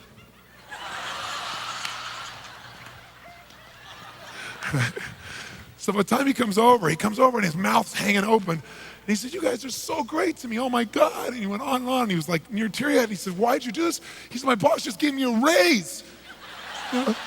He said, you told him he should give you a raise, and he agreed. And he said, why'd you do this? Why'd you do this? And he was like, both like happy, but also kind of emotional, you know? And then he got really teary-eyed. He said, man, why would you do this? And I just looked at him. Everything was quiet. And I said, why would we not? I said, you're part of our team. I said, you treat us like team members. You treat us like we're a family. I said, we noticed that, so we are. And we did for you what we would do for any family member. I said, so I'm really glad you deserve this. I said, we really love you. And he started to cry. And then my daughter started to cry. And I got a little teary-eyed, right? And he came over and gave us this big hug, you know. And it was really wonderful. And we left that night, and we didn't just have a meal. We created a moment. See, at the end of your life, I don't think you're going to remember all the experiences of your life. I just don't. I think you'll remember certain moments. And you can create them, or you can hope they show up every once in a while. Rarely does a good idea interrupt you. Rarely does a quality of life just happen. It must be created and constructed with conscious thought, caring, and desire. That's what makes a great life. It'll be a great story if it ended there, but it didn't. Because, I don't know, 3 or 4 weeks later, I came back into town. I really wanted to go to the restaurant. We get to the restaurant. It's a very popular place, and there's an hour and a half wait, and I hate waiting, so I was like, we're out of here. As we're about to leave, I hear, oh, Mr. Robbins, Mr. Robbins. And it's Chris. He goes, oh, it's Mr. Robbins. We have a table for you, Mr. Robbins. Come here. And I'm like, yes. You know? I'm like, yeah. What you put out comes back. And it didn't end there. About 2 or 3 months later, we rented the big room they have right on the ocean, and we had, I don't know, 50, 60 people over on a business meeting, you know, and we had a big meal with everybody, and it was wonderful. Great food, great service, great everything. You know, I knew the bill would be sizable, but it was what I expected, obviously. Bill came, it was sizable, you know? But then it had a big red X through it, and it said, no charge for family. Thanks, Mr. Robbins. Isn't that cool? The Chart House, what a classy group of people, isn't that neat?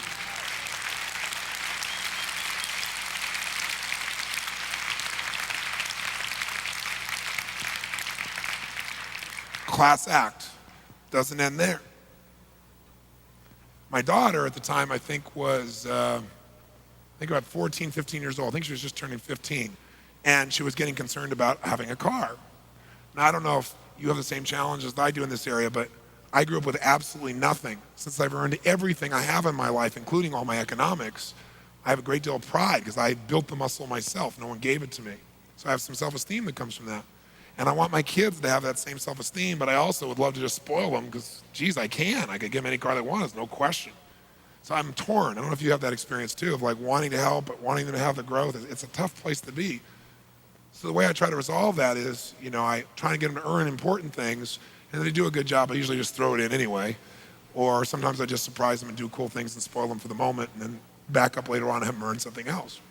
And so when my daughter wanted, she knew I'd get her any car, and I said, I will not buy you a car under any circumstances. You must earn it. So I said, here's what you do. If you stay a straight A student in school, I'll give you this much. I will double whatever you earn working for somebody else if you stay a straight A student. That'll get you your car much faster. If you're a straight A student and you become an entrepreneur, I'll loan you $1,000 to start your business, and I'll triple whatever you make as your profits, right? Well, she didn't want to be an entrepreneur, so that was okay. So she wanted a job, but the thing she ran into at 14 is nobody would hire her, right? Just turned 15, I think. You have to be like 17 in most of these places to get a job, the places she wanted to work anyway. And one of the places she really wanted to work was the chart house, because she just loved that environment and serving people and so forth, and you had to be 17 to be there. Of course, those are the rules for non-family members. So next thing I know, my daughter's working there, right? She's the hostess and everything's cool. We really are visiting family whenever we go there, right? Doesn't end there. While she was there, Jolie met her first real boyfriend. And she was 15 and he was 21, and I had to show him my gun collection. But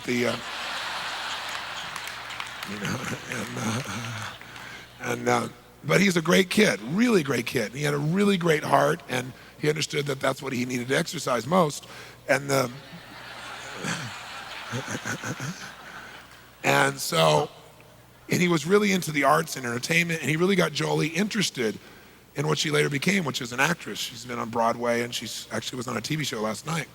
And he's the one who really got her interested in all this stuff. And he was really a wonderful man with really great values. I kept pointing out that he was a man, however, but still. The bottom line is it was really wonderful. And I remember one day Jolie came home and she was like, people are when they're totally in love. Ha, ha, ha. She's dancing and singing and, everything is wonderful, and what's going on. I'm so in love, right? So in the middle of this, I said, hey, Joe, what made all this possible, this magical relationship you have with him? She said, we looked across the salad bar. I said, yeah, I understand that, but I mean, what made that possible? She went, what do you mean? I said, how come you met him? She goes, well, I met him at work. I said, huh? And how did you get that work? And she thought for a moment. And then she got really teary-eyed. It was really emotional. And she said, oh my God. It was that day when we acknowledged Chris, huh? I said, that's right, honey. I said, the chain never ends. When you do something good, the chain that comes from it never ends. You may not notice it, but it never ends. I said, because you were loving and warm to this man and did something that felt a little weird, that led to you working here, and your working here led to you meeting this man. Your meeting this man has led to this great love affair you have. I said, so maybe standing up on a chair and clapping Chris, Chris, Chris was not such a bad thing. Just give me a big hug. Story didn't end there. Chris came to work for Robbins Research. Many of you in this room actually work with Chris. He's one of our PARs, one of the people that works with our account representatives. And many of you in this room are here because of him. His name is Chris Hendrickson. And he's one of the top people in our group as well. So they work with Chris.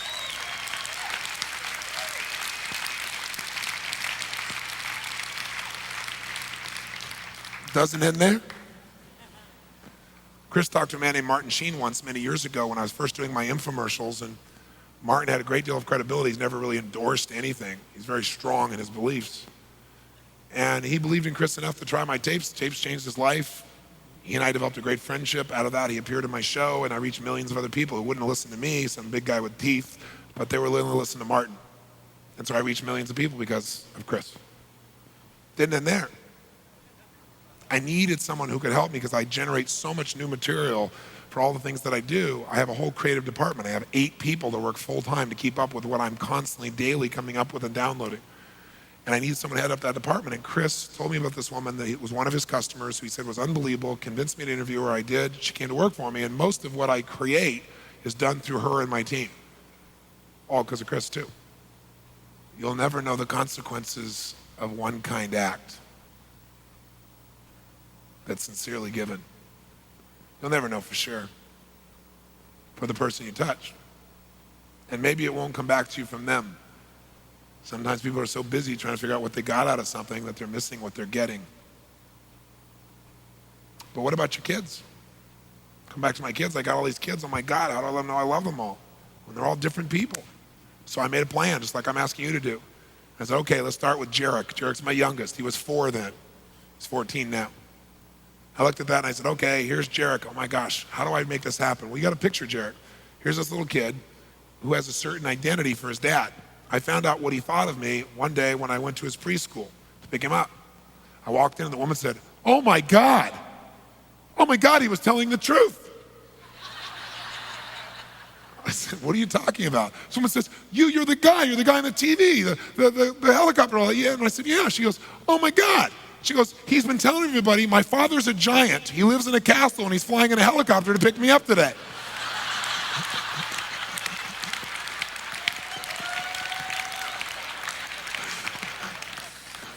So I thought, okay, I got a good picture of how he perceives his dad, right? So then I'm thinking, okay, how do I make him feel totally loved? Well, not the way I would do it. His strategy is different, right? Everybody's different. If you love them, you want to meet it their way. So like, telling him he's loved, that doesn't quite do it. Hugging him he likes. What he really wants to do is just hang out and do stuff that I don't like to do, right? He wants to go in the back of the yard in the dirt.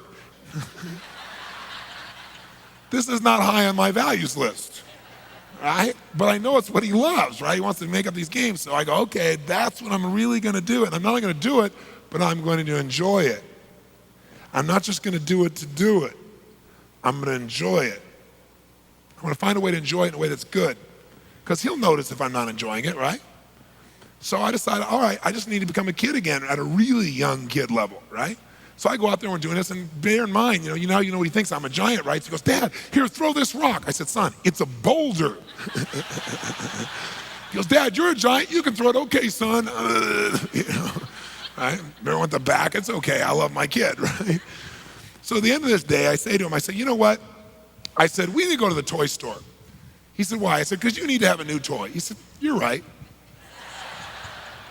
So we go to the toy store, and he and I at the toy store are like, did you ever see the movie Big? That's my son Jarek and I in the toy store, because we go around, I love to play with everything, right? He and I play for an hour and a half before we buy anything. So then we're at the front desk, and I said, okay, look, here's the deal. You've been a good kid, so you can have any one toy, not more than one, any one toy in the whole store. I don't care what the toy is, because you're so good. But only one. So think clearly which one you want. Go get it. I'll wait here. Meanwhile, I've picked out several toys I want to play with that I hope he picks, right? This kid's decisive, man. He's not even gone for 3 minutes. He knew exactly what he wanted. This huge toy store, he knew exactly what he wanted. He comes back, it's behind his back. I said, what'd you get? And he goes, a plastic rake. A rake. I said, son. I said, what's this? He goes, it's a rake, Dad. That way you and I can go out in the front yard and rake for hours and hours. Oh boy, son, wonderful. Right? But you know what's interesting? We went out there, it's what he really wanted. I was crushed. I worked all these years, so I don't have to do that crap anymore, right? So I go out there and we raked for 2 hours, but while we're doing it, we laughed and we joked and we talked about stuff. He and I are leaving after this seminar on Monday. I go to New York, but on Tuesday we fly to Fiji to go to my resort. It's just he and I to spend a week together. So I can just be with him by himself, And we were talking the other day, we went to Aspen, and we were talking about those days, and talking about the rake experience, and he and I laughed about it again. He'll never forget that. I'll never forget that, I can promise you that. But there was this bonding, this magic that happened during that time. It wasn't about raking, it was about being with each other. But it came out of that experience. Now my son Joshua, at the time I think he was like 9, a rake was not gonna do it, right? And so I'd been out of town, so sure enough, I came back into town, and instead of waiting to the end of the day, I thought, you know what, I've been with him with everybody else, but not by himself. So I immediately went to a school, and I checked him out of school in the middle of the day. And he got out, and he said, what's the matter? What's the matter? I said, nothing's the matter. So why are you taking me out of school in the middle of the day? I said, because it's Joshua's day. He said, what does that mean? I said, we've been with everybody else, I've been gone, we've been together, but I want to be just you and I, one-on-one, have a great time together. So this is your day. We can do whatever you want for the rest of the day, you and I. He said, really? I said, yeah. He said, could we go to the zoo? I said, sure. He said, well, could we go to SeaWorld? I said, sure. He said, can we go miniature golfing? I said, sure. Which one of those you want to do? He said, Dad, you're a possibility guy. All of it. I said, sure. And we had the greatest day. And I remember to this day, he's, as big as I am now practically. He's a big kid, right? An incredible kid. He's now, 19, I guess. And I remember going out there and golfing with this little guy. And we talked about girls because he was getting interested in girls, what was going on. And we just had this incredible, magical time. We still talk about Joshua days, all right, cool days. And we still do them. We just do them in a different way now, different age. My daughter, Jolie, she and I were the most alike of all the kids. She's outrageous and playful and crazy and passionate and fun, and she's an entertainer. And we love the same music. And she was older, right? She was 14 at the time. And everything was going great. We were like totally bonded. Now, it didn't start that way. The day I married my wife, she cried the entire day. My daughter did, right? So sure enough, things, I got to figure out how to bond with her. And we bond, everything's wonderful. But as she got a little bit older, she began to change physically. And as she did, she became a young woman. And as she did, suddenly men started showing up at my house, and my gun and collection was having to come out on a more regular basis. And everything was going great, except we all of a sudden started having these spirited debates when she became a teenager, right? Really spirited debates. That's a code word for a fight. And so what would happen was, because I'd be saying, I don't want you doing this, and one of our biggest challenges was she developed a role model at that time who I didn't think was the ideal role model for a 14-year-old, Madonna. And this was in Madonna's lace days, where she was, mixing her crosses for her lace outfits and so forth. So for some reason, this created a little break in our communication for some reason. And so gradually I realized, man, what does a teenager really want? To know that they're part of your team, to know that you love them. What do teenagers want most? Come on, what do they want? Keys to the car, yeah, that's true, but what else? That's right, respect and independence, right? So I remember Jim Rohn telling me, and I had a friend that also had a very similar experience growing up, where a particular friend of mine anyway was very, very wealthy, and I was very poor. And I remember I wanted to go to a concert. I had to earn the money for it. He had to ask for it. And I thought he had it easy. And one night I was at his house when he was asking for it. And his father was an ogre. And his father basically made him beg and grovel for it. And finally, after begging and groveling, he took the money out of his pocket, crumpled the ball, threw it on the ground, and said, if you want it that bad, go ahead. And I remember thinking, how disgusting to treat your own kid that way. I think you can learn from what works in life. You can also learn from what doesn't work. So I swore I'd never do that. So I thought, you know what? I know she wants to go. What if you read in the paper and you see your teenager and you know they're going to want to go to a concert. You notice in the paper some, values-driven organization like, Smashing Pumpkins or Poison or, some other value-driven rock group is coming to town. And you're not usually thrilled about the idea of them working out and going to this thing, but you decide instead to do something different. It's Madonna. And so what do? Instead of waiting for them to come beg, you go buy the tickets in advance. And you keep them in your breast pocket, waiting for that inevitable morning when your son or daughter comes to you and says, Dad, would you like some fresh squeezed orange juice? And he said, no, I'm fine, thank you. Well, would you like to have the car washed? No, it's fine. What do you want, Jolie?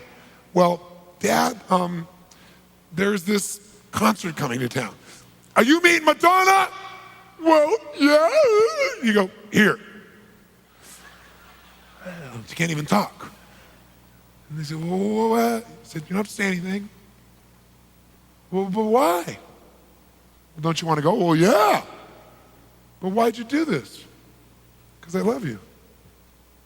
I mean, I know you want to go. We're on the same team. Sometimes it doesn't look like it. We get in a fight. I love you. And I think your music's great too. I said, so, you should go and have a great time. In fact, I've arranged for a car for you, and there's tickets for there, and you and your best friend both. Oh my God. And then you arrange a car to take them, a limousine, right?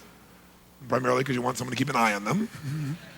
But also you want to create a magic moment. There they are with their best friend in the back of a limousine driving to the Madonna concert. Oh my God. They go there, and the limousine pulls up, and they assume that they're in the far edge reserved seats, right? So they go to that far area, and they hand the tickets to the guy, and the guy goes, oh, you're in the wrong section. Come with me. And they walk, and they walk, and they walk, and they walk, and they walk, and they walk, and they walk, and they leave this reserve section, and they come into Loge. They walk, and they walk, and they walk, and they walk, and they walk, and they walk, and they walk, and they leave Loge. they come into the main section, right? Main reserve seat. Oh my God, they walk and they walk and they walk. They leave that area, the guy's starting to walk right into the orchestra pit, right? Core seats of the whole house. And all of a sudden your daughter or son turns to the guy and says, there must be some mistake. My father bought these tickets. No, keep coming. And they walk and they walk and they walk and they walk and they walk and they walk and they walk and they walk till they arrive at the very front row, middle two seats of the entire stadium, where they can sit down, look up, and watch Madonna wiggle. Right? And your daughter's best friend in the whole world turns to her and says, you have the most awesome father on the planet.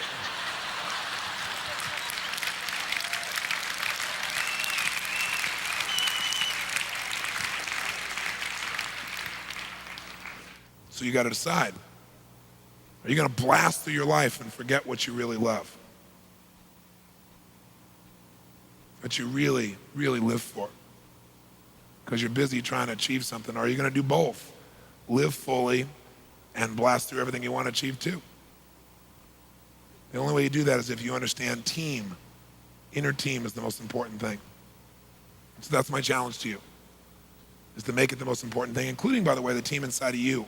Because for years, I took first 7, 8 years of my career, I didn't take one day off. I worked 7 days a week. That was it, because my whole identity was, I don't stop.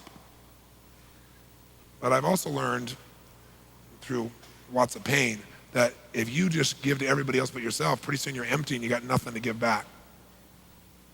And so I learned gradually to really give myself things, give myself time, give myself little events. And I want you to do that. So I have one other assignment for you. And that is, I want you for the next 4 weeks to promise me one thing. Besides coming up with your plan to take care of your team, that you come up with a plan that gives you 1 hour a week for the next 4 weeks where you do something for you that you normally will not do for yourself. I don't know what it is. Everybody's different. Maybe it's just a walk on the beach or a walk away because you never give yourself time by yourself. Maybe it's buying yourself something you would never do because you go, oh, that's stupid. I don't need that. Do it anyway. Because I'll tell you what will happen. When you give to yourself, you'll have something to give to others. You know, the Bible says, love thy neighbor like thyself, which presupposes that you would love yourself. That's not a very popular thing because most people who pretend to love themselves really don't. They don't really love themselves. They hate themselves. Giving to yourself is a gift that when you give to yourself and you're so much happier, so much more alive, you're able to give to others. Maybe a part of you wants to sing. I mean, you're not a singer. You're a businessman, for God's sakes. And you've never sung in your whole life. But as long as there's a part of you that really wants to sing and you don't do it, you're not going to feel whole. So if you just take 1 hour a week and you never sing in public, it doesn't matter. You just learn to sing. The joy it'll give you will show up in your next business deal. It'll show up in the way you treat your kids. You know, you want to dance. Where am I going to dance? Who cares? Go do it. And for me, it was flying a helicopter. I went and I didn't have the money, I didn't have the time, I couldn't do it, but I took one lesson. That's all it took to hook me. You know? And I went in, it was like the most magical feeling to lift up and go wherever you want, straight forward, backwards, sideways, straight up, down, middle of the sky. It was the most amazing thing. And I found a way to make it work. And flying the helicopter changed my life because to fly a helicopter, it's so sensitive that to turn from here to here, like this, would be a movement from here to here. That's all it takes. So when you fly a helicopter, you don't do this, you don't move around. When you fly a helicopter, you're totally centered and it's more thought. It's a tiny bit of pressure, like here to here is a normal turn. I'm trying to exaggerate it so you'll see it. And my first solo flight, I looked down, there are dolphins and a giant whale floating below me on the ocean as I'm floating along. I'm like, yeah, ooh. So it taught me how to be centered.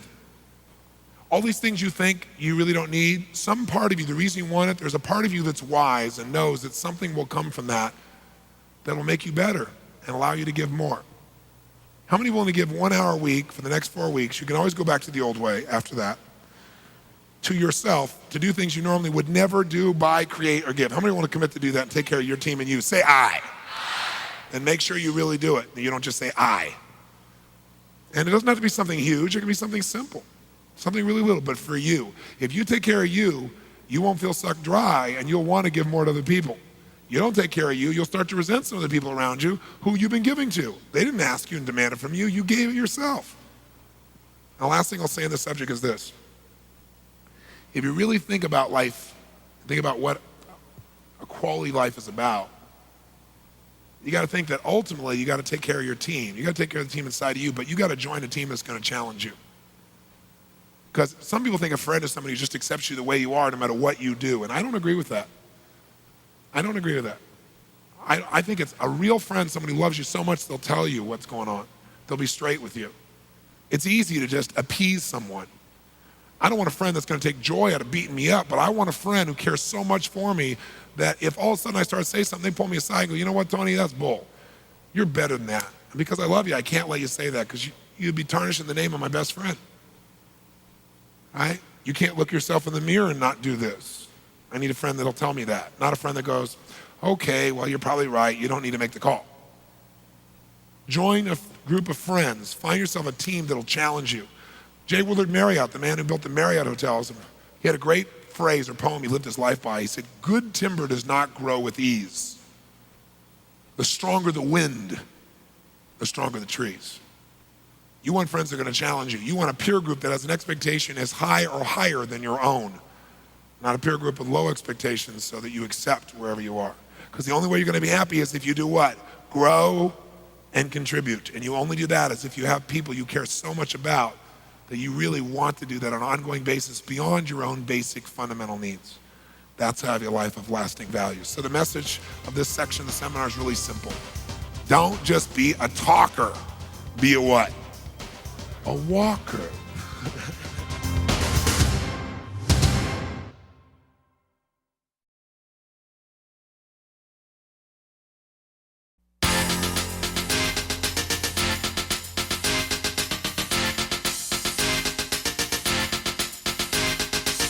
We're going to work on a little subject here called rapport. Rapport. You might want to jot in your notes. Rapport is power. Rapport is power. With rapport, you can get things done you can't get done any other way. Remember this morning we talked about anything you want to achieve or do or create or have or learn or master. There's somebody else out there who could help you do it faster. They know people, they know situations, they have resources, but they're not going to want to help you unless you first meet their needs. And you're not going to be able to meet their needs if you don't know what they are, and you're not going to know what they are unless you first get a relationship of rapport. Rapport means a relationship of responsiveness. When people are really responsive to each other, they have rapport. If you're going to have an intimate relationship, you have to first have rapport, at least in most people's cases, right? So rapport is a fundamental skill set of any human being that's going to really be happy, is going to be fulfilled. So we look at it from that perspective. The question is, how do you get rapport with just about anybody in the shortest period of time in the most fulfilling way? Well, the obvious way to start with is really caring. I mean, there's no faking sincerity and really getting associated with that. But there are some skill sets also that will cause people to feel connected to you in a matter of minutes and also cause you to feel connected to other people who maybe normally you wouldn't have felt that way with. Now, if I said to each of you right now, I want you to go outside, go to a local restaurant or bar, meet somebody and develop rapport, how many feel like you could do that pretty quickly? Say aye. Of course you could. How would you do it? You meet somebody and you probably start a conversation where you'd ask them a few what? Questions. Questions like what? What's your name? Where are you from? What do you do? Do you come here often? Sarah, that's not a good question.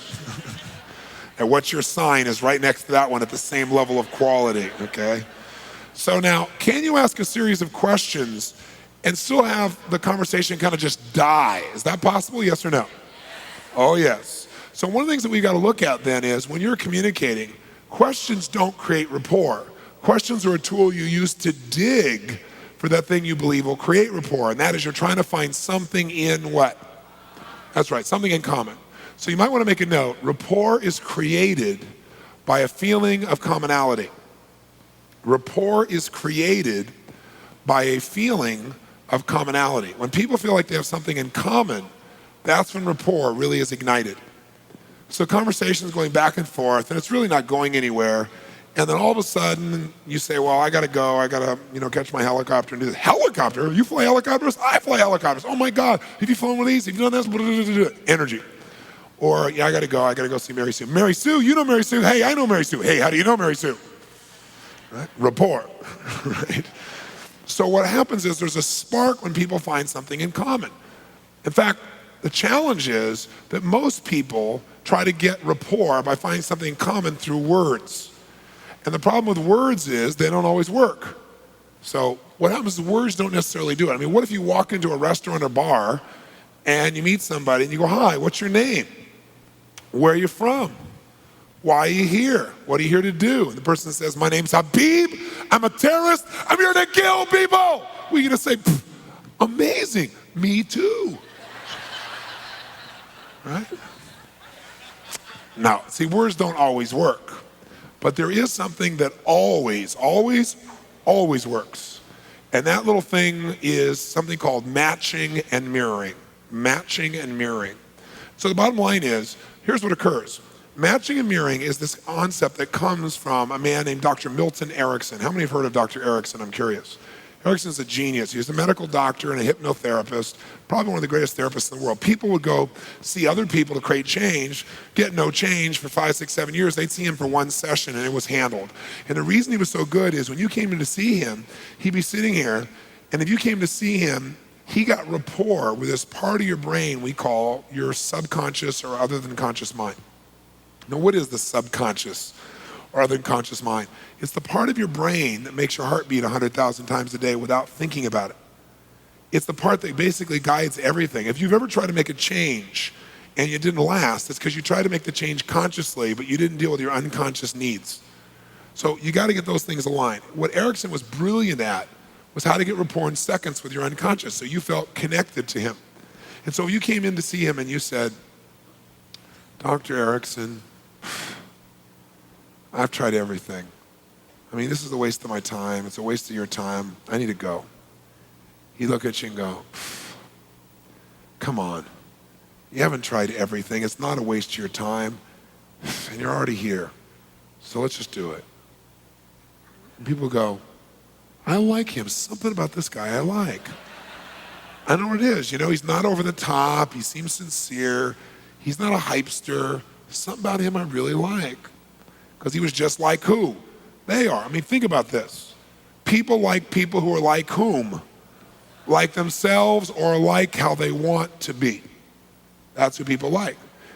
If you came in to see him and you said, Dr. Erickson, I've tried everything. I've done this and that and this and that. I'm telling you it's a waste of our time. It's a waste of my time.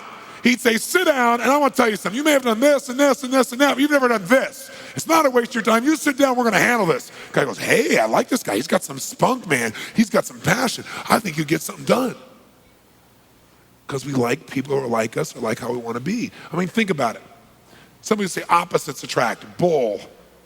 Opposites, you may be opposites in some areas, but you have to have similarities to be attracted. Things that you want. I might say, well, I know this couple. He's filthy and she's clean, and that's what makes the relationship work. Well, maybe what makes it work is they share the same belief about a man and woman's role in a relationship. That's the same. That's mirrored. Maybe they have the same religious beliefs. Maybe they have some similar background. And what's different are the things you're noticing.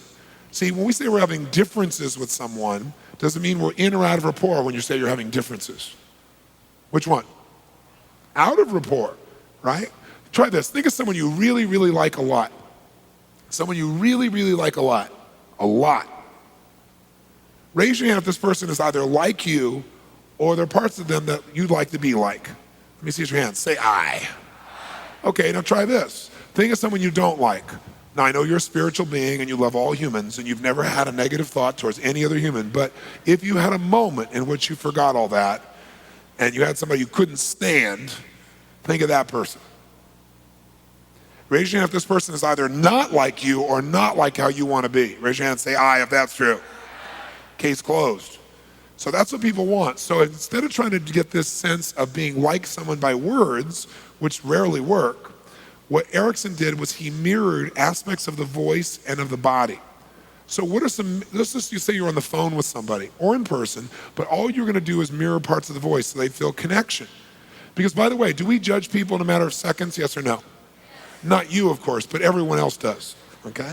So now, for example, tell me what could you mirror in a person's voice so they would unconsciously feel connected to you without knowing what? Come on. Okay, tonality. Have you ever dealt with somebody where it didn't matter what they said, you couldn't listen to them because their dentist drill tonality drove you up a wall? How many of you ever had this experience? Say aye. So when you mirror someone's tone of voice, there is an immediate connection that you feel. Somebody else, what else could you mirror? Speed. What kind of person talks at this particular pace like I'm talking right now? What part of the country tends to talk at this particular pace when they say things? Come on. What part of the country? Where? Come on. Where? That's right, New York City. Also, Federal Express commercial guys tend to talk at this particular pace, right? How do people who talk more like this feel about those fast-talking city slickers? Do they trust them? No. They don't even know how to say the word dog. And by the way, how do fast-talking people feel when they meet slow-talking person? Mary, what do you think? Mary, what do you think? Mary, what do you think, Mary? Mary goes, well, what? How many of you have ever seen this mismatch before between two people? Okay. What else can you mirror besides tempo and tone? Okay, volume. Some people like to talk loud. Loud talking people love loud talking people because they know you're a real man, you're a real one too. But how do quiet talking people feel about those loud talking people? They're obnoxious, that's how. And of course, intelligent people talk like you and I do, don't they? Do we judge people in a matter of seconds by their tone, by their tempo, by their volume? Do we make generalizations about who they are, yes or no? You bet we do. What else could you mirror? Vocabulary. Accent, if you're good at mirroring, great, but if you don't, it's an insult and you lose rapport. But if you can accurately do it, it's okay. But what somebody just said is words. People have certain key words they use a lot. If you mirror back those words, you're going to get total rapport because they're going to feel really heard by you. If you're in real estate and you say, someone comes to you and says, I'm looking for a magnificent home, you don't want to say, oh, I got a fantastic place to show you. Because maybe for you, magnificent and fantastic are the same thing. Like you think dog and think German Shepherd, but they're thinking Mastiff. So you're better to use their word, dog, or magnificent. And what will happen is they will feel really heard and they'll be connected to you. If you use their same language, they'll know you're intelligent too, right? What about the body? What could you mirror in the physical body if you're in that person's presence that would create rapport? Okay, posture. If the person's more relaxed, be more relaxed. They're more upright, you can be more upright, and there will be rapport. Now, I want to point something out though. So you can mirror someone's posture, or let's say leg position. You'll get more rapport by this position in terms of the person feeling relaxed and connected to you than by all the words you could ever say to them. How many follow that? Say aye. What else could you mirror in the body besides posture? What else? Come on. Facial expression, and most of you do this, don't you? If someone's all animated telling a story, do you sit back like this and look at them while they tell the story? No, you look back and make the same stupid look back. All right, what else? Okay, gestures. Watch me for a second. If you're communicating with somebody, and as they communicate, like when they're really making an important point, let's say they make a funny little gesture, like they go, well, I think we ought to do it this way, and they make this funny little gesture when they're making the most important point. Then when you go to say something, say, you know what? I totally hear you on that. That's a good point. I'm curious though, what if we did it this way? What do you think? And you make the same gesture and you watch them, it's like, a friend. And they get excited. You think I'm kidding. If someone's telling a story and they go, well, we did this and this and this, and you go, really, this and this? They go, oh yeah, and they get better at telling their story. They don't know why, but they feel connected to you.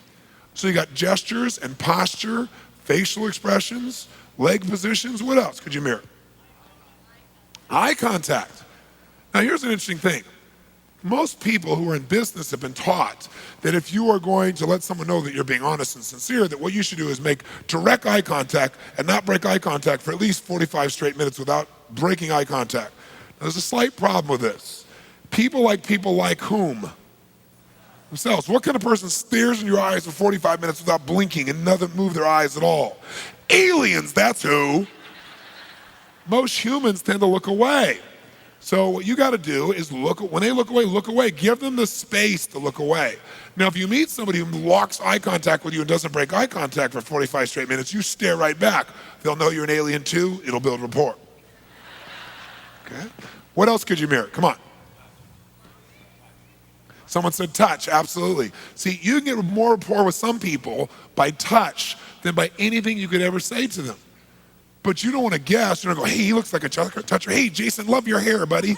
You do that, you could get killed. You touch in totally non-sexual ways. You just got to notice. If Louis comes by and goes, hey, Tony, thanks a lot, and he hits me in the shoulder like this.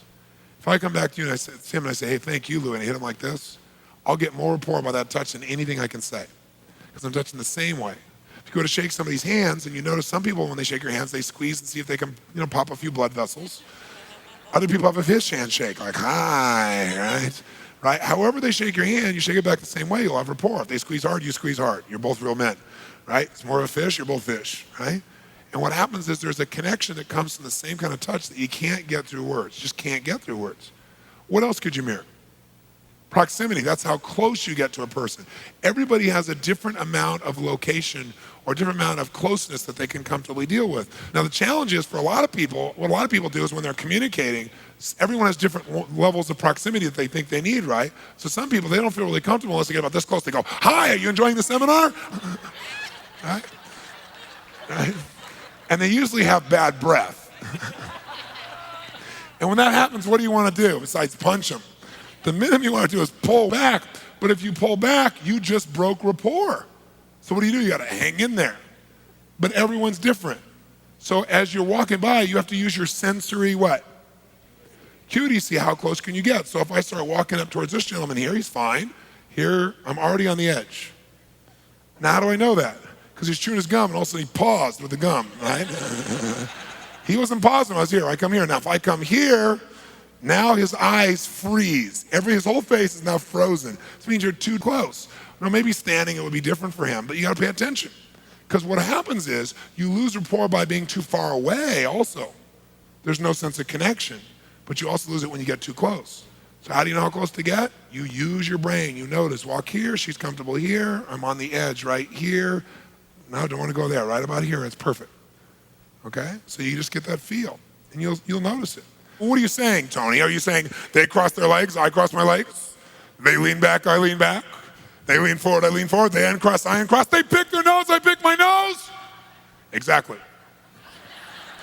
No, you don't have to mirror everything a person does to be in rapport. You can just do leg position and a gesture, and you'll be in total rapport.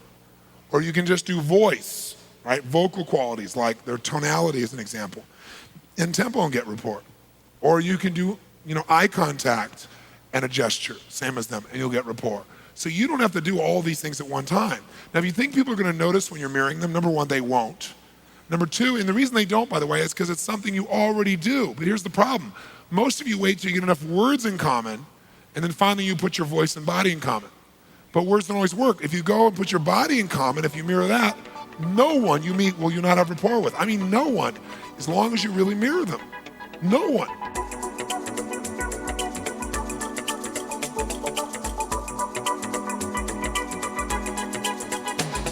Up until now, we've been talking about how to get rapport by basically mirroring someone's physiology.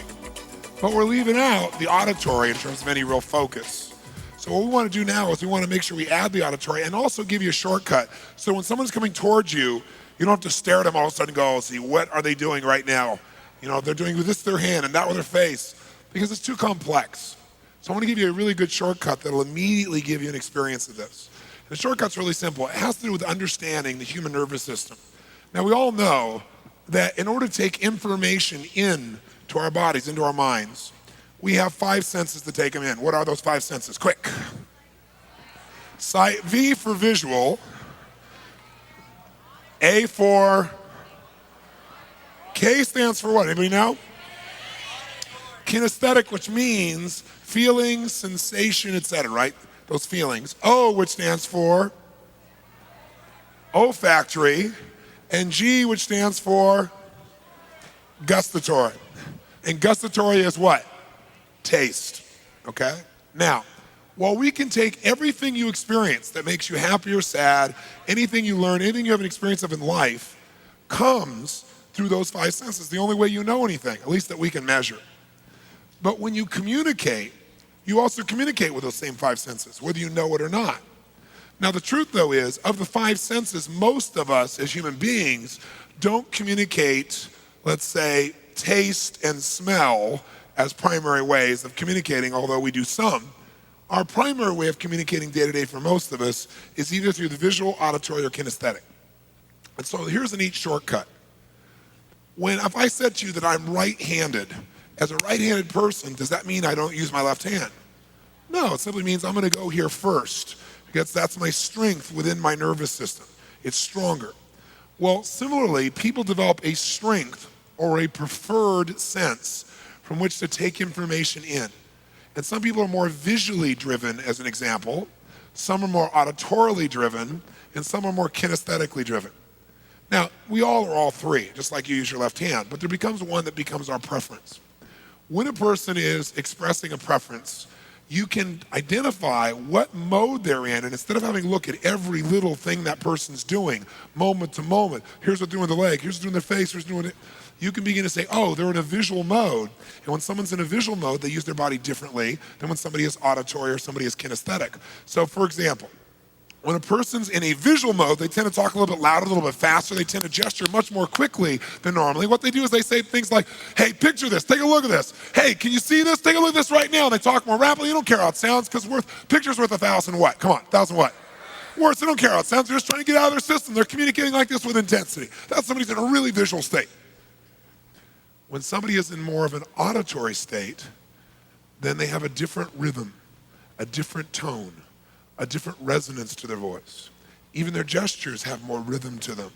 As opposed to somebody who's talking visual like this, somebody who's more auditory will begin to have that rhythm in their voice, and they'll use words like, listen to me, hear what I'm saying, or that clicks for me.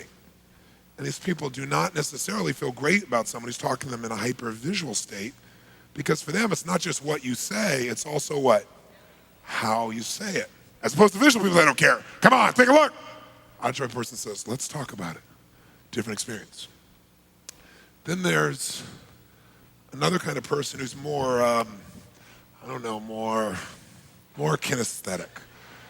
And this person's more, more touchy and feely, and they talk more slowly, and they say, I need a more concrete example, or it doesn't quite feel right to me, or, I need a better sense of it. And these kind of people basically drive me up the wall. Now, I'm all three people, aren't you? Yes or no? Yes or no? But don't you have a preference, a place you tend to go to first? I mean, when you really are communicating, you tend to go there first, sure. So if I start talking to you this particular mode right now, come on, what mode am I in right now as I start to talk to you? What mode? Come on. What mode? And what if I began to speak to you like this and I said, listen to me, auditory. So now knowing that, what's nice about that is it's a different quality of movement, different quality of voice, different quality of everything that goes with those. So you don't have to watch everything the person's doing. You go, oh, the person's in visual, I'm going to respond more visually. And you don't have to be identical in every way. Just the tempo and the movement and so forth will absolutely get you in rapport with that person. Now, knowing this can help you understand why sometimes relationships don't work in business or personally. Sometimes you like the person, but your styles are so radically different that what it does is it kind of separates you. Because I want to tell you something, and this sounds terrible, but it is true. Style is more important than substance initially, not long term, initially. How many times have you seen somebody who's brilliant, got great substance, but no one listens to them? It's because they don't mesh their style in a way that connects with other people. Now, substance is what matters long term. But without style, even substance doesn't have the same value.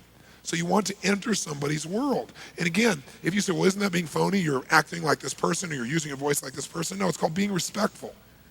If you go overseas to another country, you're not appreciated as an American if you don't at least try to speak the language of the people you're talking to, true? And it's a lot easier to just do whatever you do than to see where someone is and care enough to enter their world. Similarly, even though we all speak the same language in this room, we all have a different nonverbal language. And so if you enter someone's nonverbal world, you're going to have a lot more rapport. So what I've learned over the years is that if you really want to be an effective communicator, what you really got to learn to do is have enough flexibility that you can change modes quickly. So that if a person is in any mode, doesn't matter what mode they're in, you can enter their world rapidly. So in other words, if they're visual, go, yeah, I see that, I can picture that, sure. If they're auditory, you go, I hear what you're saying. Hey, that clicks for me. And if they're kinesthetic, you can go, hi. No. In fact, if you're really going to be effective, you must become what I call the totally integrated man or the totally integrated woman. Here's the practical value. let's think about something here. Success in life comes from recognizing patterns. Patterns. Pattern recognition is what gives anyone an advantage in life. At the most basic level, most of you, if you had to leave this room immediately, know how to get out of here because you recognize patterns, not because you've been through those doors so many times, but you recognize there are only so many doors and you've learned, some you push, some you pull, some you twist, so you know how to get that result because there's only so many patterns. Someone who is a great musician knows the patterns of music that will move you most. Michael Jackson knew how to move his body at one time in his life that would make people feel a certain way.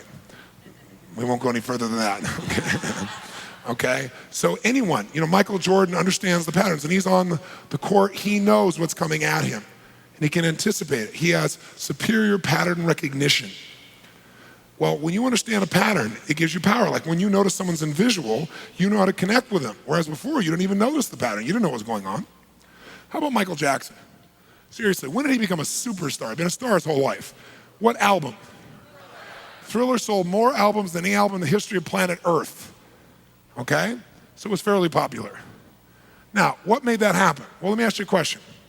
Did Michael Jackson look anything like what he looked like in just his previous album called Off the Wall? Yes or no? It looked like totally different people, didn't it?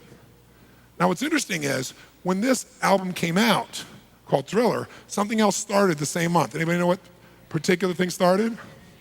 MTV. So all of a sudden, for the first time, we didn't just hear music, but there was this person you could move and look. And all of a sudden, we had all these other feelings and sensations to feed the music that no one had ever seen before. This man could move like no one. Created this energy and this power and this feeling that got attached to the music. Think that played a little role in increasing it? You bet. Plus, Michael did not look like he looked. All of a sudden, Michael even sculpted his body to meet the largest number of people's criteria in the culture, which is, for example, high cheekbones are highly valued in the culture. We've promoted those as a culture. So he made high cheekbones, whereas before he had big round cheeks. He changed his hair so it was almost androgynous. He sculpted his lips, his eyes, everything to try and appeal to the largest number of people he could. How many think he would have sold just as many albums if he looked the way he did in the previous album? Let me see your hands. 1, 2, 3, 4, 5 people out of 2,000. No way. No way. Now, it's not just music, though. Let's look at movies. How about, I'll give you a movie that was a movie that won the Academy Award. So you would think it'd be popular. A Passage to India. How many of you saw that movie, A Passage to India? Raise your hand. Keep your hand up. Look around the room. Not even 10% of the room saw it. Keep your hand up for a second. Drop your hand if you didn't thoroughly enjoy the movie. If you didn't thoroughly enjoy it, drop your hand. So if you look around the room, not even 10% saw it. Less than half of them really enjoyed it. Okay, and it won the Academy Award. Drop your hands. Now, would you say that movie was a visually paced movie, an auditorily paced movie, or a kinesthetically paced movie? Which one? Comatose. It was about 4.5 hours. Now, if you liked it, I understand. I'm sure it was really pretty and beautiful, but I don't need 4.5 hours to see pretty and beautiful, right, personally. So what happened was I remember sitting there, and they had an intermission after 2 hours. And there was this big trial that supposedly this is building up to, and I thought, the movie was so terrible up to that point, I thought, something amazing is going to happen in this trial. Nothing happened in the trial. At one point, nothing had happened. There was these monkeys in the background. I thought, those monkeys are going to do something nobody else has. And the movie ends with the guy getting in the carriage, and you hear the voice go over, and the voiceover says, and I never saw him again. That's it. In the theater I was in, I heard 4 guys in the front row who'd been roped into going there, cursing as they're going outside. Right? It did not appeal to a mass number of people. It had critical acclaim, but it was not popular, and very few people saw it, and very few people really enjoyed it. I'm not saying you shouldn't have, but very few people did. That's the facts. So let's take another old movie. How about the original Back to the Future picture? How many saw Back to the Future? Let me see your show of hands. Now keep your hands up and look around the room. It's like 98% of the room saw this picture. Keep your hand up. Drop your hand if you didn't thoroughly enjoy it. If you didn't thoroughly enjoy it, drop your hand. Almost all of you saw it. Almost all of you said you thoroughly enjoyed it. That's interesting. Well, let's see if there's a pattern here. Was that a visually paced movie, an auditorily paced movie, or a kinesthetically paced movie? Which one? Which one? How many think it was all 3? Yeah, it was like, ba-boom, and all of a sudden the time machine exploded and that crazy professor walks around in a total visual mode, right? And then there's all the auditory jokes. Okay, if you're from the future, who's the president? Ronald Reagan. The actor, right? And then there's those kinesthetic moments, like when his mom is trying to hit on him. Ooh. Remember that? Ooh. Right? So all three are in it. So all three are in it, and it had tremendous congruency in all three modes. Really visual, really auditory, really kinesthetic in points. Oh, so it's not just music, it's movies too. Oh, it must just be entertainment. Well, how about politics? Every country I've gone to, and I go to 65 countries in my work, I can predict who will win and have in every election, because I started in the United States and learned a little technique over about 15 years, because I used to do this seminar literally every weekend, 3 weekends a month minimum. So I would poll people during those times, during all the elections. I can tell you beyond a shadow of a doubt, politics never determines who wins. What determines who wins is who appeals to the culture the most visually, auditorily, kinesthetically, and has the most congruency. And of those, the ones that's most important is that they can move you emotionally and you think they're congruent. We'll even take somebody who's ugly in our minds, make them okay, because after all, they're president. We change our mindset. So let's do a little test, okay? As an example, do you remember when George Bush was running against Bill Clinton in, what was it, 92, right, 92? How many remember that election? Okay, good. So you had George Bush, and you had Bill Clinton, and you had,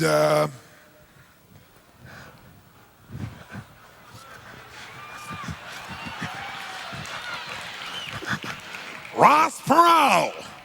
Now, let me tell you something, right? Now, let's do a little test, okay? How many of you in 1992 thought George Bush was really an attractive man visually? Attractive man visually. 1, 2, 3, 4, 5, 6, 7. About 15 people in 2000. How many thought Bill Clinton, regardless of his politics, was an attractive man visually? Let me see a show of hands. So did the interns. Okay, good. Okay, so about 80%, 85% of people thought he was attractive visually. How many of you thought Ross Perot was an attractive man visually? Okay, a couple blind people, good, okay. Now, so who wins the visual? Quick, who wins the visual? Quick. Bill Clinton, okay, great. Now let's go to auditory. How many thought George Bush had an attractive tone of voice in 1992? Okay, about 6 or 7 people out of 2,000. How many thought his voice was annoying and he sounded like he was whining most of the time? Let me see your hands. Keep your hands up. Now, I know George Bush and I respect him immensely, but his voice sounded horrible. Look at the room. 80% of people thought he had a bad sounding voice, whiny sounding voice, not just bad. How many thought Bill Clinton, regardless of his politics, had an attractive tone of voice? Let me see your hands. Look at this. 90% liked Clinton's voice. How many thought Ross Perot had an attractive tone of voice? Okay, 2 deaf people, that's good, okay, great. So who wins the auditory battle? Quick, who? Bill Clinton. Okay, how many felt like in 1992 George Bush could move you emotionally in 92 election? Let me see your hands. 3 or 4 people. George Bush couldn't move George Bush in 1992. Till about the last 2 weeks, he decided to run, if you guys recall. The rest of the time, he had no emotion, right? That was one of his strengths before. None at all. How many felt like this guy, Bill Clinton, could move you emotionally? Now notice, keep your hands up, not as much as he looked or sounded, but still really high, 75% of the room versus 80 and 90 on the other ones. How many felt like Ross Perot could move you emotionally? When he said something, it was going to happen. Let me see your hands. Okay? So Ross, and by the way, I can tell you at the time, Ross and Clinton, Ross was slightly ahead of moving people emotionally. Most of you probably don't remember 92, but I can tell you, every country, every city I went to, we asked. And the reason was he was so intense and strong, and Clinton was more quiet. You got a lot more time under your belt with Clinton now.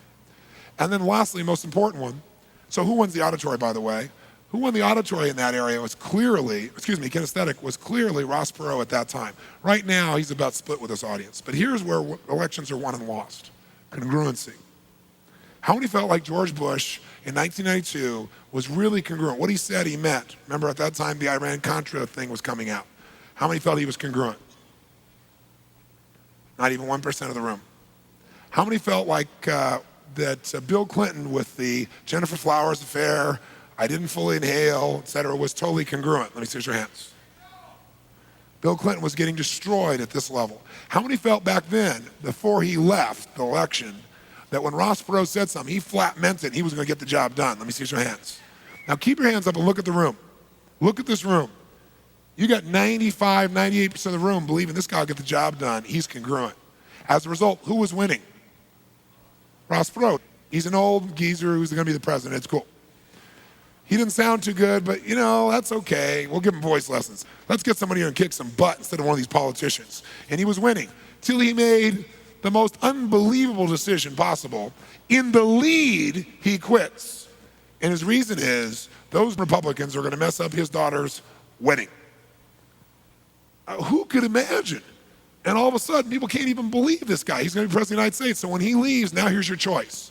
A guy that doesn't look good, a guy that doesn't sound good and doesn't feel good and is not congruent, even though he's a nice man, George Bush, versus a guy that looks good, sounds good, feels okay, but's not congruent. So the same day he announced he was leaving the race, Bill Clinton made the most important decision of his political career. He got himself a vice president who people thought was congruent. But in those days, it was Al and I. Remember that? Al and I, everywhere. You never saw Clinton alone. It was he and Al catching a football. He and Al on the bus going city to city. Al and I. This new generation, remember that? How many think Al Gore's an attractive man visually? Okay, about 75% of the room. How many think he's attractive auditorily? About 30% of the room. How many feel like he can move you emotionally? How many feel, though, that he's congruent, that what he says he really means? Let me see your hands. Keep your hands up, look around the room. And guess what Clinton scored here? By association, he got congruency. So now his ticket offered you all three. Bush's ticket didn't offer you any of it. And then in the last minute, who gets back in the race? He gets back in the race, and still, even though he quit, people say, well, I think he still do the job, and a bunch of people vote for him.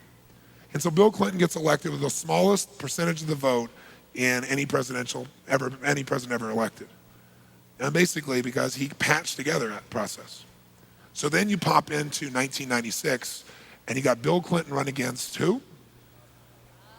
Bob Dole. Who likes to talk about Bob Dole himself in the third person? Let me tell you what Bob Dole thinks.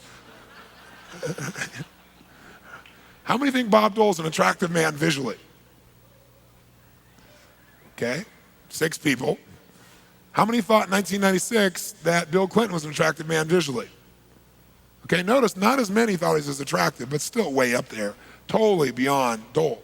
How many thought Bob Dole had an attractive tone of voice? How many thought Bill Clinton had an attractive tone of voice? So who wins the visual and the auditory? Clinton. How many felt like Bob Dole could move you emotionally? He did one speech, one, where he moved people emotionally, and he jumped in the polls right after the Republican National Convention. One. Just one good talk. People wanted to believe in Bob Dole at some level, but he couldn't sustain it. And how many felt like Bill Clinton, even if you didn't like certain things, could move you emotionally? Sure. And how many felt like Bob Dole was congruent? This is his one asset. How many felt like Bill Clinton was congruent? How many felt like his co-partner there was congruent?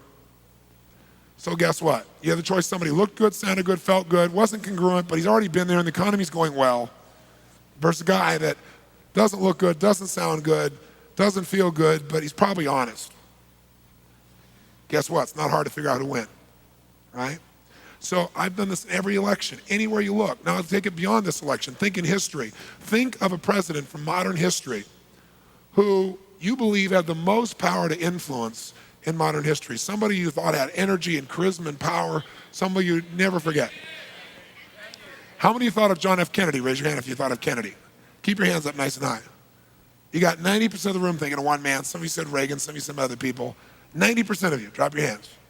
Why? How many thought John F. Kennedy was an attractive man visually? 98%. How many thought he was attractive auditorily? About 95%. How many felt he could move you emotionally? How many felt when he said something, he meant it, he was congruent? Khrushchev thought so also. So some people say, well, we remember him that way because he was killed. No, was he popular only in this country or around the world? Why? Because if you walked into a visual culture, he was visual. If he was auditory, he was auditory. If he was kinesthetic, he was kinesthetic. I got news for you, it's not politics, it's your nervous system. How about parenting? Which would be the best parent? A visual parent? Come here, Johnny, let's get this done. An auditory parent? Johnny, I think we should talk about this. Kinesthetic, come here, buddy.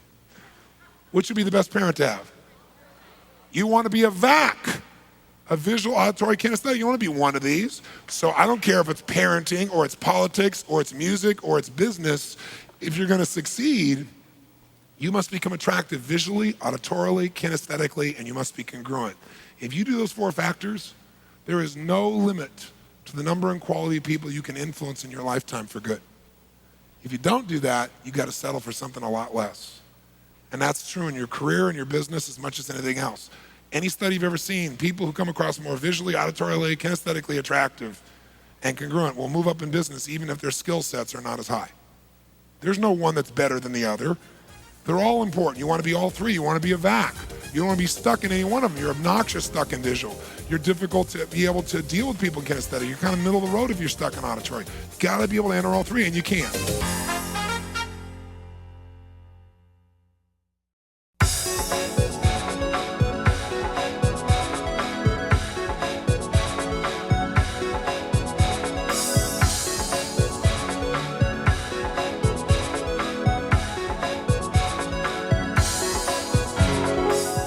One skill you've got to master to have an extraordinary quality of life living in the day and age we live in today. It is the skill of learning rapidly.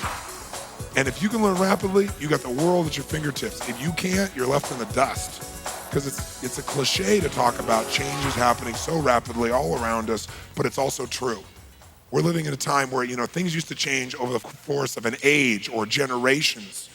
Now an age is about 6 months. Companies manufacture a product that's a brand new innovative product. They used to expect to have a 5-year time period before somebody could knock them off. Now it happens in 3 to 6 months.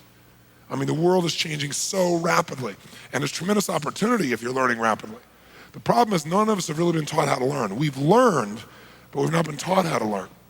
Maybe I should first explain what learning is, because if you're not learning something, it's not because you're not smart. It's because the teacher's strategy for teaching is not getting through to you.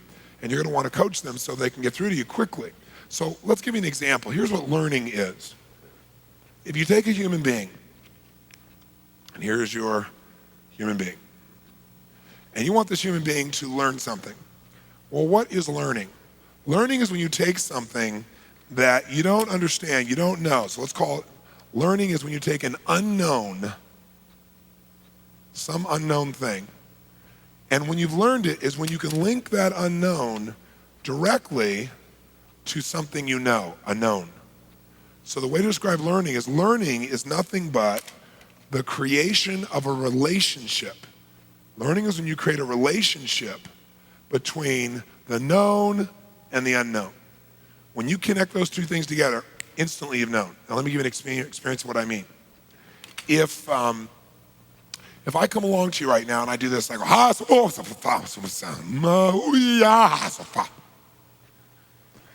now, what just happened is your brain searched 10 billion files and found nothing. Searched every file you had nothing there, right? But what happens is, if I said to you, Zaba, Zaba, Zaba, what's Zaba? Come on. A known, an unknown, some sound.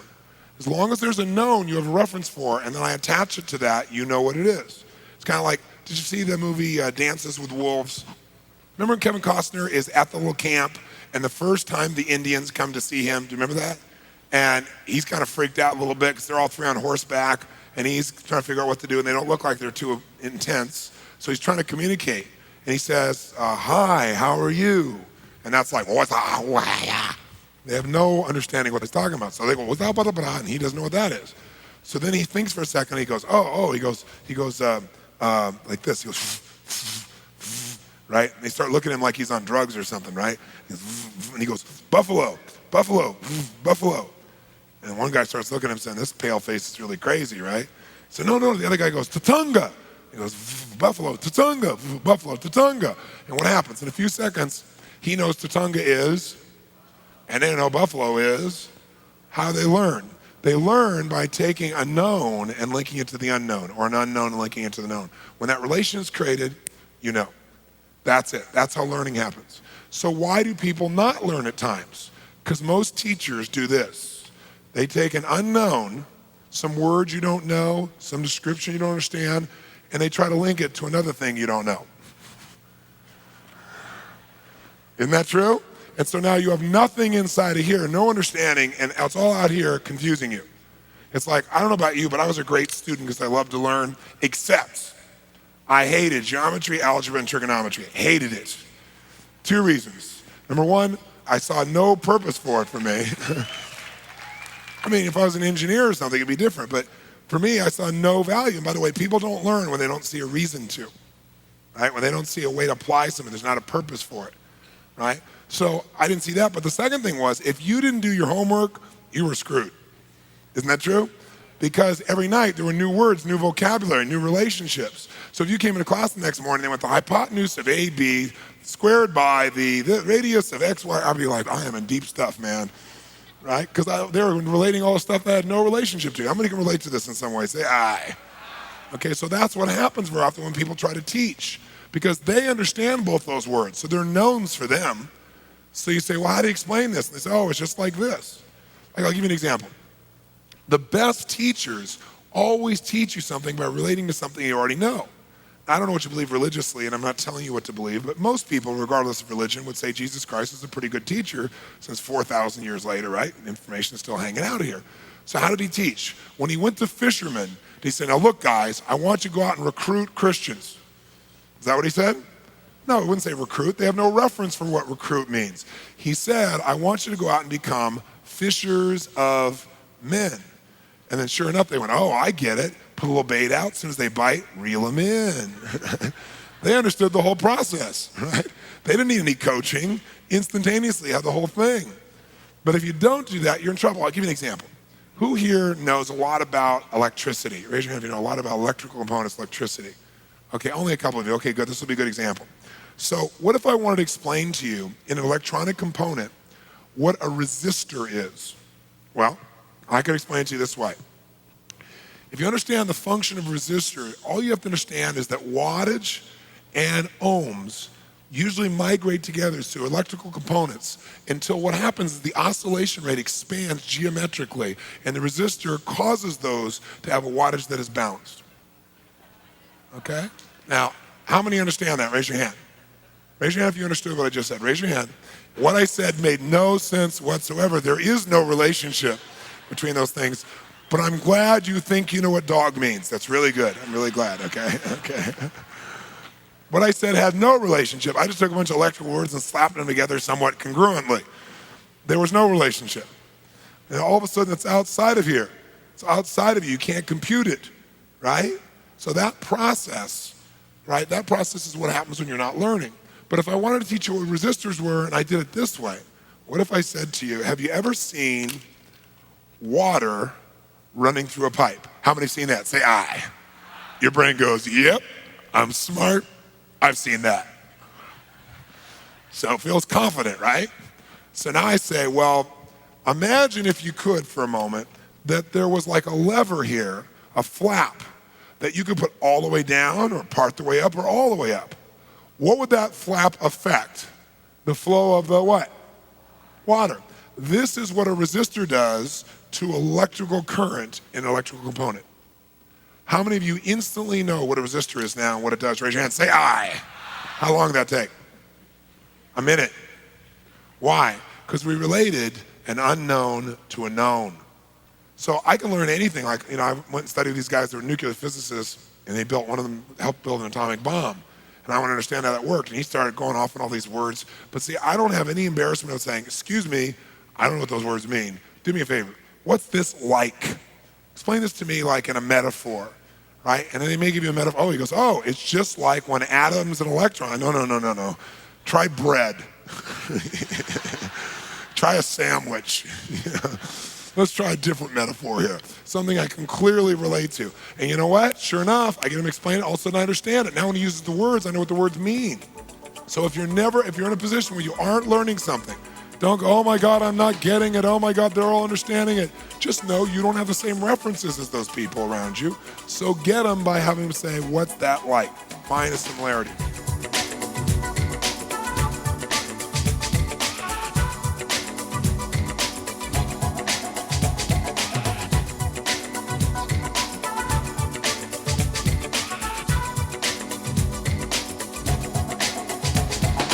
Here's a simple definition of strategy. A strategy is a specific way of organizing.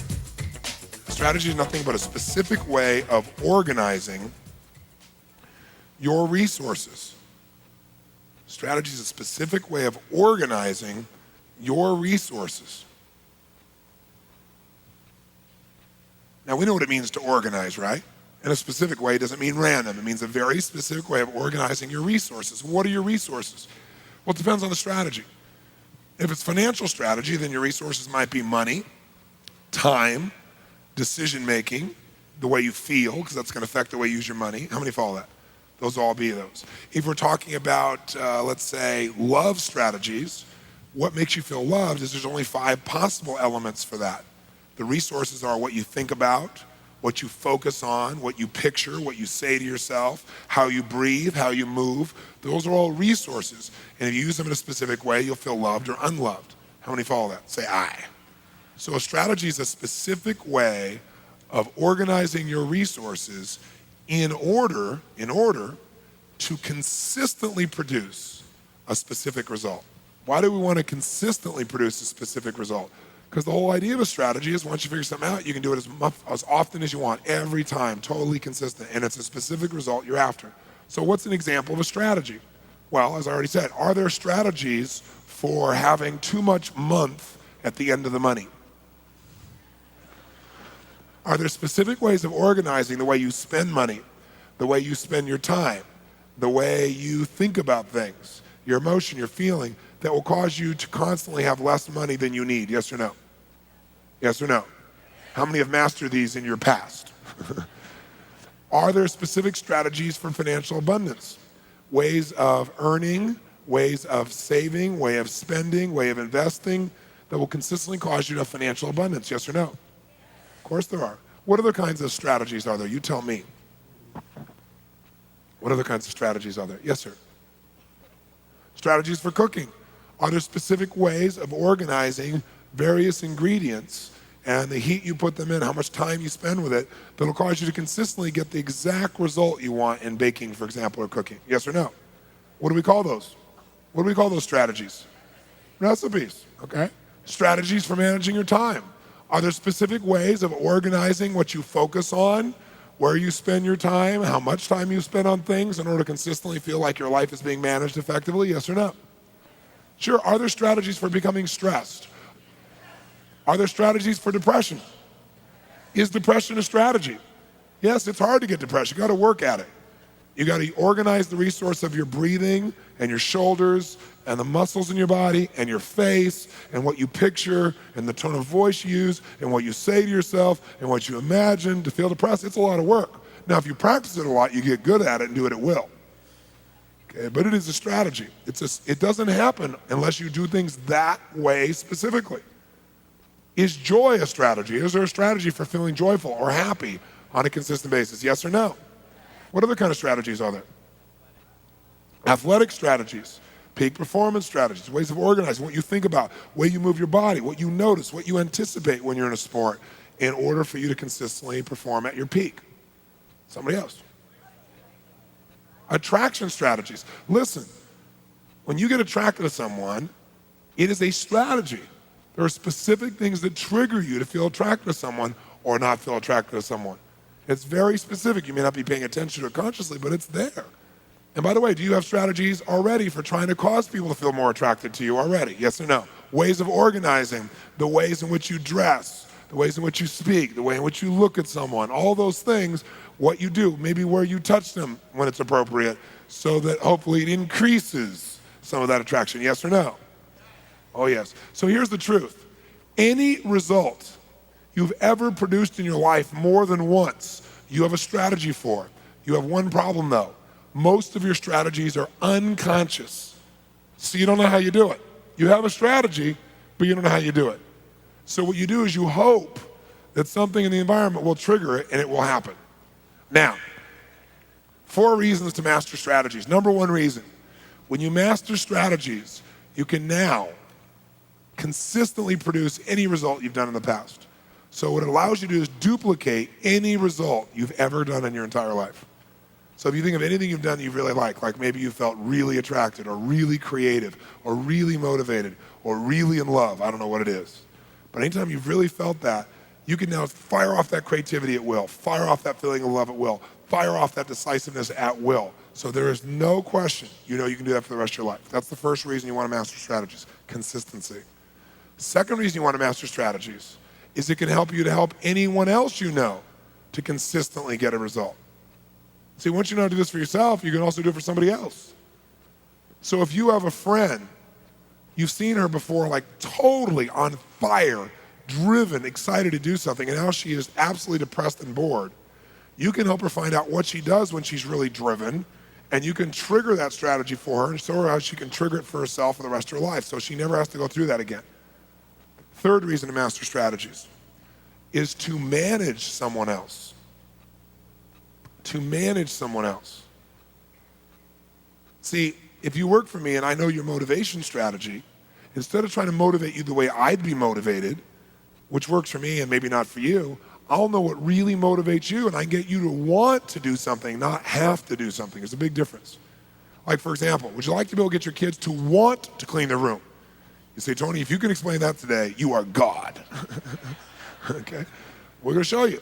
The reason you're not getting through and getting motivated is you're trying to motivate them using your strategy. You're not doing it with their strategy. That's why it doesn't work. So once you understand strategies, you can elicit someone else's and use it to manage them effectively.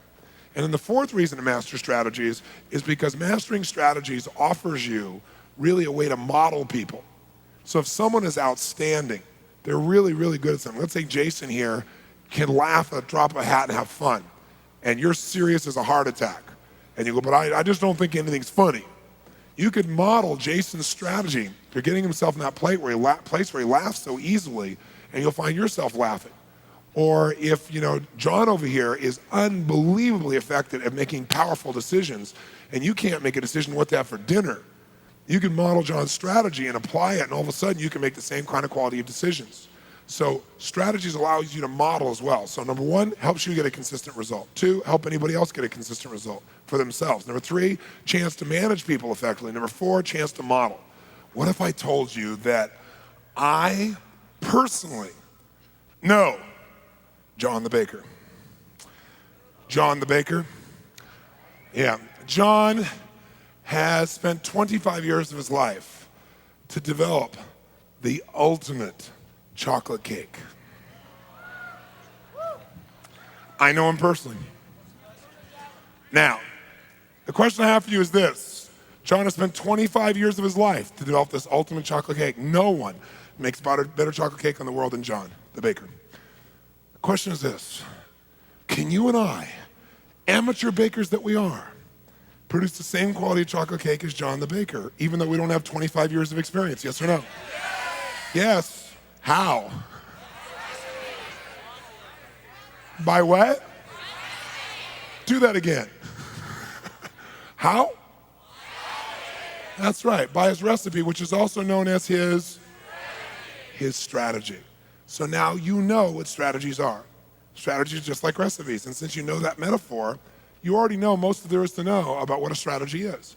Let's see, what does a recipe really do? It guarantees us that we can consistently produce a target state. Isn't that right? Like a specific quality of cake. Let's say that's the result. And so what it does is it tells us how to get that, and what it does is it gives us a set of what to start with. What's the first thing it tells us? Ingredients. So it tells us what ingredients to use, what specific ones, how much, what order, etc., to get this result. How often can you get this result when you know the recipe? How often? Every time. So the result, the chocolate cake we're going to go after, the recipe for chocolate cake we're after is called motivation, let's say. We have to find out exactly what you do to consistently get motivated. And it is as consistent as a recipe for chocolate cake. Or what is your recipe for falling in love? Many of you fall in love, but you don't know what happens. Or you have people you want to fall in love with you and you don't know their strategy. And you really love them, but you're communicating in a way that doesn't meet their strategy so they don't feel it. So we want to be able to find out anyone's strategy, but first of all, our own to start with. So if John the baker gave me his recipe, the first thing the recipe would tell me is what are the what? Ingredients. Now, are there unlimited elements that could go into some form of baking? Yeah, virtually unlimited, right? So you don't become overwhelmed. Years ago, bakers, people in the food business, came up with a way to take all these zillions of items and kind of group together the ones that relate to each other so they could think of them in smaller terms. And what that's called is chunking things together. And they created what's called the 5 basic food groups. So that even though there might be almost unlimited types of foods, they all fit in one of those 5 groups, right? So that helps you not become overwhelmed. So you know that whatever John's recipe is going to give you, it's going to come out of one or more of those 5 groups, right? Well, in human recipes, in human strategies, there's only 5 types of ingredients as well. Lots of individual ones, but only 5 big groups. And those are, there are visual ingredients. What other kind of ingredients are there? Auditory ingredients. What else? Kinesthetic ingredients, which is sensations, right? Emotions, feelings. Olfactory ingredients, which are what again? Smell. And gustatory, which is taste. So we know, for example, to get motivated, as an example, an emotional state called motivation is the result of cooking the right ingredients in the right amounts in the right order and sequence. How many follow this? Say I. Now, we could take these giant groups and make them a little bit more specific by saying there's 2 giant groups of visual ingredients. There are visual with a small e, which means visual external ingredients, or there are visual internal, I, ingredients. So we can subset these 2. Do you follow me? So for example, if you were to look up now and see me standing here, as you look at my body or see my face or just see me standing in this place, you're having a visual external or internal experience. Which one? External. If you close your eyes and picture me in your mind without looking outside, that's visual internal experience, okay? Similarly, you can have an auditory external experience or an auditory internal experience in terms of ingredients. So if you're listening to me right now as I'm saying what I'm saying in this moment, you're having an auditory external experience. If you remember something I said yesterday or 5 minutes ago in your head and you hear it, that's an auditory internal experience. If you say something out loud to me, that's an example of auditory. If you say something in your head but don't speak it aloud, that's auditory internal. You can have a kinesthetic external experience, or you can have kinesthetic internal experiences, either one. Now, by the way, I pause on this one because a lot of people get confused when we start to do these. And let me give you a quick idea what I'm talking about here. If I come along here and I walk up to somebody here and I walk up to this lady and I reach over and I touch her face like this. If she goes, oh, I hate that, or ooh, that feels good. Those are emotional responses to a touch. Emotions are internal, right? They're deep inside of you. You may express them outside, but you experience them inside. If I reach over here and I touch her face like this, and she has no feeling about it, her brain just goes, oh, I was touched. You know, her skin, her muscles just note that there was a message. In that case, it's kinesthetic external because the musculature is on the outside. My moving towards her, my physical movement towards her is an example of kinesthetic external. The feeling I'm having as I move towards her, good, bad, or indifferent, is kinesthetic. If I touch her like this and she slaps me, the slap would be kinesthetic. How I felt about it would be kinesthetic. Great, you got it. Same thing can be true for olfactory.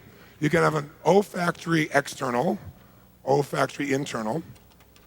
You can smell something right now, external, or you can remember the smell of grandma's apple pie. And the same thing is true with gustatory, external or internal. You can taste something right now, or you can remember the taste.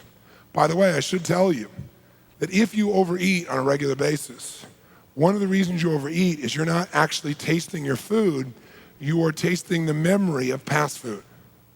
You're having a gustatory internal experience. What happens is you get something, you've had a lot of good feeling from in the past, you go to eat, or you're stressed especially when you go to eat, and as soon as you see the food, it triggers the hypnosis and you go into the state of that. And so you keep eating because you actually aren't feeling what's going on now. You're not feeling and tasting the sensations of now, you're tasting the memories. And so since you're not connected to your body in the present, you keep eating to keep triggering the memory. So it's an interesting process. So oftentimes it's so easy to change someone's overeating pattern just by taking them out of gustatory internal and putting them in gustatory external, where now they actually become associated to what's really going on. So these are the 5 ingredients. Most of us know these as the 5 senses, right? But there are two other words that are used for these, so when I use them, you'll know what they are and you won't be confused. They're also known as the 5 representational systems. That's a big word, but it just means that anything happens in the world, the only way you know what happens is these 5 senses represent to you what just happened, right? Visually, you get a representation. Another word for that is representation. So a representation of what you just saw or heard or felt through your 5 senses. So if I said, what representational system is this person using right now? You might say they're in visual, right? A short for that is we might say rep system, which is just short for representational system. The other word that's used to describe these 5 senses or these 5 ingredients is the word modality. Modality or mode. So if I said, what modality is that person? And you might say they're using visual modalities right now. Or they're in a kinesthetic mode or modality, okay? So whether I say senses, ingredients, modalities, rep system, representational system, your brain will just nod and go, yep, I'm smart. I know what that means, right? Modality just means one of the 5 senses, all right? Now, if John the Baker gave me his recipe and it gave me the ingredients, but that was it. It said, use some flour, right? Use some chocolate, use some milk. Are you going to be able to make the same quality of chocolate cake as John the Baker, yes or no? No. So we need to know more than just the ingredients. What's the second thing we got to know? Tell me. That's right, we need to know the amounts and the qualities. What are going to be the amounts and qualities of each of these ingredients? And do we use 6 gallons or 2 teaspoons? Do we use, normal milk, or do we use low fat, or do we use buttermilk? Right? We use the same ingredient, but a different quality of it is going to create a very different chocolate cake. So if you and I are using, let's say, motivation as our strategy, and you said, Tony, I made a picture to get motivated, I need to know the amounts and qualities. Was it moving or was it still, as an example? Will that change how you feel about it? Yes or no? Yes or no? A little or a lot? Okay? So the word that we use to describe these more specific descriptions of a mode, right, where you describe, let's say, the picture with more detail, amounts and qualities, it's called submodalities. These are called modalities, so these detailed descriptions are called submodalities. So a visual submodality might be, a way of measuring visual might be, let's say, for example, whether it's in color or black and white, whether it's moving or still. If you change those submodalities, will you get a different chocolate cake? You bet. What are some other examples of visual submodalities? Tell me. Is it close or is it far? Good. Is it bright or is it dim or dark? What other visual submodalities besides brightness, color, moving still, close, far? If the image is really big, really small, what else? Is it focused or is it defocused? Makes a big difference. Okay, someone said the speed of the movement. Is it moving slow or fast? How about the direction of the movement? Does that make any difference? What if you imagine watching a monster movie and the monster's coming at you like this? Does that feel different if the monster's going, or if the monster's going, does it feel different in your body? You bet it does. Okay, so direction and speed of movement, close or far, moving or still. How about whether you're in the picture or watching? Does that change how you feel? Yeah, that's called whether you're associated or disassociated, in the picture or if you're watching it. What are some other visuals? Well, someone said feeling. Feeling is not that. You may see something and get a feeling, but that feeling is not a visual submodality. Well, another one is it 2-dimensional or 3-dimensional, right? Give me some examples of some auditory submodalities. Give me some auditory submodalities. Okay, volume, how loud it is. Tone, pitch, what else? Timbre, which is the quality of the sound. Tempo, the speed of the sound. Rhythm, okay. Harmony, if it sounds are in harmony or cacophony. Clarity, or lack thereof. The number of sounds. Sequence of sounds, what else? Emphasis, which sounds are emphasized most. Okay, speed is tempo. How about location of a sound? Would that change how you feel about it? Oh yeah. If you heard a sound and that sound was bump, bump, bump, bump, bump, bump, bump, bump, and you heard that sound, and it was off in the distance over there, would that feel different than if it was right behind your head? Or what if it was in your own chest? Right? You start going, aliens, right? Right? All that process, location makes a difference. And sound has a direction very often. So if you hear an ambulance and you hear it like this,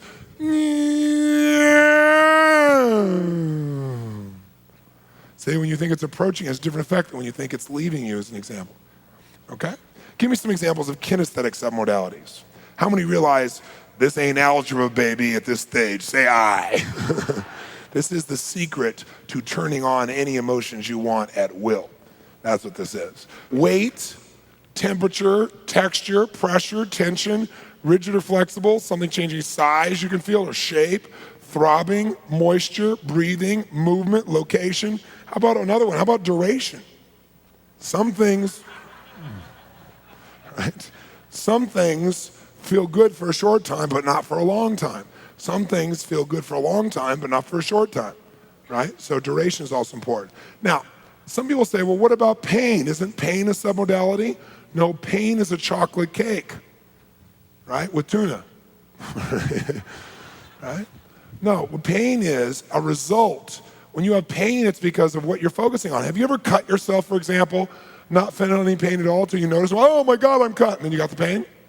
How many of you have had that experience? Say aye. It's because for your pain, you have to have a visual set of submodalities for you. Or have you ever been in major pain and then something caught your attention and you focused on that? And while you're focusing on that, you focused on a different set of submodalities and you had no pain during that time. How many experienced that? Say aye. So pain is a strategy. Now you may not be setting it off consciously, but it's a strategy. And by the way, pain will happen automatically to signal to you something's wrong. But sometimes you know it's wrong and you correct it, but you keep feeling the pain, and the reason is because you keep running the strategy.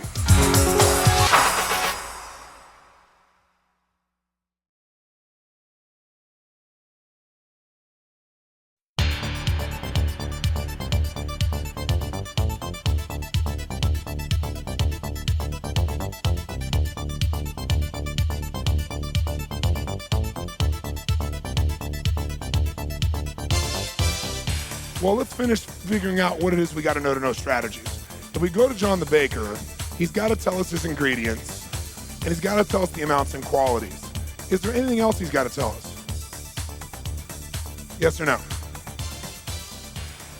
Yeah, he's got to tell us the order and sequence, right? Because even if you have the right ingredients, put them in the wrong order and sequence, you won't get the same quality of chocolate cake. Same thing's true with a telephone number. You know somebody's number dialed in the wrong order, you're not going to reach them. You know the keys to a vault, the numbers to the vault, put them in the wrong order, it doesn't work. So you have a sequence for being motivated, for example. Some of you see something, and then you say something to yourself, and that gives you a feeling called motivated. Others of you say something to yourself, and then you get a feeling, and you say, I'm motivated, and you're motivated at that point. And sometimes people use more than three. You know, they use those three, and they recycle them to get motivated.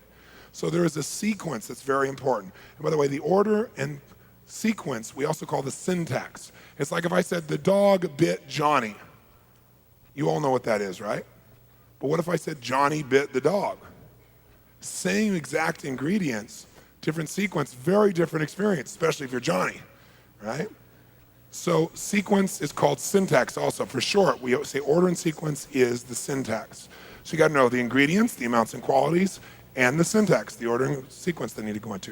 And then the fourth thing is, you got to be able to know how John cooked it. Meaning, you can have the same ingredients, right? Same order and sequence of those ingredients, same amounts and qualities. But if you cook yours, he cooks his at 700 degrees, 675, and you cook yours at 50 degrees, are you going to get the same result? Obviously not. Well, what does that have to do with a human being strategy? Well, if you make the same picture, like watch this. Let's say I told you the way I motivate myself is to make a big, bright picture that's very close. And then I say to myself, let's do it, in a certain tone of voice. And then I get this feeling that motivates me.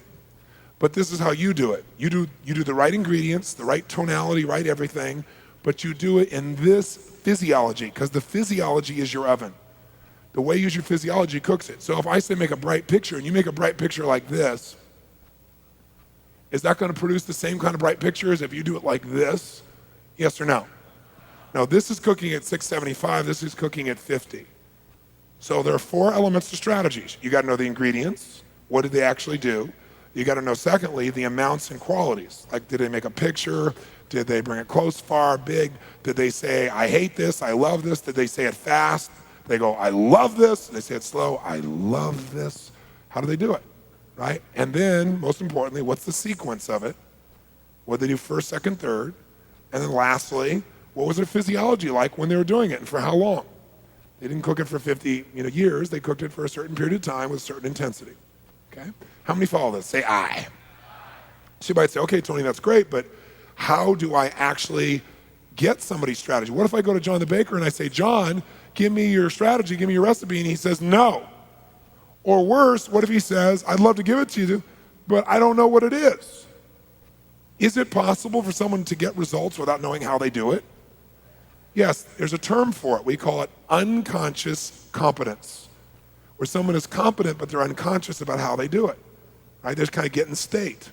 So if John said, I'd really love to give it to you, Tony, but I don't have the recipe, I just do a pinch of this, a dash of that, I'm not quite sure how I do it, would you just give up and say he's a genius and you could never get the same quality chocolate cake? Yes or no? If you were totally committed to getting John's recipe, what would you do? That's right. You'd put the cook in the kitchen, you'd watch what he did, and you'd record it, and then you'd see, did I do it right, by saying, okay, now let me tell you what to do, and you have him do it and see if it works. Same thing. So step 1 to getting someone's strategy, your own or someone else, we call put the cook in the kitchen, which means either catch the person while they're in state doing something and see how they're doing it, or put them in state. How can you put somebody in state? Get them to remember a time and actually get them in that memory and actually relive it. There's a word for that. When you have someone step into experience, we call it being fully associated. So you put the cook in the kitchen, you get them fully associated. So we use the cook metaphor, say, okay, John, come to the kitchen. When John gets in the kitchen, he gets in what? And as he's in state, he gets fully associated. So he goes, oh yeah, I know, and he reaches over here to grab this, and he's about to throw it in the bowl, and you go, stop! What do you got there? Because you want to know what ingredient it is, right? And you see it's flour. You want to know the amounts and quality. So you go, okay, let's measure it. It's 4 cups, and the quality is grade AAA wheat flour. Okay, boom, drop it in. Now there's a problem. You knocked him out of, because you broke his, so you got to put him back in. So this is what you do with a person too. You say, okay, John, remember where you were. Okay, you're here in the room, right? You're here in the kitchen, right? You reached over, got a handful of flour, and he goes, oh yeah. And he's back in what? State, fully what? Associated. You ask him, how's it feel? Where are you? Okay, I'm there. Okay, great. Boom, he reaches something else. He's about to throw it in. You go, stop. What is that? You open his hand. You notice the second ingredient is chocolate. You notice number 2 in the sequence, right? You find out what's the amount. It's 6 pounds of chocolate, right? And it's dark chocolate, right? Grade AAA chocolate, right? And so he puts that in, and as soon as he puts it in, you knocked him out of what? State. So you got to put him back in where he gets fully. So you ask him questions, say, John, remember you described to him, you got to remember where you are, John, here you are, reached over the flour, chocolate. He goes, oh yeah. He grabs something else, about to throw it in. He goes, stop, what is it? You see the third ingredient, it's tuna.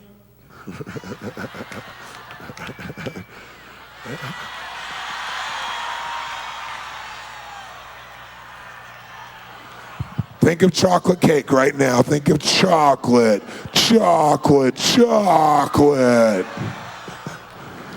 Just providing you with some new choices of imagery if you would like to change your association to chocolate cake. You continue with this until John is done, and then you see how he cooks in his oven. Now, how do you know if you have someone's strategy? Simple. You put the cook in the kitchen, you say, John, now I'm going to tell you what to do. Get 4 cups of grade AA wheat flour. Okay, go get the chocolate. Go get the tuna, go get that, and you do the whole thing. Cook it at 75 degrees, at 375 or 675, whatever it is. Now let's taste it. Is the texture the same? Is the moisture the same? Wow, we got it. If you don't got it, you missed something, so you go back and do it again. Now in the beginning, you're not good at this stuff, right? Because you're new. And so, you don't do it perfectly, and maybe you got to work at it a little bit. But would it be worth spending even an hour just to find out a person's motivation strategy, like your own, or decision strategy, or creativity strategy? Why would it be worth even a total hour of focus? Because once you got it, how long can you use it for? for your whole life, and it won't take you an hour. It'll take you 5, 10, 15, 20, 30 minutes max, even when you're new. When you get good, you'll start noticing strategies on the fly as they're happening, because you're no longer in the dark. It's going to start showing up for you, right? You'll start to notice people mirroring. You're going to start noticing things you never noticed before. So strategies are the same way. So you can get somebody's motivation strategy by saying, okay, can you remember a time when you're totally motivated? And they go, yep. Are they fully associated? So say, can you remember a specific time? They go, yeah.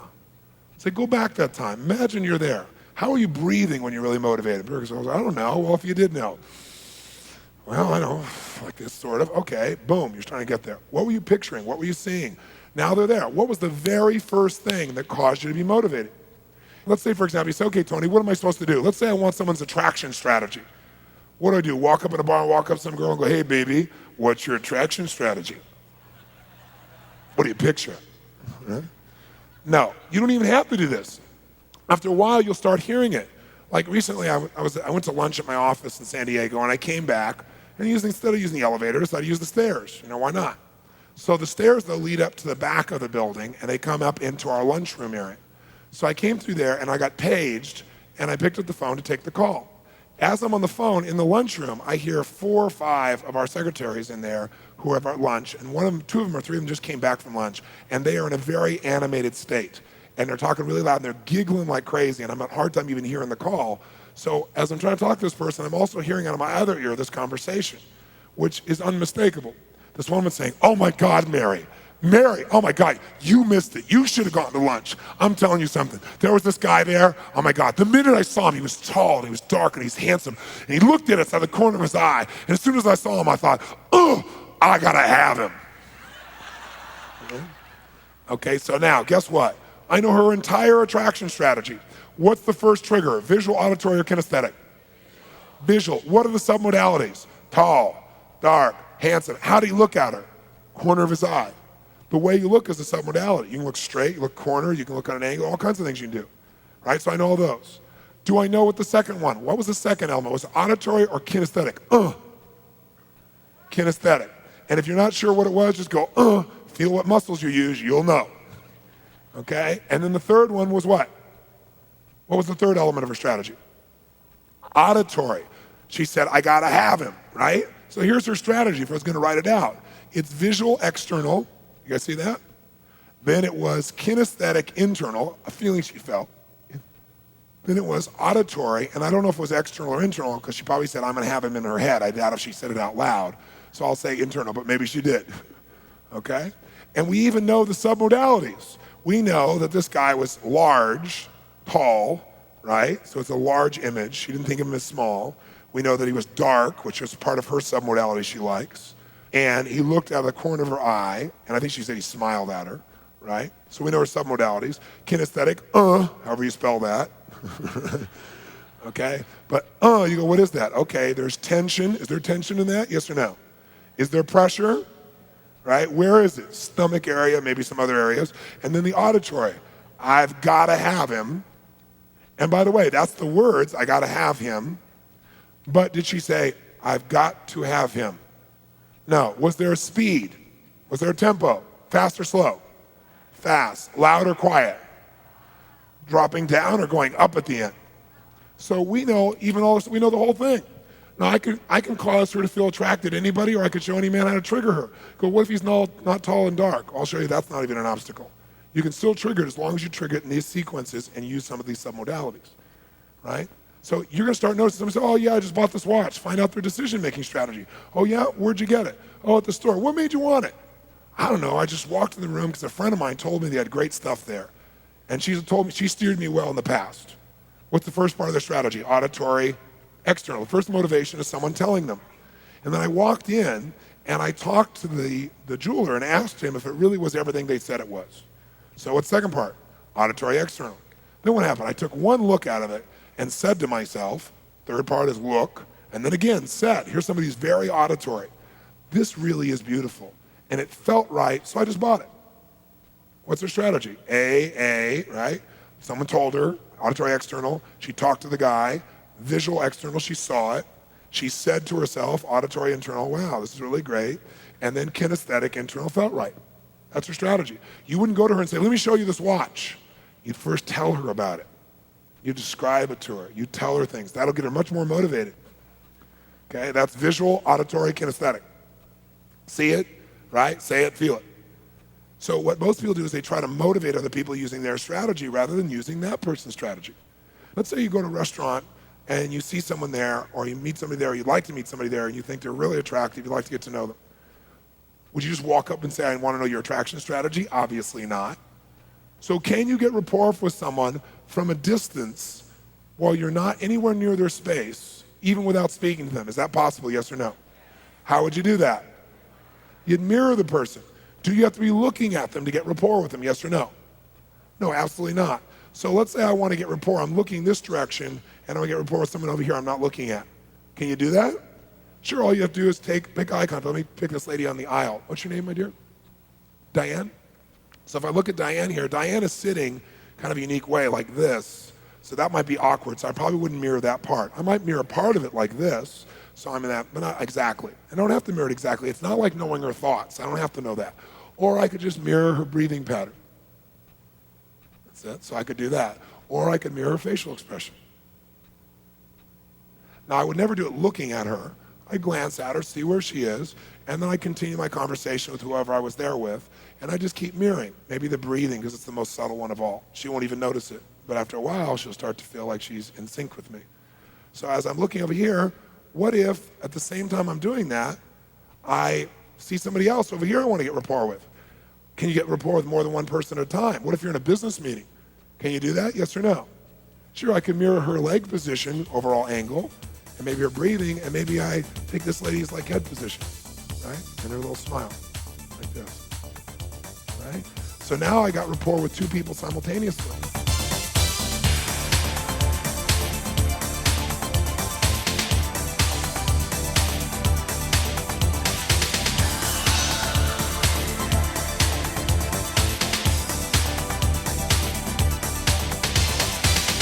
See, when two people meet, if there's rapport, if there's mutual respect, mutual caring, if the person doesn't feel you're trying to manipulate them, if you really do care, when two people meet, if that rapport is there, whoever is most certain will eventually influence the other person, period. Period. I'll give you a corny example. Columbus. How does he get the queen to give him all these ships to go on a trip that no one comes back from? Or better yet, how does he recruit people to go on a trip no one ever survives?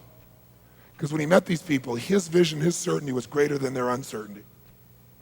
Now, if you know the story of Columbus, the real story, about halfway across the ocean, these guys started freaking out because they started going, he doesn't know where we're going. It's not like he has a map. We're all going to die. Kill him. And they were going to kill him. And one guy said, don't kill him. He's the only one certain we're going to find land.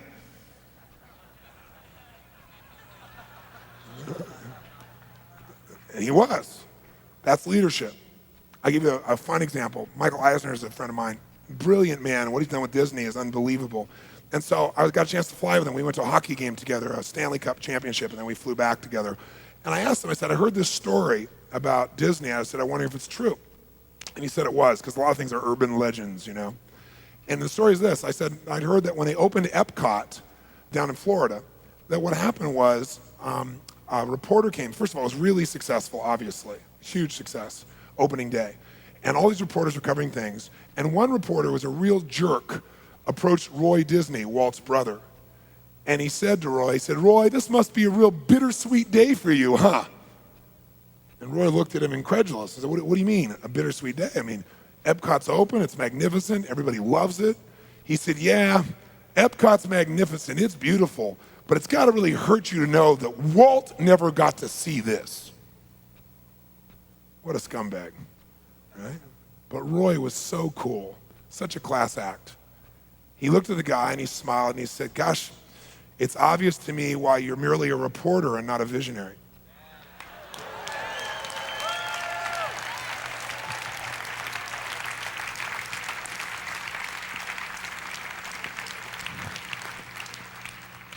He said, you're going to always have to write about other people's achievements until you understand one principle. Walt saw this. That's why you get to see it.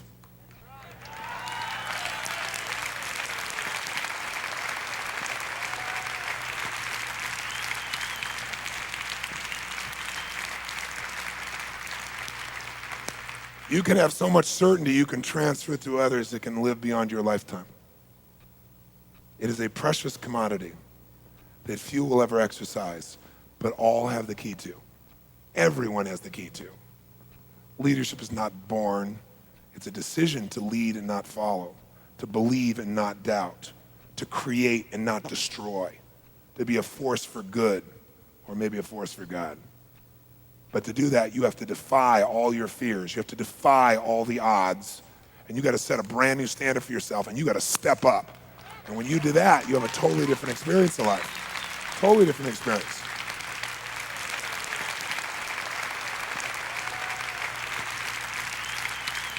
In this state, there's so much you can achieve and do. So why wouldn't you stay here? I mean, how easy is it to get in this state? Heartbeat. So will you continuously? Some of you lost your certainty when I asked that question. Those of you who lost your certainty, what you did is you entertained another thought. You went, oh, I've done things before, not fall through. Oh, there must be some exception. You just created a different representation, so you went into a different state. But the answer is most of you would not keep this if we don't make another change. Because see, you could feel good all the time, you could feel attracted all the time, you could feel all the feelings you want all the time, but the only reason you don't is not because you can't, it's because you don't. And the reason you don't is you have a set of beliefs about what it's appropriate to feel or to think or to experience. So it's the appropriateness that is the real limit, it's not the capability. So as long as you have a bunch of rules, a set of beliefs, they're basically rules that you really never thought through in detail. Your rules are reactions to your past. You had pain, you make up a rule so you won't feel that pain again. Or you see somebody else and you model them. They may not have been a very good model, but you modeled the rules. And now you find yourself in a box where there's only so many things you can do and most things you can't do, and you wonder why you're unhappy. Most of us start out as a kid where there were no rules. You could do anything you want, you could express what you felt, you could think what you think, you could love who you want to love, you could do whatever you want to do, and then you gradually enter society where the door got smaller and the room got smaller, and all of a sudden there are consequences for everything, and all of a sudden pretty soon you stop living. So what we have to be able to do for you to have what you really want is we've got to dig out those beliefs that are keeping you from having what you want. And there are all kinds of weird beliefs we have. Where intellectually we know better, right? But emotionally they still control us. Like, oh, gosh, if I'm really successful, then people will resent me and they won't love me, and then I will lose all those good feelings. So I'll only succeed so much. Or if you're a woman and you're successful, men can't handle it, so you can't have a relationship and be successful. Or if you're black, or if you're brown, or if you're Indian, or if you're white, then people respond to you X way, and that's just how it is. And there's plenty of references to back up all these things, aren't there? There's plenty of racism in the world. There's plenty of men who do respond to women that way. There are plenty of situations where when you're successful, you're rejected. So then we generalize that that's everything because we don't want to ever go through that. But as soon as we close that door, we close all of it that we really want. It's just fear that we made those beliefs out of. And what we have to be able to do is step up as leaders. The leaders they're not treated fairly, right? They're not treated nicely, of any color, of any gender, of any background. Doesn't matter who it is, but they lead. And out of that, they have a life that's quite extraordinary. It has ups and downs, but it is unbelievably rewarding. It is not a very safe life. If you want safety, you say, I want safety, you want security, then go to prison. But if you want freedom, you have to step up. And the biggest freedom you need is to free yourself from the slavery we all have done to ourselves through the belief structures that we've developed. There's more than enough obstacles in the outside world for you not to add to them by adding some in your head. And the worst ones are the ones that you make totally certain in your mind that you believe they're true. Intellectually you know better maybe, but gut believe they're true. So we must destroy, not deal with. We must destroy those beliefs. Destroy them. In order to do that, we got to remember, what is a belief? It's a feeling of absolute what? Oh my God, the very thing that I want over here. No wonder you live by those beliefs, because you're in this state when you think about them. Maybe it's a sick feeling of certainty, like you're certain it's going to be terrible, but it's still certainty, isn't it? That's why you respond to it. And you probably have put so many legs under your belief now, it's really solid. So the only way to uproot that is if we link massive, unbearable, immediate levels of to it. in a real way in our gut. If we do that, it'll dislodge it. It'll give us the what? And it'll interrupt and then we have room to create a new set of beliefs that'll empower us, which we will anchor with the most massive, immediate levels of pleasure that you've ever felt before. And when that happens, your whole life changes, because beliefs, all human behavior is belief driven. Even if you're not aware of it consciously, you're doing things because of what you believe it's going to lead to. It's going to lead to more certainty. Remember those 6 needs? Or it'll give you the variety, a surprise. Or it'll give you connection that you so desperately want. Or it'll make you feel significant. Even if it's a bad way, it still feels significant. Or it'll make you grow. It'll make you contribute. So beliefs control it all. If we take care of the belief, we take care of the root of it all. If we just work on the behavior, you can change the behavior, and if you have the same belief, you'll just find some other behavior that's just as bad.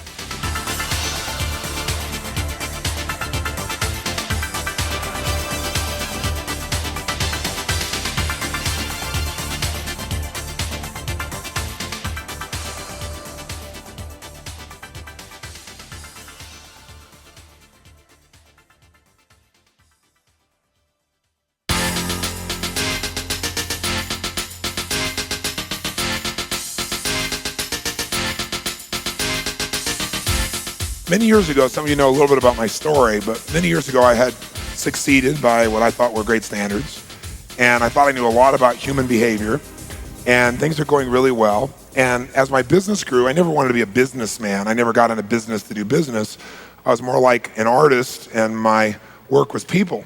And I help people sculpt their souls, teamwork with them to make that happen was my vision of what I did. And I had a lot of skills at a very young age. And then here I was, this artist, and then I realized to do your art, you have to go to art shows, and you got to set up the shows, and you got to hire people to build things and do things. And so I kind of got in business ad hoc. Never studied business, never had that in my focus. It just changed people's lives. And so because my skill was good, my business grew. But I had no business skill because I wasn't focused on that. And so I realized I had problems in that area, so I hired some people, and that was tough finding the right people. Many of you own your own businesses know how difficult that is initially. And then I finally got some people to be partners with me who I thought I really could count on. And I made them a deal. I said, look, I'm the best in the world at what I do, and I'm humble about it. I need somebody who's the best in the world at what they do. And I said, I want to be able to do what I do best. You do the rest. And they said, that's perfect. This is our skill. And we made a deal because I was already doing very well at that point. So I'd earn X amount. I do so much business. I said, here's my goal. My goal is to impact even more people than I do now, but to do just as well, or obviously, hopefully better financially, so that I'm home with my kids, because at that point I was on the road almost 200 days a year. And they agreed to do that, and they would get a percentage of my profit beyond that. Well, long story shortened, I woke up a year and a half later, and I had a lot more people in my seminars, and I was reaching a lot more people, and I was doing my best work ever. But I was also on the road now 275 days a year, because their thing was supposed to give me bigger seminars, fewer of them, so I could be at home. That wasn't happening. I was doing more events, way more events, a lot more people. And then in spite of all that, at least my saving grace for me was, wow, look at all the people's lives I'm having a chance to interact with and impact. And I came home and found out that I was $758,000 in debt. Not when my company was doing $50 million, when my company was doing like $3 million. So that was a huge amount of money. And I didn't have any way to figure out how I could pay it off. And then I found out one of them had embezzled $250,000. One of my partners, one of my good friends. And I was so hurt by that, I can't even tell you. And everybody told me to go bankrupt, but I refused to do that because I have a belief that says, even if someone else did it to you, I'm still responsible to the other vendors, regardless of what someone else did to me, right? So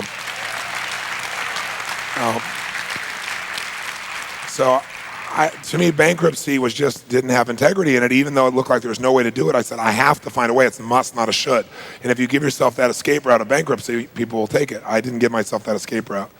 And so I figured out how to turn around. A year later, I paid everything off miraculously after going on the road for about 310 days. It was unbelievably intense. And my intensity the whole time for that many days, to give you a perspective, and traveling, et cetera, et cetera. So, but in the midst of all that, I had to look at my life and go, you think you're so smart, Robbins, and that you know so much about human behavior, but you didn't predict these guys stealing your money. So maybe you're not as smart as you think you are. And it made me reevaluate things. And I flew to Fiji. I didn't own a resort there yet, but it's always been the place I've gone to escape and think and create. And I remember I was so angry, and I kept asking really empowering questions like, how do I kill these people, and things like that. And for some reason, that wasn't going in the right direction, so I got better, and I started saying, what really makes people do what they do?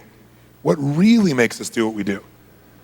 And as I asked those questions, I found myself in a place where one morning I woke up in Fiji about 7:30 in the morning, and I was like, I don't know if you had that experience where stuff just starts coming through you, you know? And I grabbed my journal, I started writing like crazy, and I sat down in this thing called a bure, this main bure, and people came in because I wrote from 7:30 in the morning till about 7:30 at night, 7:15 at night, and I took one short break for lunch. And I mean, I wasn't like thinking about it, it was like writing like this as fast as I could. I filled 2 journals.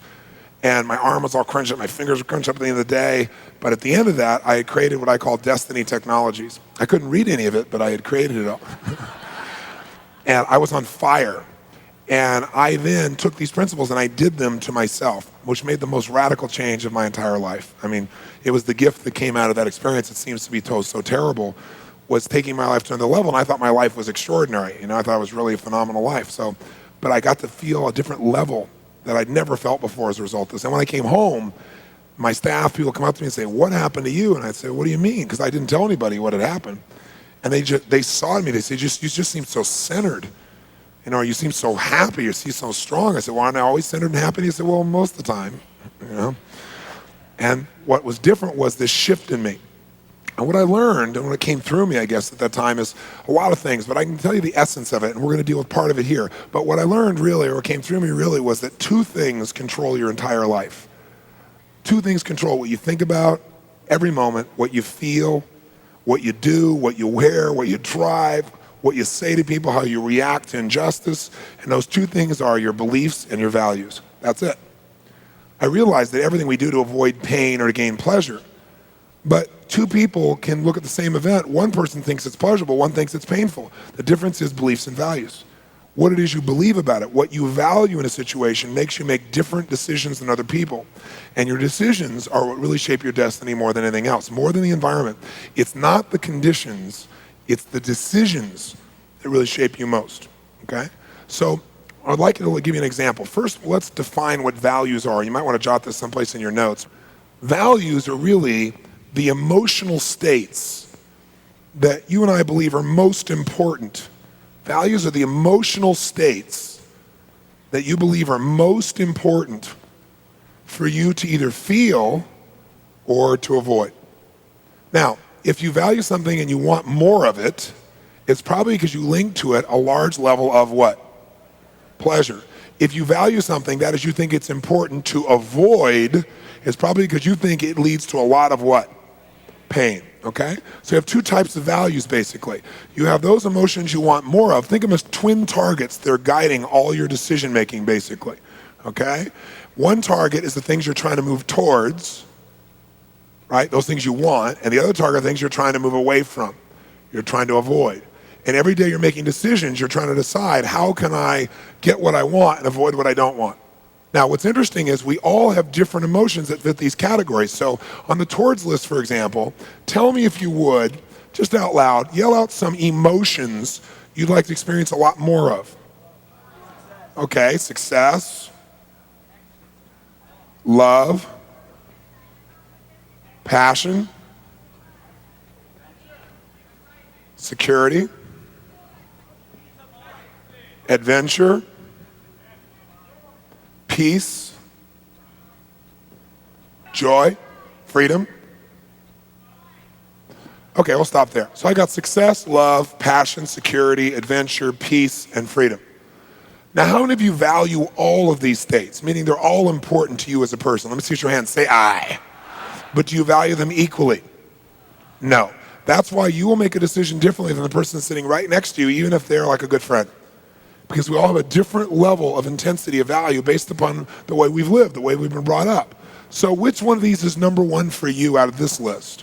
Which do you value most? Success, love, passion, security, adventure, peace, or freedom?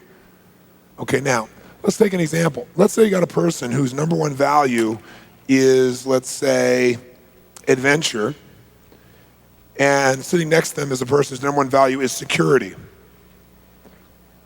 Are these 2 people going to make decisions the same way, yes or no? No. Are these 2 people going to want to work in the same kind of environment? Are they going to want to live in the same kind of environment?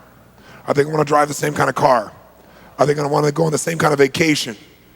Not even close. Not even close. Because your values determine your direction. It's the most important thing to understand. They determine direction. So these are radically different directions. Radically different. What if these people are married? Does it happen? Yes or no? Sure it does. You know why? Because when you meet somebody and you're attracted to them, you go, first, before I get attracted, let me find out what your values list is and the order and hierarchy of them so I'm clear. Is that what you do? No, you get totally attracted, you fall head over heels, and then you wake up one morning and go, who's this? How could you possibly think that way? That's insane, right? Because you fell in love with the package, you didn't know exactly what their value structures were, right? So this is the kind of thing that happens. What's more difficult even is when this is within you. See, what if a person's number one value in life is security? And I say to you, let's go skydiving. They're going to do it, yes or no? No. Unless they believe skydiving is totally secure, that's where beliefs come in. So you have values and you have beliefs about what has to happen to meet that value. How many follow that? Like rules, if you will, or beliefs about what's likely to happen. Like if you go skydiving, you're going to get killed. Well, if that's your belief and your number one value is security, no way. If you think skydiving is the most fun, exciting thing in the world and your number one value is adventure, you're there. How many follow? Okay? So this kind of tells you how that works. Now, we also have a list of emotions we're trying to avoid. Tell me some of the emotions you'd like to avoid feeling. Anger, guilt, rejection, feeling like a failure, feeling depressed, feeling alone. Notice how quick you guys were to make this list. That didn't take any time at all for you guys to come up with this list. People are much more associated with what they don't want than what they do want. Now, out of this list, feeling angry, guilty, feeling rejected, feeling like a failure, feeling depressed, or feeling alone, how many of you would like to avoid all of these emotions if you could? Say I. But are they all equally important to avoid, or some more painful to you than others? So some you'll work harder to avoid than others. You're more motivated to avoid than others. So which one on this list would you work the hardest to avoid having to feel? Anger, guilt, rejection, failure, depression, or feeling alone or lonely? What happens though, let's take an example here. What happens if you got a person whose number one value in life is they want to be successful, and the emotion they want to avoid against everything else in life is they don't ever want to be rejected? Anybody see a bit of a challenge here? You better believe it. What's the problem? In order to be successful, at least in cultural terms, must you risk rejection, yes or no? Absolutely. Now here's the kicker. People do more to avoid what? Pain than they'll ever do to gain. So if these are equal, like one's the top of your towards list, one's the top of your away from list, you'll do more to avoid this. So here's what you'll do. You'll work hard to succeed. You'll take 3 steps forward, and then as you do, you go, oh my God, I could get rejected. And you'll take 4 steps back. And then you'll call that self-sabotage. You're not sabotaging. You're simply following the rules that you've set up for your brain. It's just executing what you set up. Like, for example, when you become more successful, as you succeed, you have to risk rejection to succeed, right? Once you succeed, your chances of rejection increase or decrease with success. Increase geometrically. Why? Because when you succeed, many people look at you and that reminds them of what they've not done. And so in order to feel significant, they make you wrong. Like you must have done something or taken advantage, or you're not honest, or you're not whatever. Because if you're honest and good and everything else and you succeeded, then why didn't they, is what they say to themselves. Now you may not judge them at all. You may think they're the greatest person in the world. They judge themselves. So they have to tear you down so they can still feel significant. So when you succeed, people don't even know you, never met you, will judge you and have very strong opinions about you. Never spoken to you, know nothing about you whatsoever. It's all their fear coming out.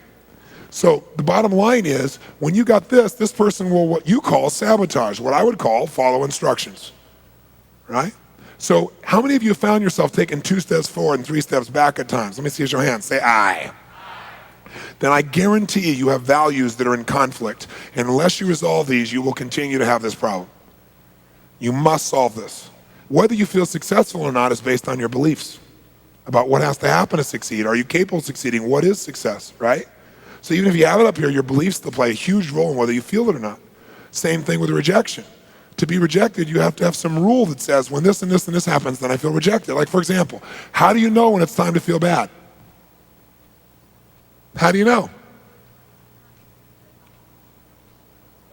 Someone said you subconsciously tell yourself, yeah, you have not values. The values are the emotions you're after. The beliefs tell you when it's time to feel good or feel bad. So some people think they should feel bad when they should feel good. It's because they got some weird belief, right? So the beliefs really determine when you feel pain and when you feel pleasure. The values determine the direction of your life.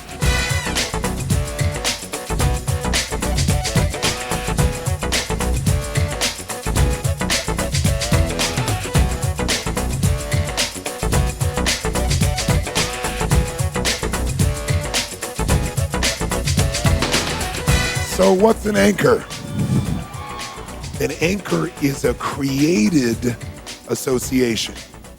See, anchors are not inborn, right? This is something that we make up, we create. And it's very important to understand that because it means you can change them at will.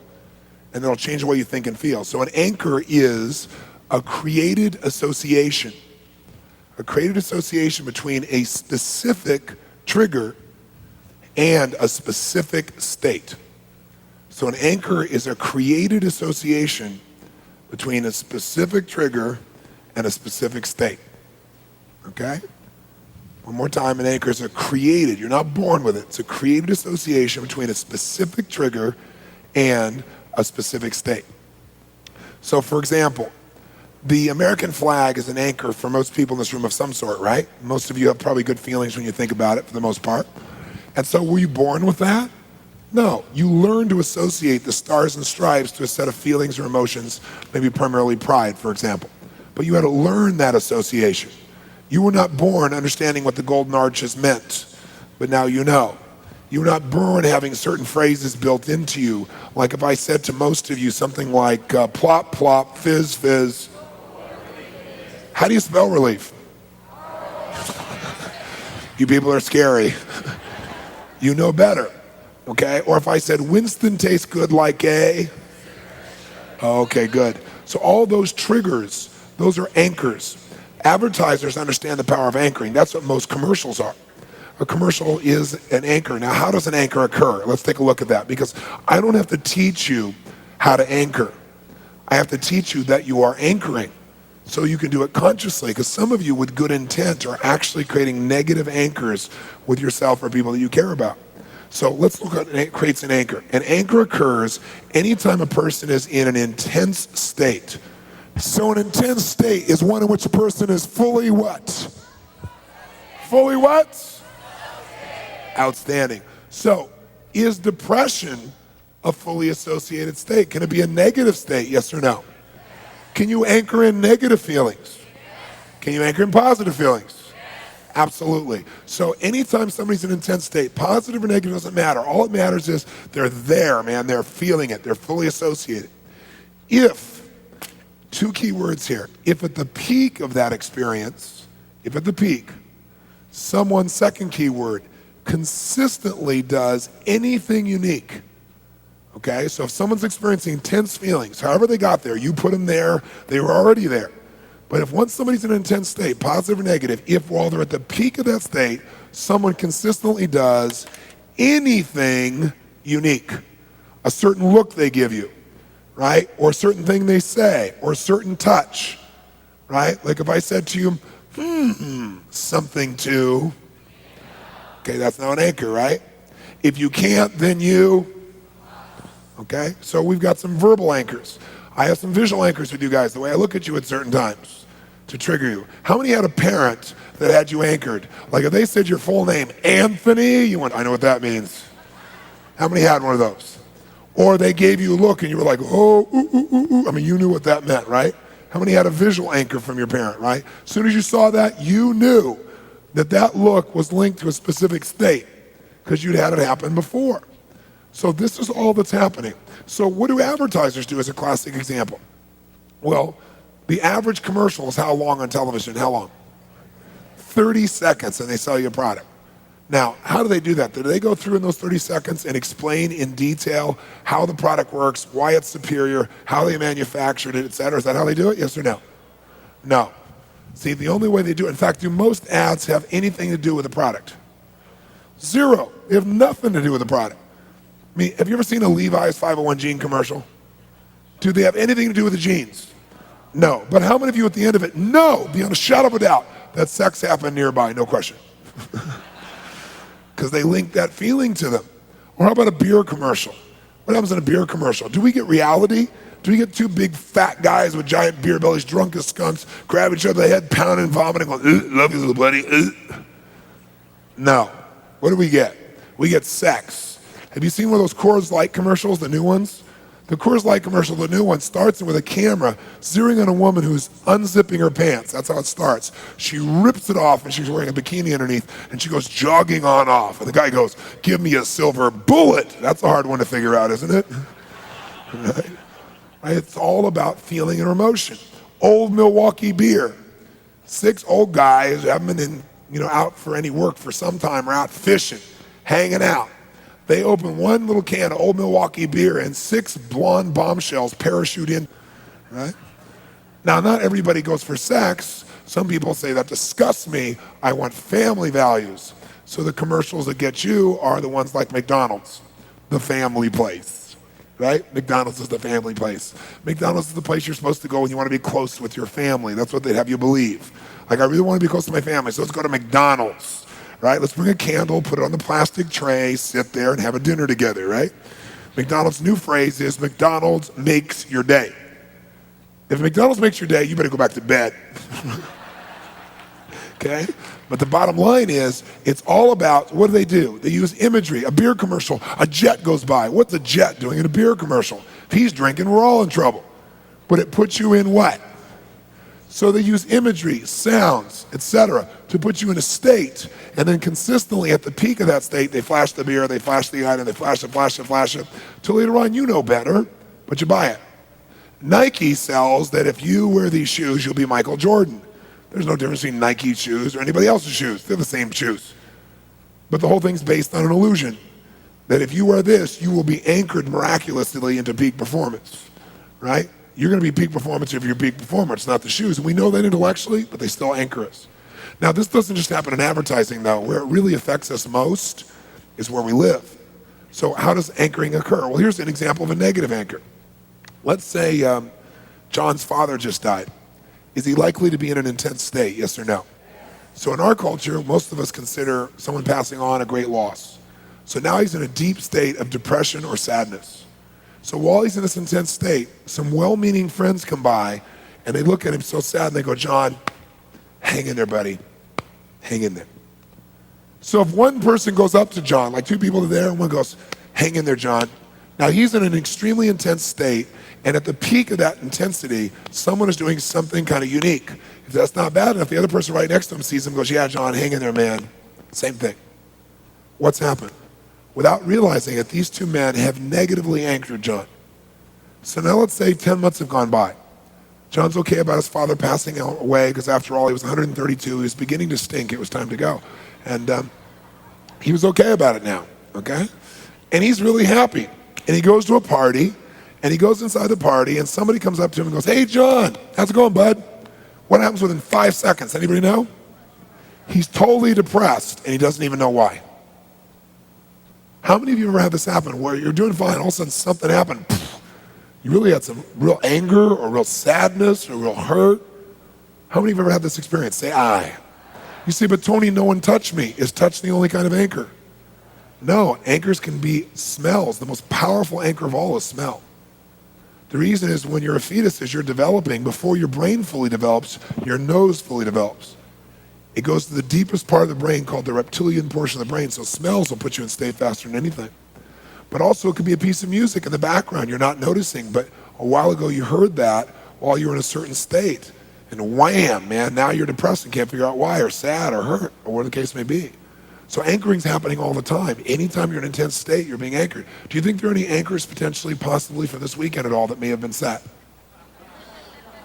I've got you anchored so many ways so that I've picked anchors when you go into the world that I know will be naturally triggered by your environment. So the experiences you had here will start to show up automatically. Because if I just count on your intellect to do it, you're going to get busy. But if I have loaded you, which I have, with a gazillion triggers, then all these things, whether it be songs, whether it be phrases, whether it be situations, whether it be things in your own physiology, will cause you to use this stuff again. The reason you're doing it is it's so anchored. But you want to do your own anchoring as well, okay? So that's what anchoring really is. Now you might say, well, Tony, what if I've got this negative anchor? How do I get rid of it? That's a good question. You're doing it by something we call collapsing an anchor, which I'm going to show you. But let me ask you a question first. Can you anchor yourself? Sure you can. All you have to do is put yourself in a total peak, what? And at the peak, consistently do anything unique. Use a sound, use a look, use a touch. You do it again and again and again at the peak. Then what do? Change your state and then test it. If you test it and it works, obviously it works. If you test it and it doesn't work, you were probably off on your timing. Like you really didn't do it at the peak. A lot of people say, well, how do I know when the peak is? You don't. You trust your unconscious. You do it too soon and too often, and gradually your brain gets good at it, okay? Or if it didn't work, maybe you didn't get yourself fully in state. You got to get fully associated in this. I'll give you a little description. Let's say I'm John, and I got this negative anchor on my arm, okay? How do I get rid of it? I collapse the anchor. How do I collapse it? 2 steps. Step 1, I create a series of positive anchors in my own body, a series of them. So how do you do that? You put yourself in a peak state. Now you say, well, how do I do that, Tony? Well, you can do it by changing physiology, or you could do it by remembering a time and then fully associating to that. So let me give you an example. I'll do one for real. Let's see. Pretend I got this negative anchor here. So I'm going to do 2 steps. I'm going to create a series of positive anchors. Then I'm going to fire the positive anchor and negative anchor simultaneously in the nervous system. And they will collide in the brain. And what they do is the one that's strongest then dominates and eliminates the other one. Okay? So how would I anchor myself? I'd think of a time in my life when I felt really, really great, really strong. Let's see. Okay. Yeah. Yes! And what I do is at the peak, I do something really unique. I don't go, yep. Okay? That's not really unique. It's very rare you're going to go, yes, with that intensity and touch that specific part of your body. So that's really unique. And I don't have to do that. I could have gone, yes, yes. I could have done whatever. But it's what I'm choosing for me because the state I want to be is strong. So I think of another time when I felt just unstoppable because I want to get rid of the negative feeling. I think of another one, yes! I think of another one, yes! Think of another one. No, not that one. Let's see. Yes! Yes! One more. Yes! Okay, now what do? Interrupt your pattern, get out of state so you can see if it works, right? And so now I got this thing. I think about it and I just go, yes! And I can feel it in my body instantly. So I got an anchor that works. If it didn't work, it's because I didn't really get fully associated. Or sometimes people like try to anchor themselves in states, you know, with triggers that take them out of state. Like they want to anchor laughing. They go, ah! Okay, that's not the best anchor for that, okay? You want something more consistent, okay? So now I got this thing. So how to get rid of the negative? I do this, watch. I go, yes! And if you watch somebody when you do this, it'll freak them out if they saw what you see. So don't like, oh my God. Because what you'll see very often is one side of the face will go up, one side of the face will go down, asymmetrical. It's not going to stay that way. It's because you fired totally different sensations in the brain simultaneously. And when they collide, the ones that's strongest will collapse the other one. So, or sometimes they'll just look at you for a second like this and they'll just kind of stare at you and see almost no change. And if you just wait, hold their hands together or whatever it is you're collapsing, you watch them and then all of a sudden they'll go. You'll see this change in breath. Then you pull their hands apart or whatever it is that was being anchored. In my case, I pull this apart. Now, it's really important you stack the positive anchor. What stack means is you do more than one. Why? What if I have this super negative anchor here, and on my right side over here, I try and create a positive anchor. I think every time I feel pretty good, and I go, yep, yep. Guess what? Now I'm depressed on both sides. Because this is not more powerful than this. How many follow that? Say aye. You might say, well, Tony, but what if, you know, I don't know where I was touched. Maybe I wasn't touched. It's just when I'm around my boss, I freak out, man. I totally freak out. Or authority figures. Well, here's what you do. You create a series of positive anchors, right? And then all you have to do is, remember I taught you about files, you know, on Friday night, how your brain links things together? All you have to do is think about your boss. Every touch, every conversation is all in that file. So all you do is you got the positive anchors, you think about your boss, you think about your boss, you think about your boss. And now all of a sudden when you think about your boss, you feel strong for some reason, right? And it literally will collapse it. So you don't need to know the content to get rid of something. You just reprogram the impulses in your nervous system, and that you can do literally in a couple of minutes. And I made this kind of crazy and insane and fun, but you can do this for anything in the future. And I still use this. Something comes up really bugs me, boom, I bring out my power anchor, Boom, I bring out the other, back and forth, wham, I fire them both off. Feelings change. Versus I could go in my head 1,000,000 times trying to work that out. It'll never work doing it in your head. Never. Even if you think it does, it'll come back. This won't come back because you're literally rewired. Now, I built my whole career by doing demonstrations with a variety of tools like this. I can remember one of my early demonstrations, it was in New York City, and this woman, I used to like challenge anybody, give me your worst problem. This one woman was really, really mean. And she goes, fine, what about me? You know, I've been in therapy 6 or 7 years. Let's see you solve my problem. So what's your problem? I hate my father. I hate his guts. Haven't spoken to him in 6 years. The therapist says we're making progress, but I still hate his guts. I said, well, come on up here. I'll handle it in 1 minute. She said, oh yeah, sure. I said, come over here. I grab her right hand, I yank it. She looks at me. I said, who do you like? Clearly you hate your father. Who do you like? Who do you love? And I just gradually got her in state. And then I anchored all her favorite best friends' faces and her boyfriend in this hand. Then I grabbed her left hand and I said, put your father's face in there. And she started, you could just see her face looking like this when she looked at him. And all I did was back and forth, gradually doing it. All of a sudden I grabbed her hands and just wham, pulled them together really hard. And she went like this for a second. Lasted about 5 seconds. She watched her eyes get really big. Waited, pulled her hands apart. Said, how do you feel about your dad? Just like I said, how do you feel about your husband? She went, I love him, of course. It was like nothing had ever gone on. I said, yeah, but what about all the things he's done to you? She said, well, I did some pretty mean things to him too. But I love him. That was it. And it looks like a miracle. It's not a miracle. It's using the human nervous system that our Creator gave us the way it was designed to be used. But no one ever taught us. We have the greatest, absolute greatest gift in the world right here. And if you like computers, you got the almost incredible computer on earth here. But the problem is no one ever gave you an owner's manual. And it's not user-friendly, right? You know, so you got to know how to use it, right? That's what it really is. So, by the way, this young girl has been to, that was like 15 years ago. I think she maybe have missed 2 or 3 seminars in all those years of my coming to New York. And her father came and everything else. So she's lying on her back for 6 years. It took me a minute. Not because I'm so smart, because just doing the right effective thing, the right strategy. You can do this for the rest of your life. Because I did this so fast and it was kind of playful, don't take for granted what you have right now in your right hand. You got a tool to change how you feel about anything. All you got to strengthen it, think of the other one, fire it off, and collapse it. That's a hell of a lot better than analyzing it or making yourself nuts or writing for hours in your journal. And I'll give you one last example. I'm sure you remember the story. Many of you know that Federal Express is based in Memphis, right? And so when you send something, doesn't matter where you send it from in the country, it goes to Memphis first and then gets rerouted to where it's going to go. And when Federal Express was first starting, there's a story about they had this huge distribution center that was about the size or bigger than this main room in the early days. And it was filled with like, I don't know, 50, 60 different conveyor belts, you know, to move all the packages around. It's the lifeblood of Federal Express at that time. And if those things stop moving, any one of them, they're going to lose a lot of money because planes are going to be late, all heck's going to break loose. One day, not 1, not 2, not 3, every single one of the conveyor belts stopped simultaneously. They immediately think it must be an electrical problem, but all the lights are on, everything else is functioning perfectly. They are freaking out. Every minute this is down, they're losing tens of thousands of dollars. So they called the repairman and they said, look, we got an emergency, we need you here now. And they're ranting and raving. He said, look, I'm 5 minutes away. I'll be right over. Guy comes over, he walks in the room, the place is dead stop. The owner is just freaking out. You got to help me. Guy looks around, assesses the situation for a moment, then walks straight to this one pole right in the middle of the room. He opens this little metal box. He takes out one screwdriver. He turns one screw 1/4 of an inch, and everything in the whole place starts up. Every conveyor belt's moving. The noise is working perfectly. I mean, the owner is beside himself. He's so happy.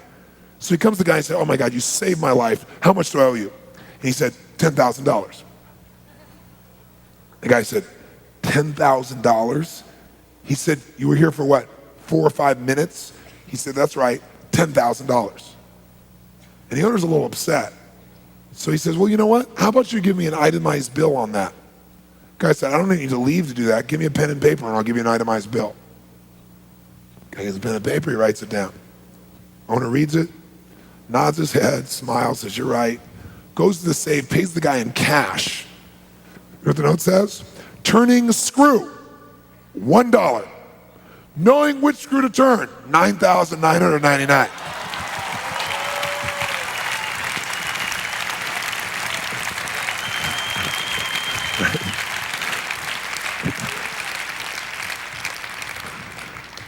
So there's nothing we've done here that's really been complex. It's all simple, pretty common sense for the most part. But what you've learned is not just to turn screws. That's the common sense part. You've begun to learn which screw needs to be turned. And that's where all the power is.